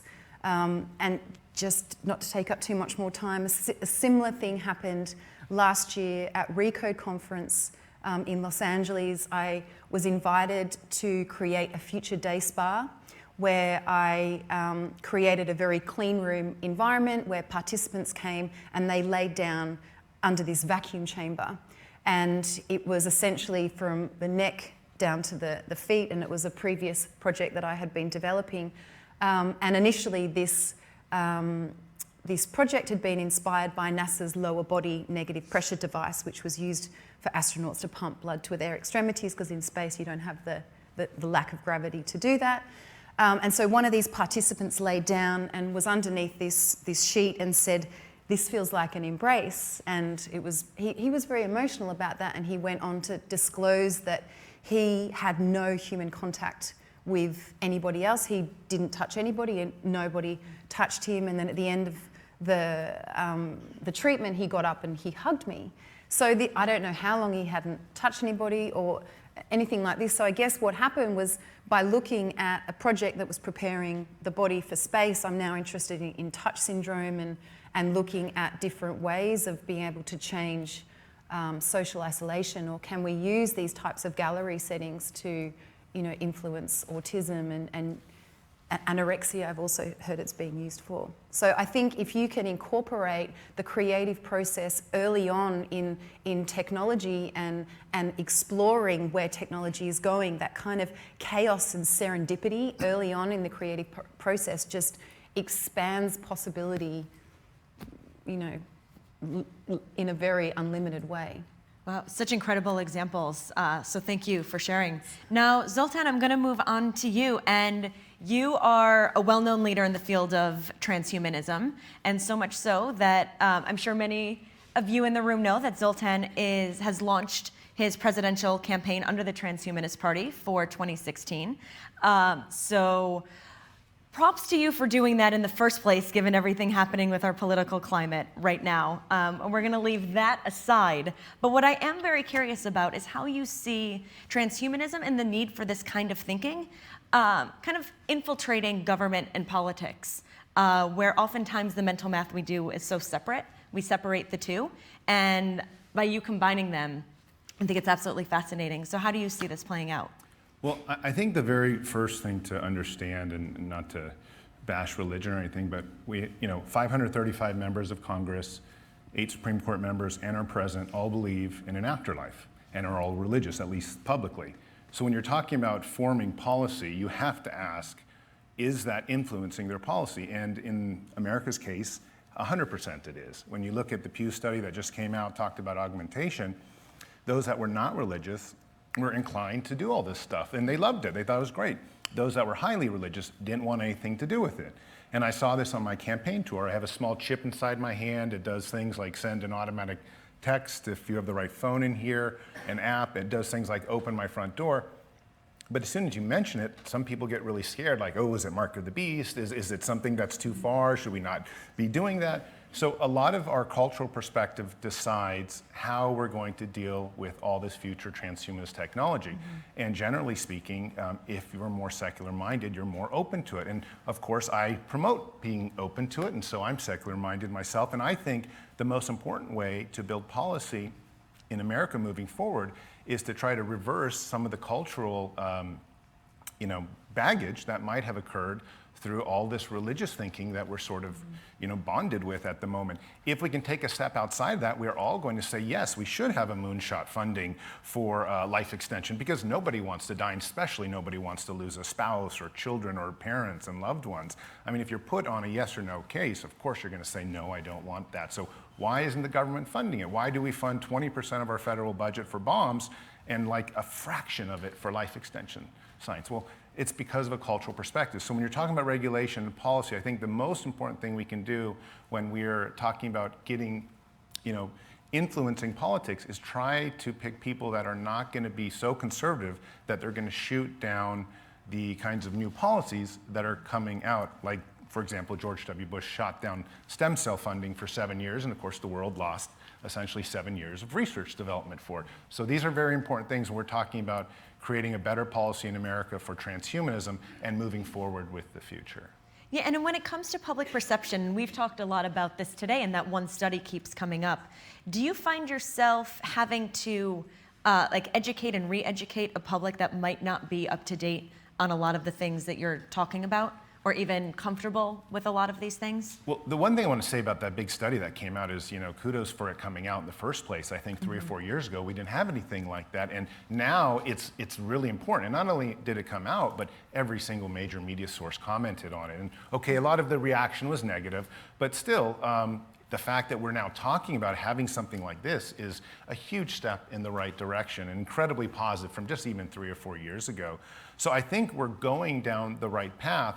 But the real question is, how far are we going to take that, and how many hang-ups are we going to have down the road? And I think one of the most important things we can do is talk about not just it enabling people to live better lives, but also to change our perspective on what it means to sort of be a superhuman being. Mm-hmm. It's okay to want to be a transhumanist superhero. It's okay to want to run 100 miles per hour, and it's certainly okay to want to live an indefinite lifespan and perhaps never die. I mean, these are things that we need to train ourselves, read books, and not have Hollywood always creating a dystopia through technology. I mean, technology, broadly speaking, according to the World Bank, in the last 30 years, has done nothing but help people's lives, make us live longer, better, keep our family members closer and living longer, raise the standard of living all around the world, not just for developed countries. So technology in general and transhumanism in general has done nothing but help people. So we really need to get out there and spread that and say, look, this isn't some witchcraft idea, and it's certainly not some pseudoscience. This is real stuff. I mean, you just saw someone get out of a wheelchair. This is real stuff that is happening right now. And the more we embrace it, the more funding is going to go from both the private sector and the government into the technology, and that's how we create a better world, by having a techno-optimistic vision of what the world can be. Yeah, so I want to stay on the point that you make about this being real stuff. And the question I want to open up to all three of you is going back to some of the things I was talking about this morning, kind of putting this within a historical context. That when we look at human augmentation at the heart of it, it isn't necessarily anything new. It's been with us since the ancient Greeks, and humans, by their very nature, have always sought to augment themselves in one way, shape, or form. But we're reaching a kind of a critical juncture at this point, and I had talked about the fact that time is accelerating so quickly. And just to pause for 1 second, one of the things that we oftentimes do in our shop is make up words. Because I always say, in order to really understand where the future is going, you can't get stuck using existing vocabulary, you must make up your own. So I refer to everything that's happening now as templosion, which is basically this implosion of the biggest of events, of the implosion of time, into smaller and smaller chunks. So it's that speeding up of everything. So we're at kind of a critical juncture right now when it comes to the development of human augmentation and the technology. So why are we at this inflection point? Kind of the question, why now? So Tan, if you want to start. Sure, I think there are a number of things. We have to go at it from a cultural perspective as well as a technological perspective. I think that as we get more and more awareness and acceptance, a general cultural acceptance and a perception that this is okay, and that moves the needle on one very, very important dimension of general acceptance and awareness. But the other is we're definitely seeing a convergence from a technological standpoint that is enabling a lot of that. This ability to network information, the internet obviously has fueled a lot of that. You know, the whole movement around Internet of Things enables us to, if we were able to have a chip that, or a series of chips that could then allow us to access you know, our home, our car, our entertainment system uniquely identifies us. There's a whole plethora of applications that is enabled by that. You know, cloud computing allows us to do a lot of that. Machine learning and artificial intelligence is all aiding in the pursuit of so many things that that previously wasn't possible. So absolutely from a technological standpoint, there's a huge amount of convergence that's happening that is fueling a lot of the possibilities that we're seeing now. But I think at the same time, it's not just a technological leap, it's also mirrored with a cultural understanding and awareness and acceptance. Yeah, Sultan. Well, you know, like she said, there's just a huge amount of things coming together. But I think another thing that's actually happening is you're finding human beings just from a cultural level become a little bit more self-centered on how they can become empowered through technology. And again, going back to this idea that you can see from the studies that there's just a lot less religious and conservative people around the world, especially in Europe right now, but also in America, increasingly in the youth, that are willing to embrace. I have a 2-year-old and a 5-year-old. That both of them started using the iPad or the iPhone at age 1. They're growing up feeling very free with technology. They're growing up feeling like they know how to manipulate YouTube. By age 2, they can, you know, everything is technologically oriented around them. They're empowered by it, and they don't have the cultural hangups that I think a lot of maybe other older Americans might have. And so when they're talking about how should we take this, well, the young generation's like, I don't mind spending 10 hours in virtual reality every single day, and maybe even my life. I don't mind even having, you know, getting married in virtual reality, or taking the next step, the bigger institutions, and doing that in some type of augmented form. There's a whole range of new types of ways that we're going to be existing coming here in the next 3, 5, 10 years, and it's just really a matter of being open-minded to it, and definitely the youth is just going for it. They're just saying, you know, this is so cool. This is the revolution that many of them have been waiting for, and it's just making life more brilliant for everyone. Yeah. I was just talking in the lunch break about collaboration, and people don't necessarily specialize anymore, and I come from a background in dance, architecture, 100-meter hurdles and graphic design, and I think the fact that those things are kind of diverging and you can tap into all those different areas, and that people, you know, scientists are willing to work with artists and vice versa, I think that is just diversifying the complexities that we are faced with, but also it's about communicating those complexities and encouraging everybody to enter into debate around scientific progress and how that will affect their health and their human body.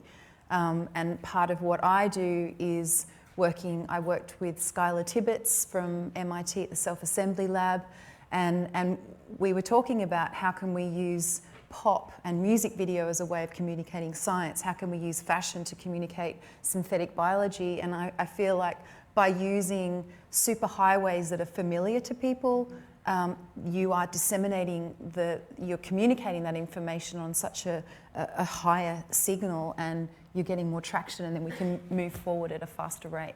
Yeah, and you mentioned Skylar Tibbetts. The work that he's doing around 4D printing is very interesting, that it's also hard to have a conversation around human augmentation and not think of that next iteration of 3D printing, materials technology, and eventually 4D printing, when these kind of smart nanobots can self-replicate on their own, what that's going to do when those are injected inside of our bloodstreams, and what that will do from even like a smart pharmacology perspective.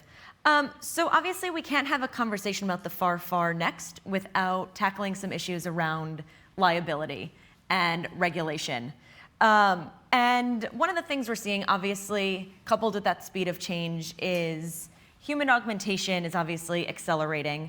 So at the end of the day, when we kind of get down to the nuts and bolts of this, who is held responsible when there's a mistake or an accident? So Zoltan, I will start with you from the liability perspective.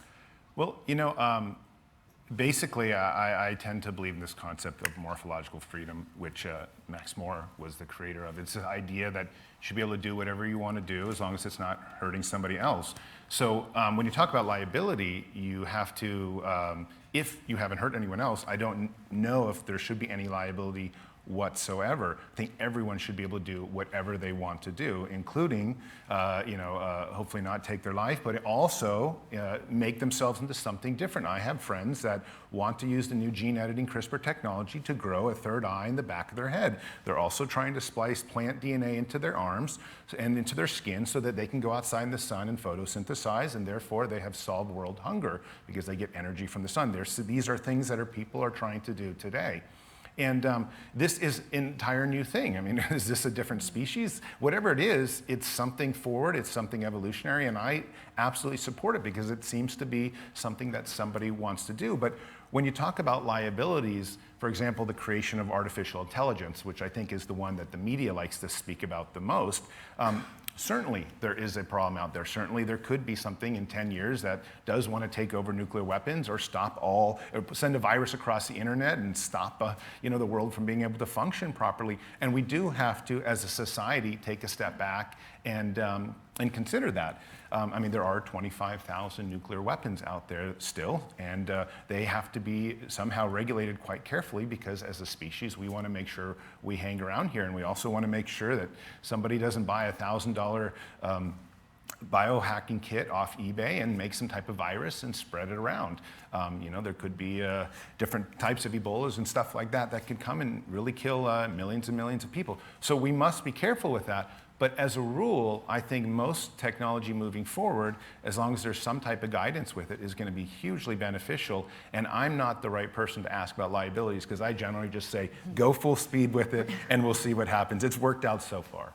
Yeah, and Tan, from your perspective. Liability is about responsibility, and I think ultimately there are a few layers of liability. So if we want to apportion responsibility, the first easy to understand one is a matter of product liability. So for inventors, for product companies creating new products for human consumption, there has to be a duty of care. There has to be a standard of care around, fit for purpose and safety considerations. We don't want to be releasing products that are going to harm the person that is going to use it. So I think there's certain very easy to understand levels of product liability that already exists in that context, and that extends to human augmentation in all its forms. But there's also another level of policy consideration which Zoltan pointed to, which is around this notion of, at a regulatory level, what types of policies do we want to allow, what kind of exploration do we want to allow to happen, and how do we temper some of that to ensure that it doesn't get out of hand. And then there's a third layer of responsibility, which is at the individual level, much like gun controls or any other form of of weaponry, right? How is it used when it placed in the hands of the ultimate end user? So if you are augmented to have superhuman powers, how do you use that power? And are you able to, are you using it in a temperate way? Is it used appropriately? And those are parameters we can set. And so on the enforcement level, from a government standpoint, we need to make sure we can actually enforce that, right? So let's say we allow a whole species of humans with superhuman powers. Do we have the police force, and do we have the same level of enforcement? Can we actually ensure that when there is abuse, we can do something about it to circumvent that? And that's where the policy consideration comes into play, that governments need to consider in terms of allowing some of these forms of exploration. Well, from an artistic point of view, what comes to mind are two things. I live in London. On my flight over, I watched a documentary about 3 athletes who were kind of world class in their area, and one of them used to be a bodybuilder and is now a cyclist, and he does this trip where he cycles around America in 7 days and sleeps for 6 hours.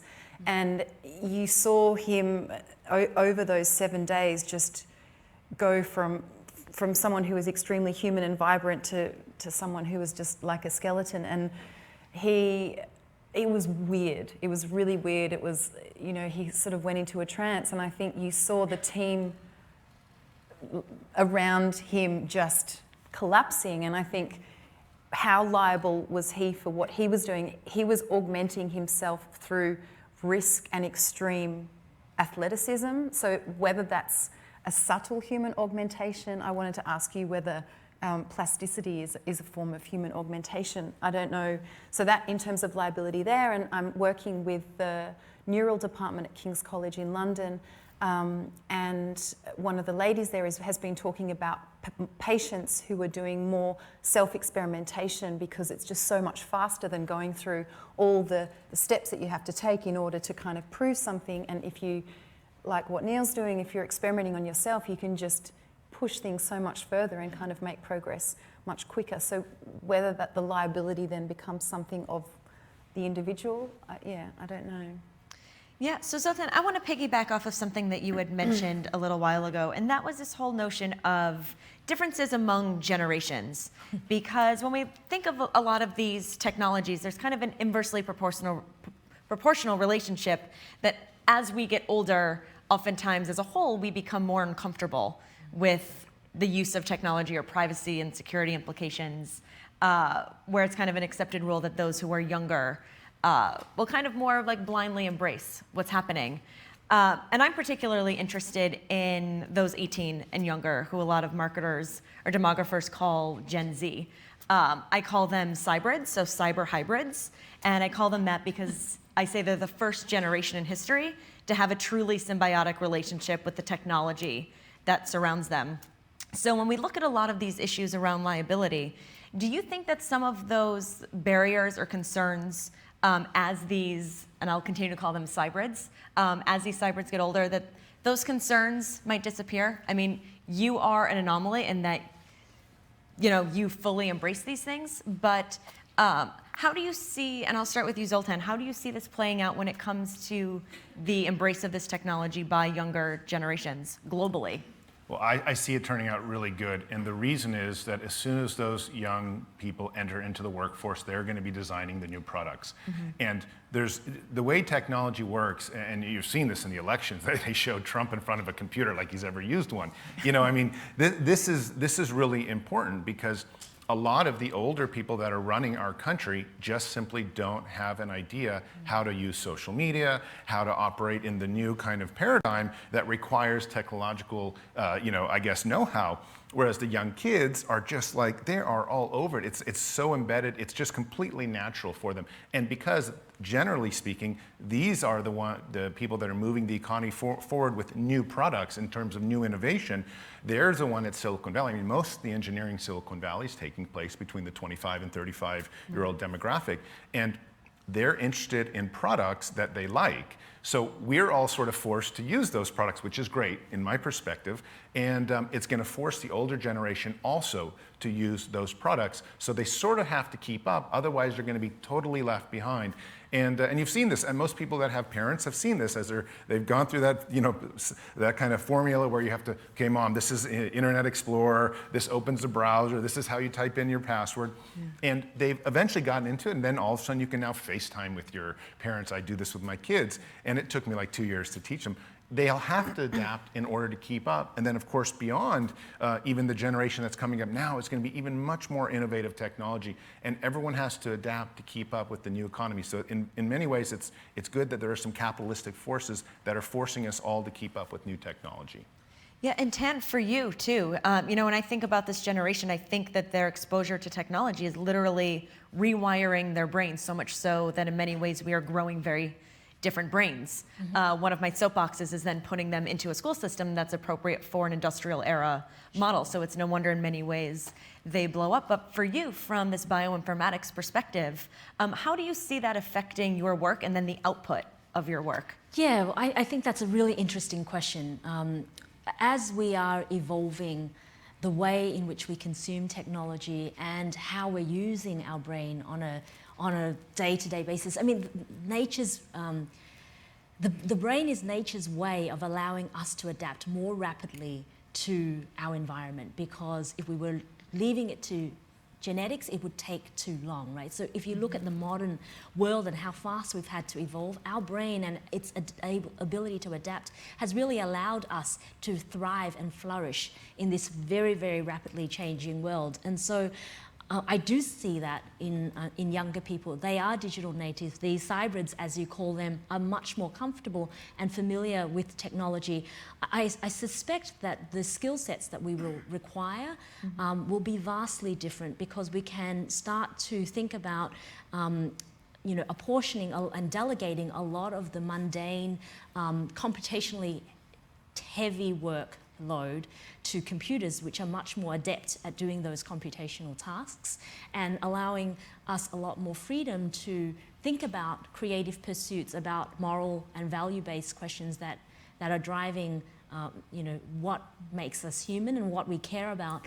And I think it will shift in terms of the kinds of skill sets that we will value as a society and in the workforce, because the nature of the workforce will likely change. We used to have to learn how to drive. We'll likely not require driving anymore. You have to be very wealthy to have a driver, or have to be in a very important position to be able to have a driver. But now, if you have that commute time back for yourself, you'll be able to use it to learn more things, do a lot of, just imagine the society 20 years from now. It would be vastly different to the world in which we live today. And so the kinds of skills that we will need in that new society will be vastly different. And obviously that will impact how our brain adjusts to that new context. I know. I always think with driverless cars proliferating much of our society in the years to come, that the experience of driving will be akin to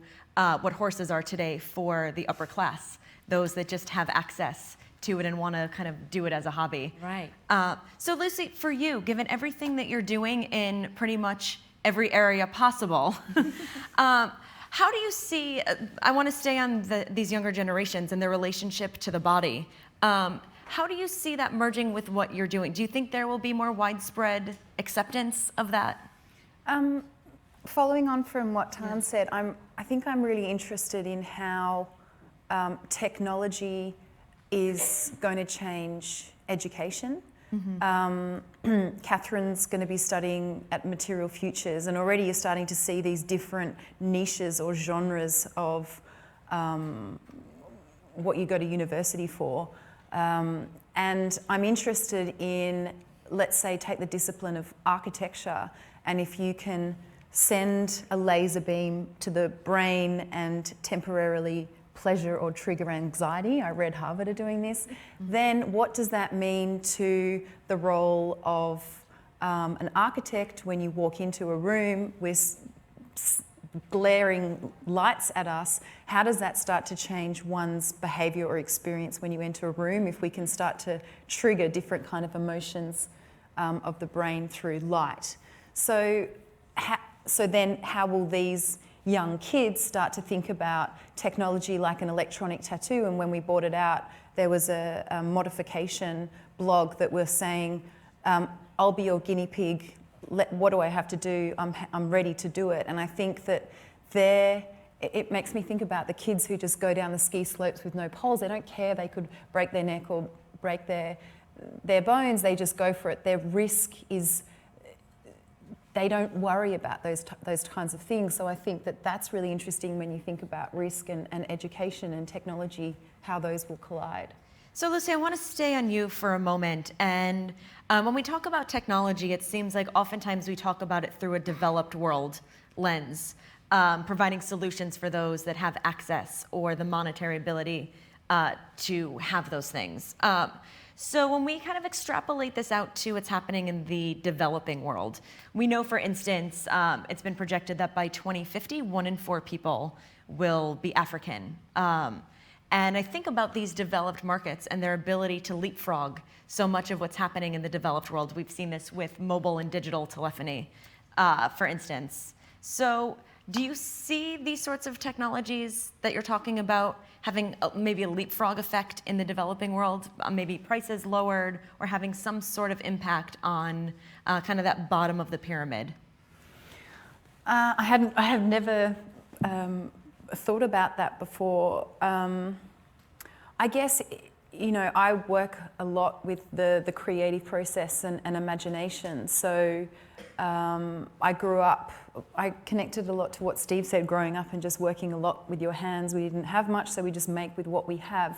So it's interesting to think about those kind of primal, instinctive, intuitive skills that come naturally to developing worlds when they do have access to chips in their hand or you know, brain sensing technologies, what they will do, whether they start weaving technology or filtering water with liquid technologies. Yeah, because I have to wonder, because it's been said that the future of food aid in the developing world could be dropping 3D printers and organic materials in poor countries, where I have to think perhaps the next iteration is dropping a 3D printer that is able to print out some sort of like bionic replacement part for someone, and perhaps that's the next iteration of some of these things. Do either of you have anything? Yeah, I think we're clearly seeing trends, even in the companies that have been represented here today, Open Bionics, Suit X, even Emotive. We're all trying to democratize the space around the underlying technology and access to the underlying technology. And we're seeing in this sort of wave of this new revolution around 3D printing and the democratization of creation of new products, certainly it does look like we will be able to allow the developing world to leapfrog some of the legacy systems that we've had to build and go through as the pioneering countries. And I think there is definitely a potential for leveling out the playing field to some degree, but it does take a concerted effort on all of the pioneers and technologists to want to do that. And so far we definitely see a very strong momentum around that in a lot of the public consciousness, as well as in lots of the companies that are out there today. So there's definitely been a sea change, I think, in the shift in perspectives around, you know, low volume, high cost products and lots of features versus something that's a lot more able to scale and be democratized. And I think we're generally favoring the latter of the two alternatives. Yeah, it's amazing actually when you look at how technology is going to change the you know, the developed and the developing world. I used to work as a director at a wildlife organization that was called Wild Aid, and basically what we tried to do is keep people from hunting endangered wildlife and stop poaching, because poaching is basically the third or the fourth, you know, most, I guess, prolific illegal business in the world, about $20 billion after human trafficking and drugs and other things. And it turns out, though, 10, 15 years later, the best way to replenish populations is not to tell a farmer, to not shoot a tiger, but to actually in a laboratory create 5,000 tigers and release them back into the wild in a Jurassic Park scenario, which is literally right around the corner now. That's the way that wildlife protection is going to carry forward, and that's the way we're going to replenish the species. It's a totally different mindset than when we were there. I was on the ground with the Cambodian wildlife militia protecting animals. And this is happening in all the different fields. I just had a conversation with Libertarian presidential candidate Gary Johnson, and he was talking about Uber everything. And it's funny because I believe in the Uber industry, but what's happening is all these people, all these Uber drivers are excited because they now have this new profession, but what they don't realize is the driverless car is going to put them out of work in 2 years because there's going to be driverless Uber cars. And that's how quickly technology is leapfrogging in all fields. And I think I would be very surprised if many of the journalists in this room are journalists anymore in even 15 years. I'm a journalist by trade, because AI and machines will aggregate news equally as well as us, and a lot cheaper. So many jobs, many different ways of looking at the economy. Capitalism may not even survive. I mean, there's a whole bunch of different things that could happen here in 15 years because of how technology so quickly either leapfrogs or just innovates itself. Hopefully for the better. I'm an optimist, but I can just say that many ideas that we have, like the poaching one, here we are protecting wildlife. The actual best way to protect them is oftentimes to just put out a huge amount of them through the laboratory, and that's the way to replenish a species. It's controversial. It's not very green. A lot of people are like, oh, that's not very environmentally friendly. Is that what people are referring to as the de-extinction? Yes, well, yes, and basically there's a movement afoot of environmentalists that want to push green technology, and I don't mean green technology like lessen your footprint, but I mean like nanotechnology or CRISPR gene editing technology. We already have the ability to grow plants basically twice as fast, but what they want to do is be able to grow rainforest 20 or 30 times as fast, and of course we cut down huge amounts of the rainforest in around the world, which has contributed to a greenhouse problem. So if we could use the new gene editing technologies to regrow rainforest much more quickly, and we have things like meatless meat, so we didn't even need to cut the rainforest in the first place. All of a sudden, you've changed the dynamics of climate change, and maybe you haven't changed the dynamics of it, but you've certainly helped it out. And this is the way that I think transhumanist technology is really going to move the world forward. And the more people that read and look into it are saying, wow, we're on kind of the cusp of a brave new world that's actually going to be really beneficial for a better life for humanity. So you had mentioned nanotechnology, and I want to stay on that point for a second and go to something that I know you're very familiar with, which is this whole gray goo scenario, which is basically where the self-replication of nanotechnology gets so out of control, consumes our ecosystem. So is this a real concern, or is this just a hypothesized concern? Well, so, we were talking earlier about liabilities, and between us, there's a couple different scenarios, but some people know about Nick Bostrom's paperclip theory, which I'll rephrase it a little bit, but essentially it says, what if we create a machine and we tell it to make paperclips, and it just keeps doing it and becomes smarter and just starts making paperclips out of everybody, including the entire planet? It's a very dangerous scenario when we're talking about creating technologies that could one day, probably within 10 or 15 or at least 20 years, be smarter than us. How do we stop that, or should we stop that? And of course, in some ways, this is where I back off my techno-optimism and say some things like artificial intelligence, we probably have to be very careful about. I'm not keen on having a species smarter than myself on planet Earth.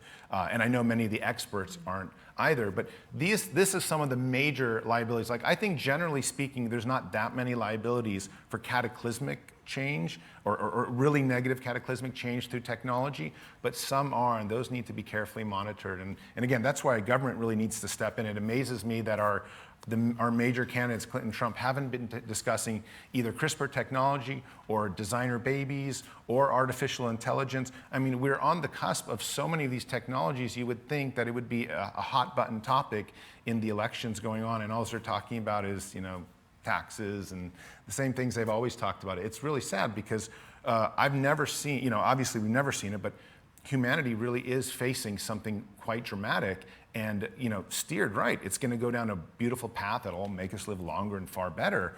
But gone down the bad path, it could go to something dystopic, and it's going to take real leadership to make the good path happen.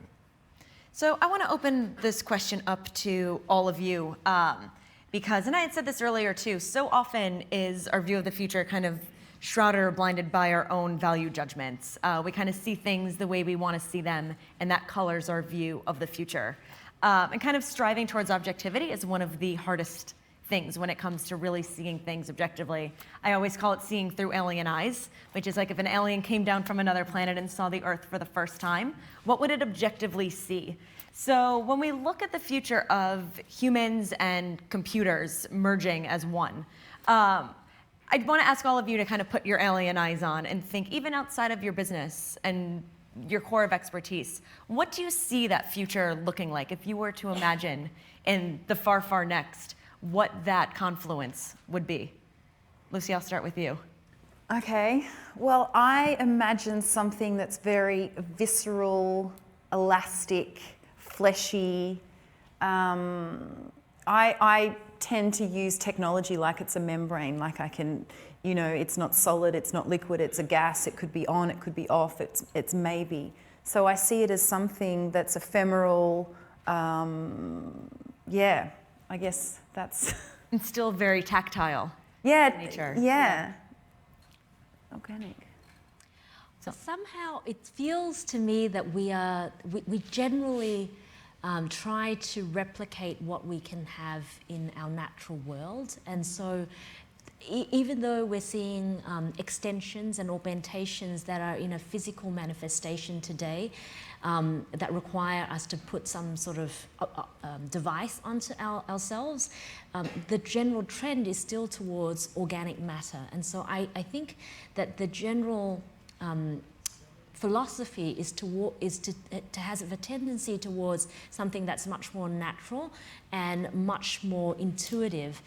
So I would imagine a future where, you know, most of the augmentation will be almost seamless, and so the human race will almost will probably look and appear as close to what we are today as we are able to achieve, but it will have capacity that is beyond what we have right now, right? I don't see it as necessarily a future where we will have huge amounts of, I think in science fiction it's much more exciting to have, you know, metal parts and things, but I do see that there is a natural tendency for us to find ways to mimic nature. And so over time, if we extrapolate enough into the future, I think it will somehow start to coalesce into something that looks a lot like what we see today, except with much more advanced capabilities. You know, I see biology dying off. In fact, I think biology is frail and a real terrible design. If I had all the power in the universe to create an entity, nobody would use biology because it's slow. It's slow and it's wrought with all sorts of problems.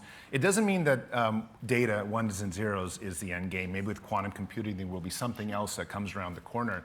And it's so funny, a lot of people think, okay, we're merging into cyborgs, into robots. What people don't realize, it's sort of like the example I gave with the Uber drivers. The Uber drivers are going to be replaced really quickly by the driverless Ubers. And the machine age is going to be replaced really quickly. What's happening is these ages are getting much, much smaller. And eventually we get to this concept of the singularity, which is this idea that, you know, all information, all knowledge becomes almost undecipherable to the human brain. What's beyond that? Probably total control of quantum mechanics of subatomic particles and merging in and out of that, something ghost-like. That's sort of what I see happening in the next 50 to 100 years, at least if we want that to happen, if regulations don't get in the way, because now you're talking some pretty heavy stuff. You're not even talking like, oh, we're cyborgs. You're talking about something completely different. But yeah, probably something like ones and zeros, a hive mind where we're all interconnected through the cloud, will be in the next 15 to 25 years, and then 25 to 40 years out is really the merger of us with pure data and something that can organize itself in any type of matter, any type of energy, and really a union with the universe on the most basic level. So just to wrap up, and this is kind of part B of that question, Tan, I'm going to start with you. Just very quickly, when you think of the future, just broadly speaking, whether it pertains to human augmentation or not, what is one thing that excites you or really galvanizes you? And then what is one thing that you might have more trepidation about or be scared by? I think one thing that I'm fearful of is like this notion of curiosity killed the cat, and our general instinctive nature to explore things and to understand things can have ramifications that we cannot completely fully investigate at the outset, and I think that's part of that could be one of the reasons for our demise. But at the same time, I think what really makes us human is our capacity to have choices, right? And to weigh up, values and morals and right and wrong and good versus evil. And I think that's part of our journey as a human race, is to navigate all of these questions and to temper it with our cultural values and to have dialogue and discussion and to find a path forward that resonates with what's right and meaningful for all of us. And so, yes, on one hand, I'm really excited by the fact that, innately as human beings, we have this choice, and we want to have that. We want to enshrine that right to have a choice. But at the same time, I think that those choices can also be, the root of our demise if we don't, because we can't possibly compute and simulate all of the possible permutations of every, endeavor and how it will, play out. Yeah, and I love what you say about curiosity, because that's really at the heart of so much about what we're talking about. And just like when we were talking about imagination this morning, I always go back to the Henry Ford quote. If I had asked people what they wanted, they would have said faster horses, because the car is imagination. So often we just straight line extrapolate based on what we think we know versus thinking about that which could be. Mm-hmm. So the most optimistic thing is, anyone I think under 50, 55 in this room, and barring no tragedy, has a very good shot of living indefinitely, I think, through science. And those that are older as well do. And I think those that are being born today, almost 100% guaranteed. So getting rid of death is the thing that I'm most optimistic about. There's a number of studies in various different ways, bionic organs, CRISPR technology, uploading yourself, whatever it is. There's a number of different things that's going to change the way we look at ourselves, because if we don't have to die, then we can have a very different life. And would we have kids? Would we get married? All the institutions change. The thing I'm most worried about is definitely artificial intelligence. I'm worried that we aren't going to be able to handle something that is created that is smarter than us. I think it's very noble to want to create something a lot smarter and brainier than us. It's a huge red flag, and it's something that I think we have to treat like we did the Manhattan Project, where all the nations would get together and determine if it's really something we want to do. And the most important thing is we can't just let one nation have it, because imagine whatever nation gets it, it's a complete national security nightmare. Imagine if North Korea created artificial intelligence and shut down all the computers all over the world immediately, or shut down all the power systems. So by having something that can do that. So we have to be very careful how we approach that, and I think that's going to require a lot of governments getting together and deciding how to proceed down that path. I think for me, one concern would be to detach from everything that's available. And based on this project that I just did, I spent 3 months in my own self-prescribed isolation. And I found that a really rewarding, highly productive period of time where I kind of shut myself off from technology. So I would be concerned that with everything available, whether we just have too much contact with that. And what I'm excited about is, privatization of space travel and Elon Musk's kind of mission to settle on Mars. How that vision and the research that would go into evolving our species in order to withstand the rigors of weightlessness, how that will benefit health on Earth now. And I find that those two very sort of far out and now bandwidths are a very exciting thing to kind of pursue as an artist.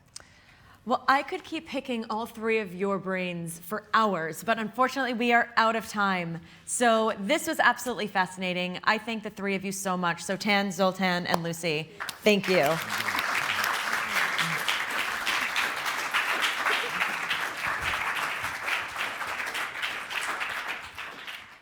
Please welcome to the stage Nadia Ortelt. Is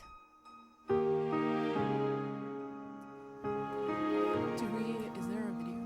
No video. Oh.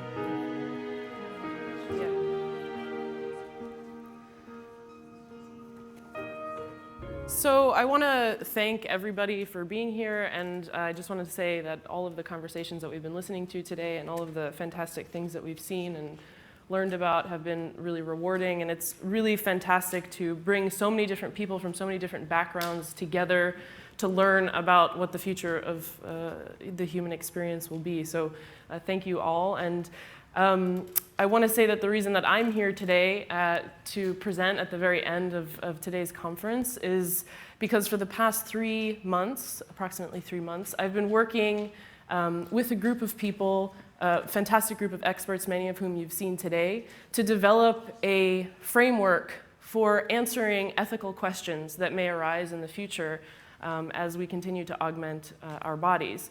And this process of meeting with these experts on a weekly basis and creating a document, editing that document and writing it collaboratively has been very rewarding, and I want to present that to you today, not just as partial author and editor of the document, but also on behalf of the 6 other experts that I worked with. And so you'll have to also forgive me because we worked so carefully to create this ethical framework for human augmentation, so carefully on the language and so carefully on the wording and the concepts that we were presenting that, and because I'm presenting on behalf of all 6 people, I want to make sure that I get that language correct. And any of you that work in bioethics or ethics understand that that language is very important. So you have to forgive me if occasionally I look down to make sure that I get that correct. So before I launch into this ethical framework for human augmentation, I want to talk a little bit about who we were or who we are, and then go into what we were doing. So first of all, I am Nadia Ortelt. I am a neuroscientist and a science media producer and storyteller. And in general, I create science media that bridges culture, technology, society, and I try to tell stories that really engender a sense of scientific literacy and scientific agency, which I think is extremely important and has kind of been, for me, a through line throughout all the conversations that have been happening today. You know, we kind of all have a sense of what human augmentation is. We have, in some cases, a very deep understanding of the science and the technology behind human augmentation, but many people in the public don't have that understanding. And it's our responsibility to teach them and to create media, to create educational resources, to try to spread that knowledge so that we can all make ethical decisions about where we should be going in the future. The other folks who were participating and who are on the board for creating this ethical framework, some of whom you've seen already, Adam Arabian, who's been actively involved in the development of leading edge research and commercial prosthetic devices for replacing and augmenting human capacity. Christian Bruger, who's a professor of Christian ethics. Micheal Chorost, who's a book author and also augmented himself, who you've seen on a panel previously. Dr. Nida Farahani, who unfortunately could not be here today, but Nida Farahani is a director of science and society at the Institute for Genome Sciences and Policy, and she's the director of the MA program in bioethics and science policy, and is a professor of law and philosophy at Duke University. And Samantha Payne was also on the board, who you've met today, who's also the co-founder of Open Bionics. And Will Rossellini, who's an IP expert and entrepreneur with 3 companies in progress that focus on repairing the nervous system using active electrical devices. So when we were meeting over the course of these months before the conference today, we asked ourselves some really fundamental questions. And although they seem very basic, when you're having a debate with ethicists, these questions can go on for a long time, and there's a lot of debate around them, but they're very important, and so I wanted to present them here today so you can understand the actual framework when I show it to you. So we were brought together to think about the possible future ethical dilemmas and the current ethical dilemmas that arise when people augment their bodies. And we wanted to think about what questions should we all be asking ourselves to guide our actions, our research, and our goals in the public and in the private sphere. And a lot of people here today have talked about their sort of personal motivations for doing research or augmenting their own bodies. But everybody is very careful when they talk about the repercussions, the social repercussions, the cultural repercussions, and the political repercussions of what they're doing. And a lot of those questions are ethical questions. And so that was kind of the primary motivation of why we came together to speak. Whoops. So why are we here and why are we asking these questions? Well, I mean, this isn't a new thing. Actually, these questions have been asked for a very long time. And the questions are not new. Science fiction has been asking these questions for much of the 20th century. And although the ethical conundrums posed in many classic science fiction narratives are sometimes extreme, we're actually approaching a point now in time where the questions and the paradoxes of the human condition posed in these stories are actually becoming real forks in the road now that we have to decide upon. So apocalyptic, utopian, or dystopian narratives in games and film and media, they're all fraught with endings that we actually are now forced to consider in very practical terms. So what will our future look like as humans? And how do we get there? Do we want to get there? So one of the early questions that we debated in some of our early meetings was, why does human augmentation need the field of ethics? And rapid advances in science and technology are kind of opening doors for the fulfillment of human desires, new human desires, possibly, in ways that weren't previously possible. So neural, genetic, pharmacological, and physical forms of augmentation of the human experience, they're actually going to multiply in number and in complexity over the next decades, and we're not necessarily prepared to make the decisions that we will have to make when those come to fruition. But it's our responsibility, and this word has been used a lot over the course of today, to create a public, open discourse around the ethical implications of technology that will shape what it means to be human in the near, far, and distant future.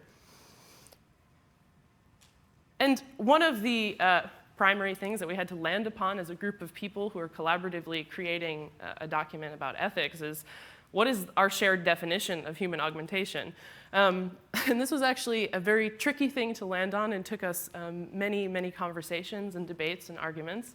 But what we landed upon was a fairly straightforward and in some ways cyclical definition. So human augmentation is definitely a deliberate act. And it's a permanent or temporary bodily intervention that changes or augments otherwise normal ranges of human function. And we tried as much as possible to be open to this idea of selective versus therapeutic enhancement and to try to encompass all of those things under the definition of human augmentation.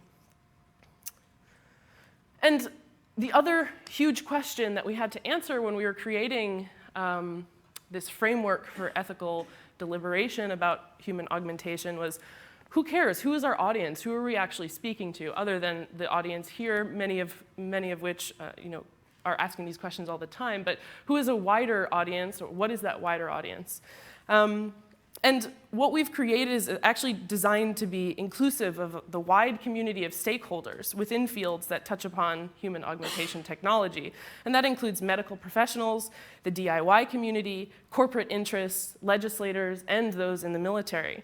And it can really provide a framework, or what we hoped was that it could provide a framework for doctors to act upon medical interventions requested by an individual for the purposes of enhancing their bodily function or creating a new set of abilities. And it can guide inventors in deciding to abandon or pursue certain research areas that may have far-reaching implications. And those of you who work in the scientific or institutionalized scientific context know that this is actually a very tricky question that infrequently is actually asked explicitly in a research context. It can guide manufacturers towards transparency or increase access to users of licensed hardware and software. It can help guide patients in deciding what they can reasonably request of medical professionals and manufacturers. And it can guide legislators in the public policy community in the process of writing laws around the certain use of different types of technology. And it can also guide regulators in deciding whether to approve or reject a proposed technology for private or public use. And one of the things that we wanted to foster when creating this framework is the idea of democratic deliberation. And Dr. Nita Farahani, who has worked on the Presidential Commission for Bioethics, brought this up as a very important point that she wanted integrated into this ethical framework. And the idea or the principle of democratic deliberation reflects an approach to decision-making that's collaborative, that embraces respectful debate of opposing views and active participation by citizens in decision-making, not just experts. And so we wanted to acknowledge that many ethical issues, they need to be debated in the expert environments in which they appear, in those medical environments and those military environments, but they also need to be inclusive of the public and of the public's opinions. So what we did is we actually created guiding principles of ethics, under which we categorize very specific recommendations that will guide further democratic deliberation around augmentation issues for very specific stakeholder groups. And so we tried to be very broad, but also very specific and pragmatic, which was a kind of integration of all of the expertise within our group, but also the desires of our group for what an ethical framework should look like. And we didn't do this in a void. We actually used a number of different documents that historically have been used by stakeholder groups in different ways. Sometimes they've been used more or less pragmatically. And so these documents, some of which you might be familiar with, some of which you might not be, were very important frameworks which we hung a lot of the work that we did on. Some of them came out of certain stakeholder groups like the DIY Bio Code of Ethics. Some are the basis for a lot of our human research, like the Belmont Report. And some of them are more or less related to the field of synthetic biology, like the Asilomar Convention, and some of the Presidential Commission reports that we used. So what we ended up constructing for this ethical framework for human augmentation were 4 guiding ethical principles under which we then categorize specific recommendations that can guide further democratic deliberation of augmentation and what that should look like in the future for specific stakeholder groups. So the first thing that is extremely important as one of these guiding principles is to promote freedom and responsibility, and we've spoken a lot today and we've heard a lot of panelists speak about autonomy and the ability of the individual to choose and decide what they can and want to do with their own body. And the decision of individuals to use technology to alter their body should always be an autonomous decision. But it should be noted that that autonomous decision is never existing in a vacuum. It's not contextless. So the decision to alter your body in an advantageous way can be disadvantageous to others, and that always has to be considered. It can never be dismissed. The second guiding principle is to promote public beneficence. And so public beneficence is a moral obligation that we have, some might argue a religious one, to act in a socially responsible way. And respecting the human good means that we should be acting in a way where the basic capacity of all human life as we know it now and as we agree upon it now, so life and bodily integrity, the pursuit of knowledge, interpersonal harmony, the pursuit of religious fulfillment if you want to, the skillful performance in work and play, and a sense of inner harmony, those things cannot be deliberately harmed or destroyed. Even if you're autonomously making a decision to augment your own body, that still needs to be considered as a guiding ethical principle. The third guiding principle is to promote responsible stewardship, and this is something that, as a science communicator and a science storyteller, is very important to me, but I think is very important to all of us in this community. There's a shared responsibility by all of us as stakeholders and those with power and authority to make decisions in this field to recognize that power and the power of those decisions. So, we as individuals, but also as a group and other stakeholder groups, have to consider that there are some stakeholders who have no voice and have no power to shape the future of technological innovation and interventions. And this includes lots of different groups: the children, the elderly, the sick, the indigent, future generations, and the environment, which is also a stakeholder when we are changing our bodies and changing the human experience. And the fourth guiding principle that we came upon was that we need to promote justice. So the welfare of an individual or a group should never be arbitrarily preferred over the welfare of another. And this is a very difficult question which has come up again and again over the course of today's discussions, but it's something that needs to continue to come up, because as we increase the availability of certain technologies to certain groups, there's going to be an increase in disparity of access. And so the promotion of justice needs to be integrated into how we think about the autonomous augmentation of our own bodies. At all stages of innovation, justice has to be prioritized. So that's funding stages, research stages, development stages. All of these stages need to be pursued with the thought of equal access, wide distribution, and fair benefit to risk ratios in mind. So underneath these 4 guiding principles, we came up with 8 recommendations, specific recommendations for different stakeholder groups. So one of the first ones is to develop fair policies and intelligent regulation of augmentation technologies. So there has to be a balanced, educated, and also very flexible regulatory approach to human augmentation. All communities really have a responsibility actually to encourage this for the safety and also the longevity of the research. If we don't have flexible regulation of these technologies, there's a very good chance that at some point none of us will have access to them. The second recommendation that we made was to recognize the complexity of augmentation. So augmentation is contextual. An ethical treatment of any kind of question that arises when we're thinking about human augmentation, about biotechnology, about changing our bodies, we have to consider that there's like individual contexts, there's social contexts, and there's very specific cultural contexts that surround that change that's being made to that body. And we've touched upon that a few times today, especially in the last panel, but I think this is extremely important. The third recommendation that we make for the stakeholders who have a stake in human augmentation, which is the entire human race, is to minimize social disruption. And in general, there's a significant potential for this as a result of human augmentation because of unfair access to augmentation for specific groups, or explicit augmentation requirements for employment, or superior capacity or performance by some augmented individuals that creates obligations for unaugmented individuals, for their behavior, and for how they should or should not be experiencing the world. The fourth recommendation that we make is to create educational resources. And I think this is extremely important and is frequently abandoned, especially by those who are pursuing very innovative or cutting-edge research. But it's also part of your responsibility as an innovator, as a person who is doing DIY research or who's augmenting their body on their own, to create educational resources for the public and those who are interested in deliberating human augmentation. If you are not providing those tools to the public, they have no way to understand the decision that you've made or the research that you're doing or the products that you're putting out there for them to consume.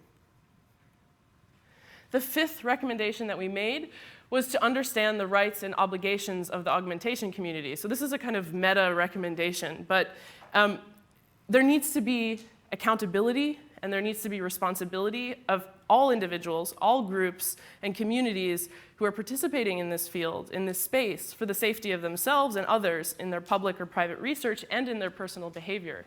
And I think that's a nice merging of the autonomous private decision to make a change to your own body and a more public decision to either put out a product or do research or find funding that will be more public and transparent. But there still are rights and responsibilities regardless to the rest of society. The sixth recommendation that we made was to actually go a step further and adopt ethical principles for behavior and research. And this has been an interesting thing to watch in the kind of the field of synthetic biology as we see the DIY bio community come up with a code of ethics, and many actually from within the community denying that that code of ethics should be used or should be applied to them. And I think that we're going to see a similar split within this community of people that believe that they need to abide by a set of ethical principles or that they need to abide by a set of principles that apply to everybody and not just to them, or a different set that applies to them. The seventh recommendation is actually to promote fairness and equity for all. This means that we need to balance incentives for private research as well as encouraging open, transparent access to technology, data, and research. And the eighth recommendation is to safeguard autonomy for all individuals. And this kind of brings us back to promoting freedom and responsibility. But we need to support the autonomy of the individual to alter their own bodies and retain control over future alterations of their own bodies. So this framework that we created for stakeholders was really something that we hoped would promote democratic deliberation over ethical issues within very specific spaces. So within the military, or those doing military research, or benefiting from the research that comes from military funding. Those in the medical community who may be asked at some point to respond to their own ethical principles when treating a patient. And we hope that this framework will be used not as it is without any changes, but actually just as a baseline to think about whether or not we should be creating ethical codes or ethical ways of behaving within this space more broadly. And one thing that I just wanted to say, it was a very rewarding experience working on this project and helping to author and write this alongside the 6 other people on the board. But it's really implausible to think that any small group of individuals could arrive at any code of ethics that's both broad enough and specific enough to be practical or to assist people in navigating a really complicated, very diverse, and organic community of human endeavor that spans a lot of fields, many of which you've seen today: synthetic biology, genetic engineering, medical device manufacturing, robotics, reproductive science, artificial intelligence. So in order to foster a sense of private agency and to really bolster public responsibility, the discourse around human augmentation and ethics has to happen now, and it has to happen publicly. And we really hope that this framework provides some tailored ways to deliberate the ethical questions democratically that will shape our future and will shape human experience in the future. So, thank you.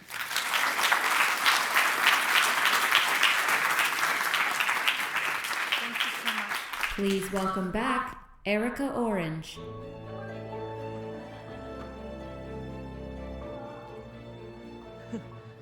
I got so excited, I jumped the gun. End of the day. So thank you so much, and thank you to the entire board for that thought-provoking framework, and hopefully this will further the discussion around a possible code of ethics as it pertains to human augmentation. So thank you so much for that. Just one quick housekeeping note before all of you leave and go get a drink. On your name tags, you will see a QR code on the back of it. If any of you have seen that, you might be wondering what it's for. What it's for is that on Monday, there is going to be a 30-minute documentary on Human by Design that is going to be launching on Amazon Prime. So be sure to check it out. It's going to be featuring many of the panelists you saw here today. So that is, again, on Monday on Amazon Prime. And to access the link to it, just take a picture of the QR code on the back of your name tag. So with that, I want to thank all of you so much for being here today. I'm leaving just with so much mind candy, so much inspiration, and thank you to everybody who participated and put this together, and a big thank you to all of you for spending the day with us. So, thanks.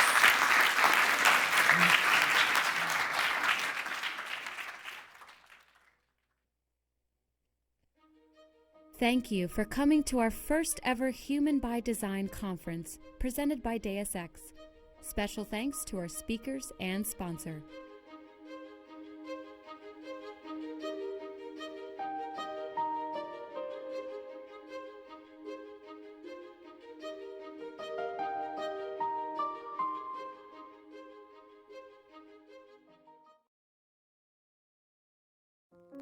Augmentation is about looking to the future.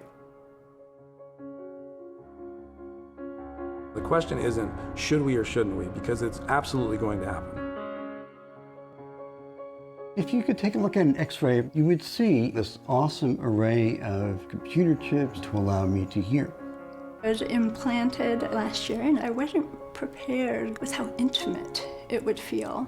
I have an antenna implanted in my head so I can hear the sounds of color. I consider myself a cyborg. The question of being willing to subject someone, even who gives consent, to harms that we really can't calculate is a serious ethical question. I really want to raise the concerns of accessibility and disparity. I want a new leg just to get rid of this pain every single step I walk.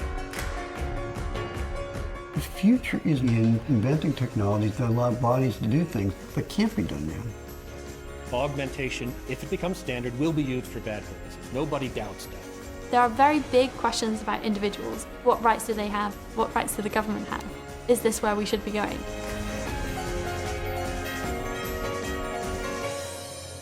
We're looking at reshaping the face of human nature, something that has never even been able to be talked about before.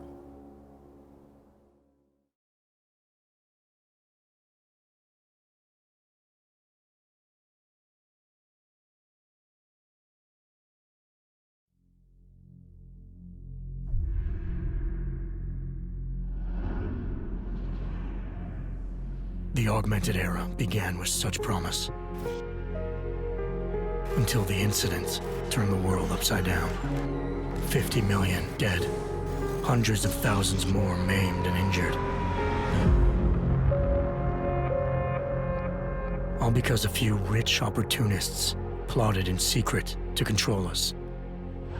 Today, hatred of Augs has morphed into a full-blown mechanical apartheid, with violent clashes fueling unrest. The augmented are suffering a genocide. It begins with taking away our rights, treating us as less than human, and then exterminating us. Something big is brewing, and I need to cut it off at the source. How can these people always be one step ahead? They've got unlimited power and money and absolutely no conscience at all. That's how. They manipulated the dawn of Human 2.0, made it dangerous, made me. I'm going to use every advantage I have to stop them.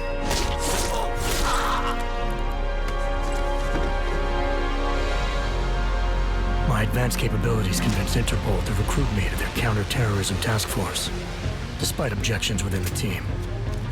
I'm willing to endure their prejudice, so long as it furthers my hunt for the true threat. Not gonna go all wonky on us now, Hansa, are you? If I do, McCready, I guarantee you'll never see it coming. Turns out my military-grade enhancements were hiding a full set of cutting-edge experimental logs. You're telling me I got more implants than I thought I did? More than your body can handle. Meaning my ability to infiltrate, fight, and circumvent has now grown exponentially. Right along with the increasing threat level.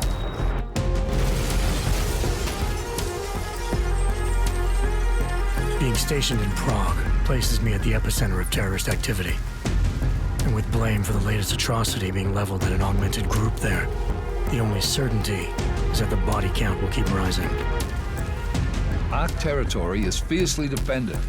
No one sets foot in there. The task force wants me to bring ARC's leader to justice, dealing with his augmented army as I see fit.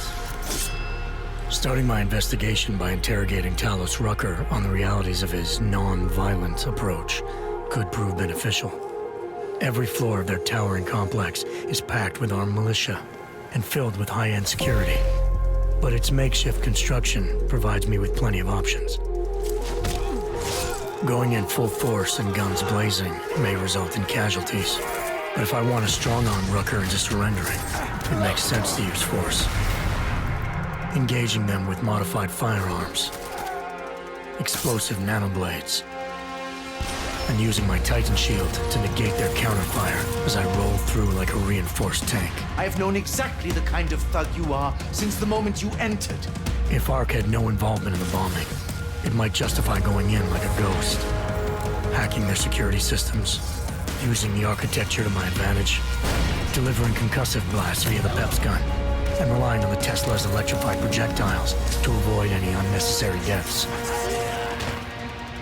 A lack of casualties would be a show of respect to someone like Rucker, and might just convince him to peacefully turn himself in. Faced with two terrible choices, I choose the lesser evil. I will come with you. But he and ARC represent just one facet of my hunt for the truth. And I'll need to keep tracking down leads and making contacts on both sides of the law if I hope to uncover the true motives behind these escalating attacks. It's not always about doing the right thing, or about doing things the right way.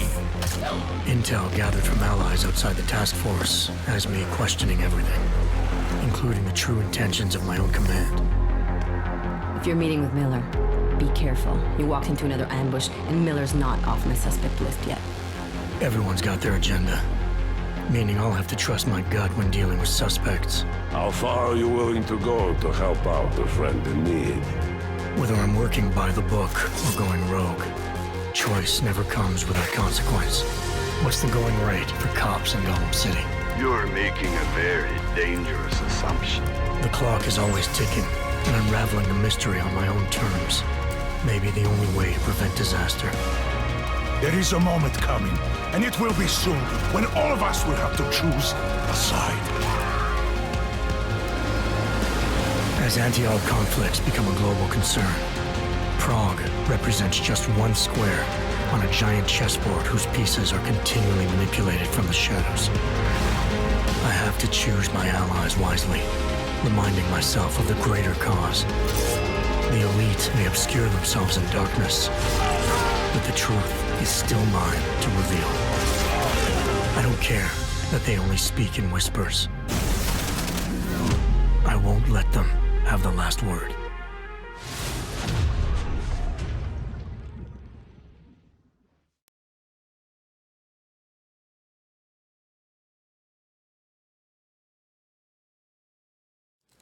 The realm of possibility and impossibility overlaps in the field of human augmentation. So it's a good time to be asking, what is fantasy and what is reality?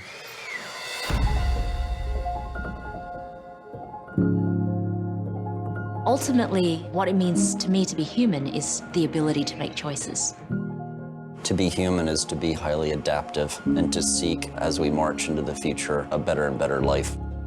I don't feel comfortable with the word human. I consider myself a cyborg. I don't think that the question of humanity is changed in the slightest by the actual composition of your body. You know, you might be smarter than I am and taller and more handsome and faster, but you're not more human than I am. The one thing we share equally is human equality. We've been augmenting our capabilities for a very long time. It's just about extending capability where it doesn't occur naturally. Active implantable devices will change what it means to be human more than we've ever seen before. The future of humanity, the future of our bodies will be determined by technology. There's a lot of parallels in science fiction and the kinds of things that we're seeing in the technology world. All of this was so far beyond what I thought it would be. Yeah, mind blown.